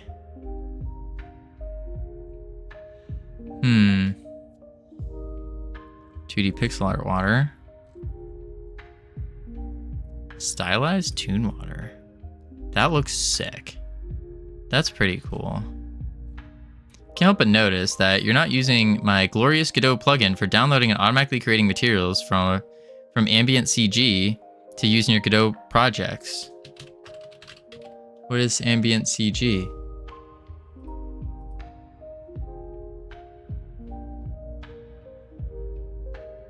Wait, what?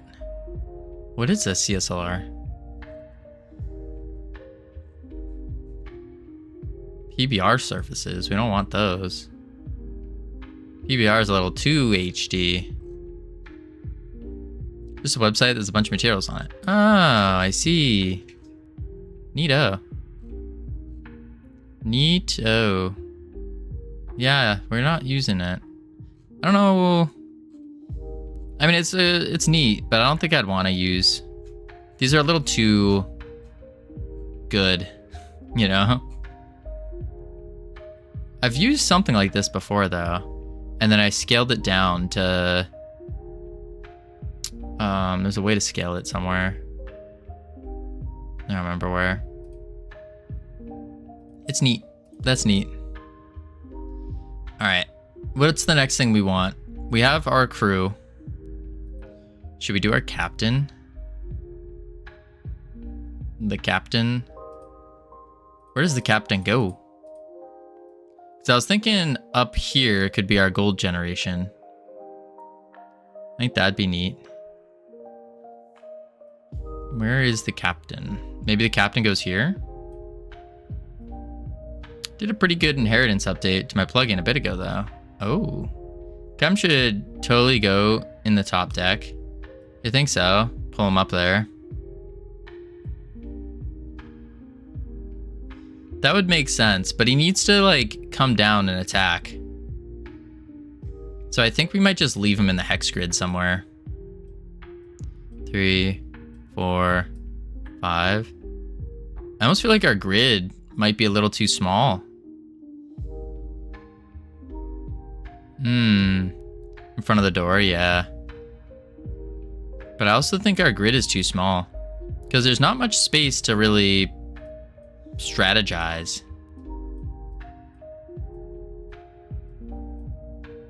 Maybe there's a little. Because the max amount you're going to have up on here would, in theory, be 6.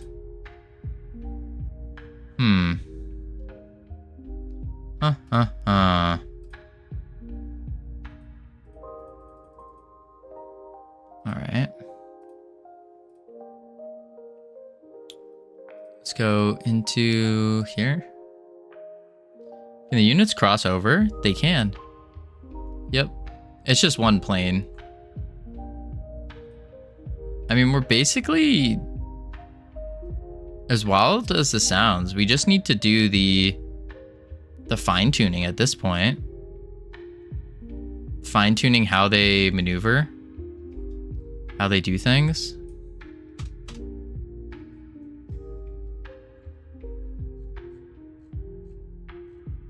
Because they move, they attack, they have ranged, they have melee.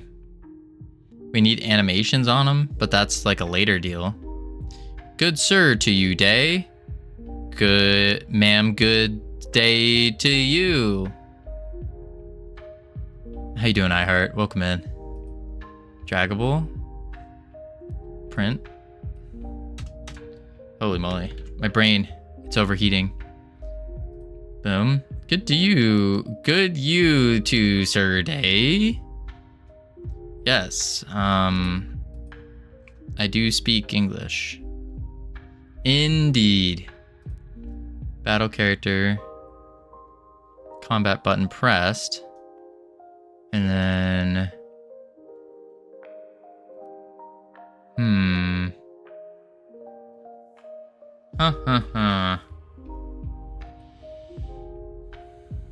Auto battle, resources, scallywag, Trez. Okay, this is just gonna get a unit, but we need like a random unit to get.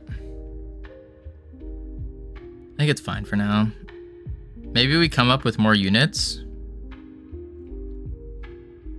And then we start playtesting. More units, playtest, more units, playtest. I think that's our play. So what do we call... What do you call a pirate that is really cool?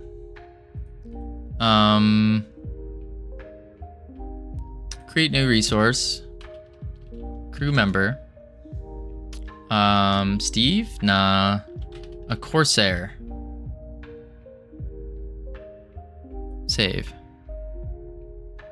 We don't have any models.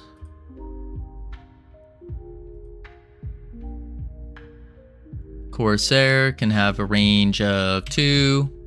Starting health 100. Starting damage 10. Starting rage 10. 0 because I accidentally hit it.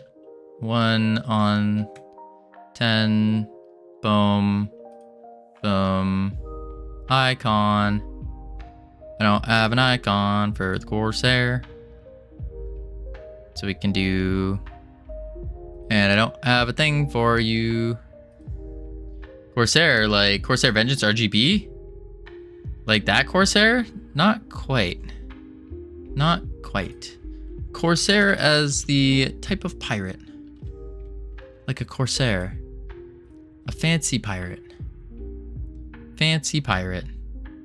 Corsair the combs. There's coarse hair on the combs. Gross. Close you. Then we gotta go to desktop.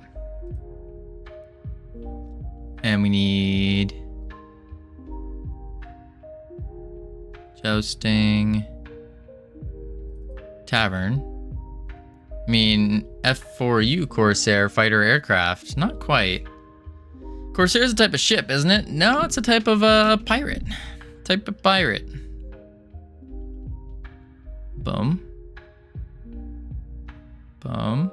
I'm pretty sure. I'm almost positive. Pretty sure it's a ship. Just looked it up, it's both. Aha! So in our context, it is a pirate. Yarg. F4U. What? Where is that? Pirate clicker. Ooh. Ow. Corsair. Portrait. Corsairs were privateers who fought for the Ottoman Empire against Christian states in the Mediterranean. There we go. We're finally back to coding. Last stream I saw was a cooking stream. Anonymous, that was so long ago. So long ago. Holy moly. Holy moly. Where have you been, Anonymous? It's been years. It's been decades. We... F4U. I heart funny boys. I bought a house. Oh, shoot. That's awesome. Congratulations. You got engaged. What the heck? Congratulations. Disappears and then reappears with a house and engaged. Man, oh man. Man, oh man. In this economy, absolutely. Absolutely. Explains nothing. What explains nothing?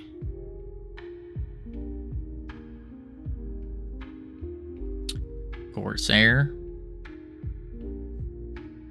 Then we go to game. Is this my sign to also disappear from Twitch? No, North Pole. No, no, no.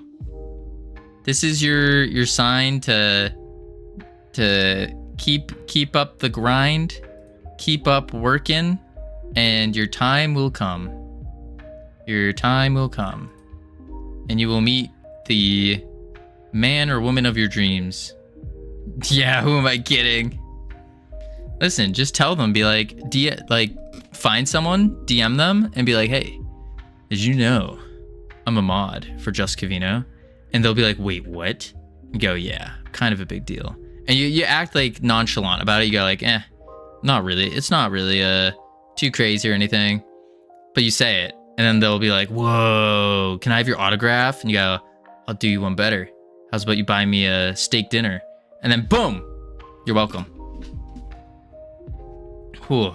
Engagement was a part of a 2-week vacation. House thing caused me to pack the PC I watched stream on. Ah, that's fair. That's fair. You got engaged with your house? Lucky.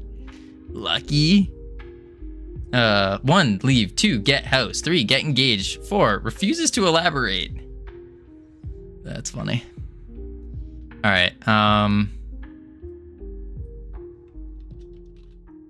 Bedar, how you doing? Welcome in. Texture. Right, you're better than anything else. That's some cope right there. That's some cope.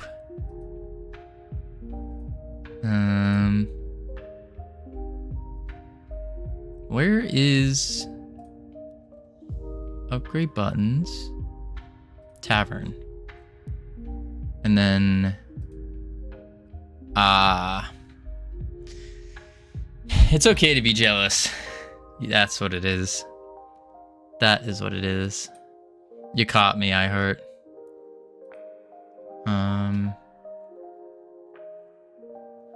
Discovery Tavern. Covino is just jealous of the flirting. That's what it is. Yeah. Game development is very interesting to me. Absolutely. Absolutely. Caught green with envy. You got me. Yeah, you caught me, North Pole. That's what it is. Green with envy. And not that green emote that's about to puke. Not this guy. No, no, no.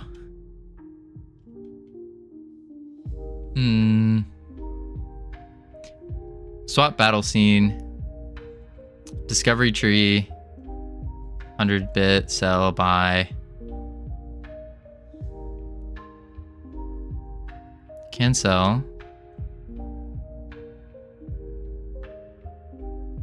What is causing this? I must away. Still on my commute home, and this eats my data. Good stream, sir. Have a good travels.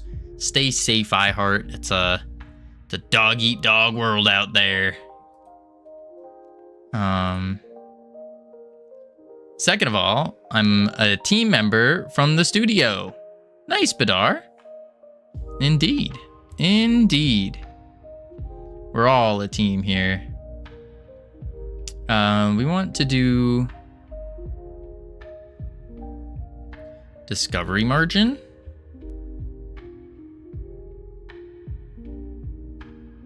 Where the heck am I setting this stuff? Crew resource type string to lower. I think what I need to do is, instead of exporting this is where I would set it up to do a random one every time. That would probably be really smart. Really, really smart. Let's clear it. Yeah, because then I wouldn't have to go like this every... Yeah. Let's do just a couple more. Scallywag, clear. Quick load. This one. Clear. Quick load. There she blows. Play. Whoa, voice is giving out too. Man, oh man.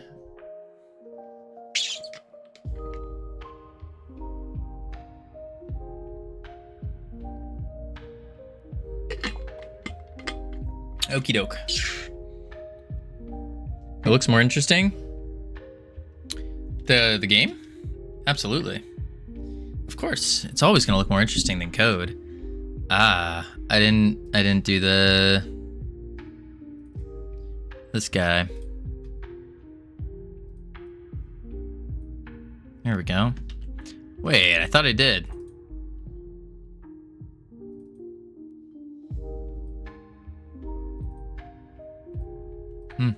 Guess not. Late. Bum. they are. 1, 2. Oh, nuts. Because I didn't do a dictionary. That is why. So I want to go to our multiplayer manager. And then we take you. Hit it with a copy. Comma. That's a dot. Comma. Paste. Space it. Call you Corsair. There she blows. And then same thing here. I don't think I actually need this though. Like, I don't think we actually are using this yet. We probably will when we have to go serialize everything. But for now, it doesn't seem to be useful. Yeah. What is this? This is the world's greatest clicker game mixed with a with an auto chess game. That is what this is. Save. Let's hit play. Boom, boom. 4, 5. 1, 2, 3, 4, 5. Start. Yeah, there we go. Look at that. We got 3. Look at them. They're beautiful. Absolutely beautiful. Immaculate. Phenomenal. 10 out of 10. Friendlies win. Okay. We want a... I think we do want the captain. Doing a captain would be very important. But we also should fix up the shop. The shop needs to get randomed.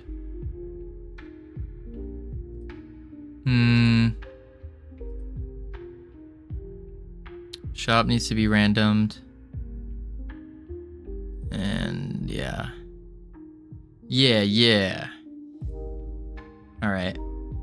And then what we do, we make the S in solid be a money character. Sold. Oh, maybe. What is this? What type is this? What do you mean, Badar?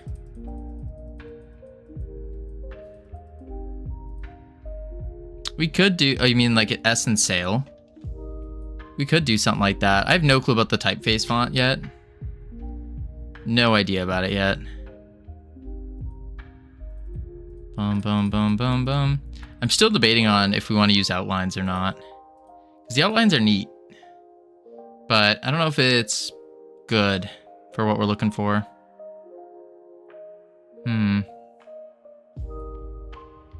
Parrot, Raid, Rising Tide. Rising Tide needs to be a shader. Okay. You go battle.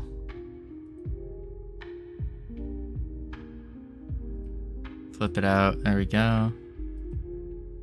Yeah, we're gonna want to do a captain.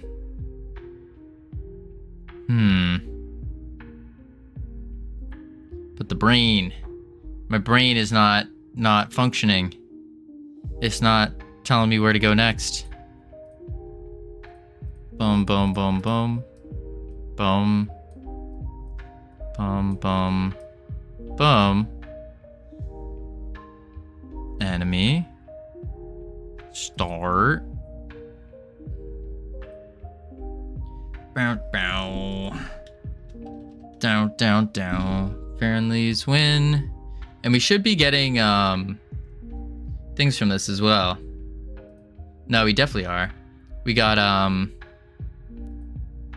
oh, we only got 1,000 doubloons from that. Let's also clear out all these prints that are unnecessary. Call on instantiation. Delete that.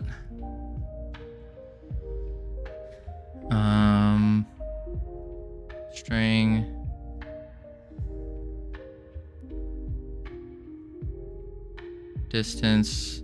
Delete you. Delete you. Bam. Save.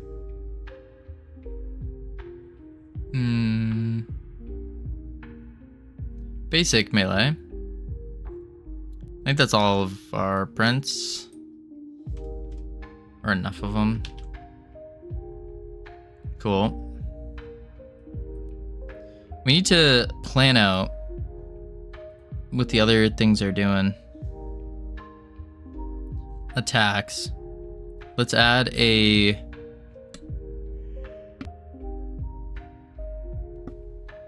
Let's add a sub-collection to it.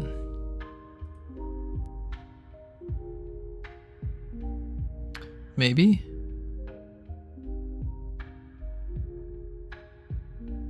Maybe not. No, put you back in there. I'll just do this. Auto battle, add. And we can do crew members.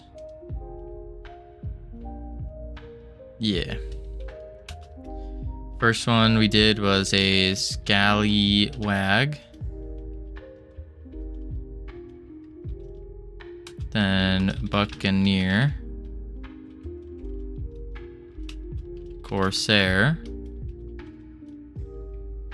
There we go. We got ads playing, so we're coming up. We're gonna chuck on the words, heading to level 11. Level 11. Our record is currently level 27. Maybe, just maybe, we can catch up. Maybe. And we come back, we're gonna finish getting all this set up. Get it all set up. I will be right back real quick. And then we will do it. We will do it. Boop, boop.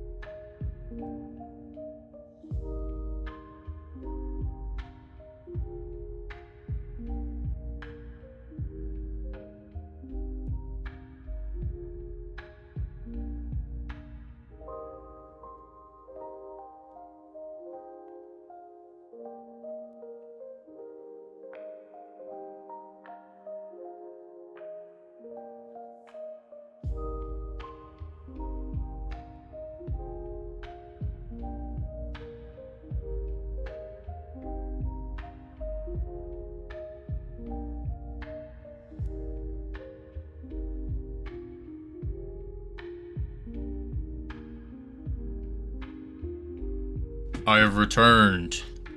Oh my lord, it's Covino. I missed him so much. I thought everything was over. Whew, he's back. I am indeed. I am indeed. Let's turn these words off. Whew, how you doing, Justin? Ugh, there we go. So we got a buccaneer. We got a corsair. I miss him so much it hurts sometimes. Listen, everybody hurts. Sometimes. You take a 3-second nap this time? No. I did I decided to go downstairs to get some more water, and then I attempted to fill the water, and then I started to faint, and then I was like, oh, all right, we're going back. We're gonna sit down, and we're gonna continue streaming. No standing for me. No, no, no.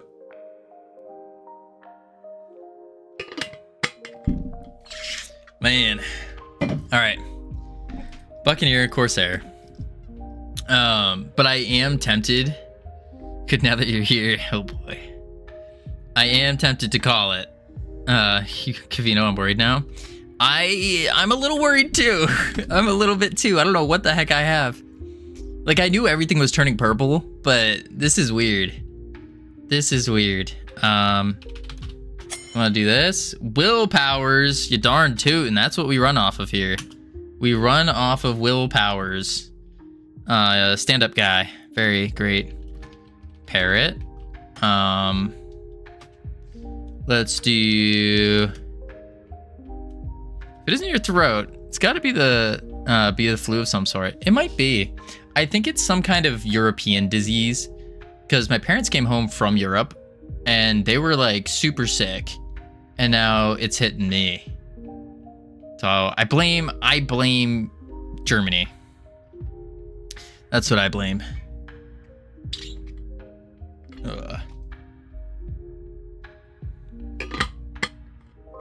Maybe it's the bubonic plague. Bubonic plague. At least you won't spread it to anyone else. That's true. I don't go anywhere, so we're good. We're good. We push forward. It will be okay.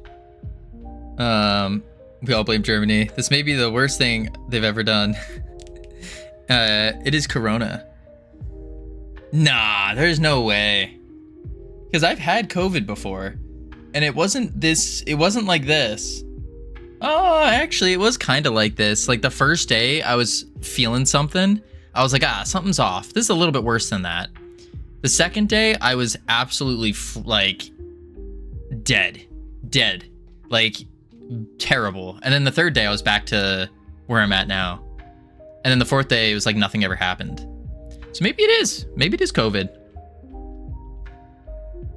Maybe. That would be terrible if so. I don't think so, though. Parrot, Corsair, Scallywag.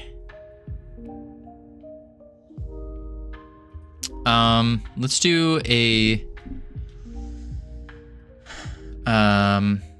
type. I had COVID 3 times. Only once with symptoms. Interesting. I've only had it once with symptoms, and that was it. I've been tested a lot, but no, I've only ever had it once. Do you want every unit to be good? I think so. I think that's the intention. Is a Corsair melee or ranged?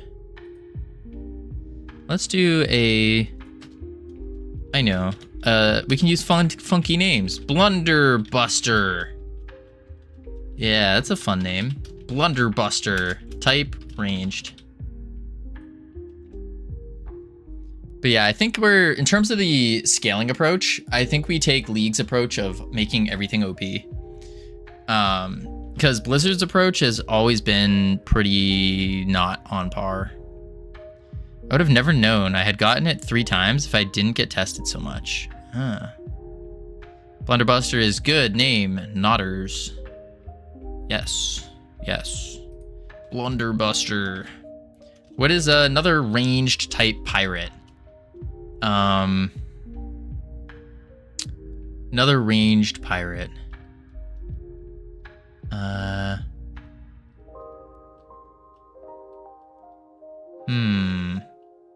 Monkey. But that's melee. Because pirates have parrots and monkeys, right? Blunderbuster. Oh, we could say, monkey throws poop. Good ranged weapon, IMO. Captain Jack Arrow. Pirates can throw axes. That's true. Axe. thrower. Type ranged. Captain Jack Arrow. That's actually so good. I don't know if we want to use that though. That might be a little too, I mean, it's a really good call out. Shoot. Monkeys throw poop. That's true. Monkeys can, we could do a monkey and have it ranged. Monkey. Or that can be its special actually. Type melee. And then, oop. And then rain or special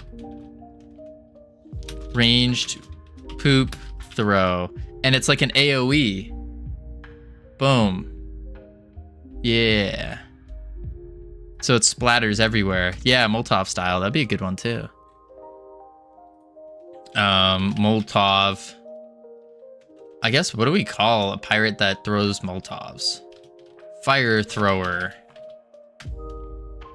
Type ranged. Yeah. Oh my god, I was joking. Don't make monkeys that throw poop or do. Fire it. Oh, that's pretty good. A fire it. Fire it. Fire it. That's pretty good. Yeah. I think we've hit that limit of doing anything useful. I do think that. So, as much as I regret doing this, I think we're ending early today. I think so. Alrighty, folks. We are calling it here today. I am so dizzy. It's getting crazy. It's getting crazy. I haven't seen Covino end stream in a while. That's true. That's true. Raid. And we're going to raid out to Conrad, I think. We haven't raided Conrad before. He's been around. That's good. Get some rest. Yeah. I'm going to sleep. For sure. For sure. Going to sleep. I appreciate each and every one of you being here. Thank you. And I will catch you all tomorrow, bright and early, where we will do some exciting things, assuming I'm not perished. I have not perished. Be sure to spam all the emotes if you got them. And then I'll catch you tomorrow. Adios. Boop. All right, YouTube, one moment. This version should work. Let me just reset the save.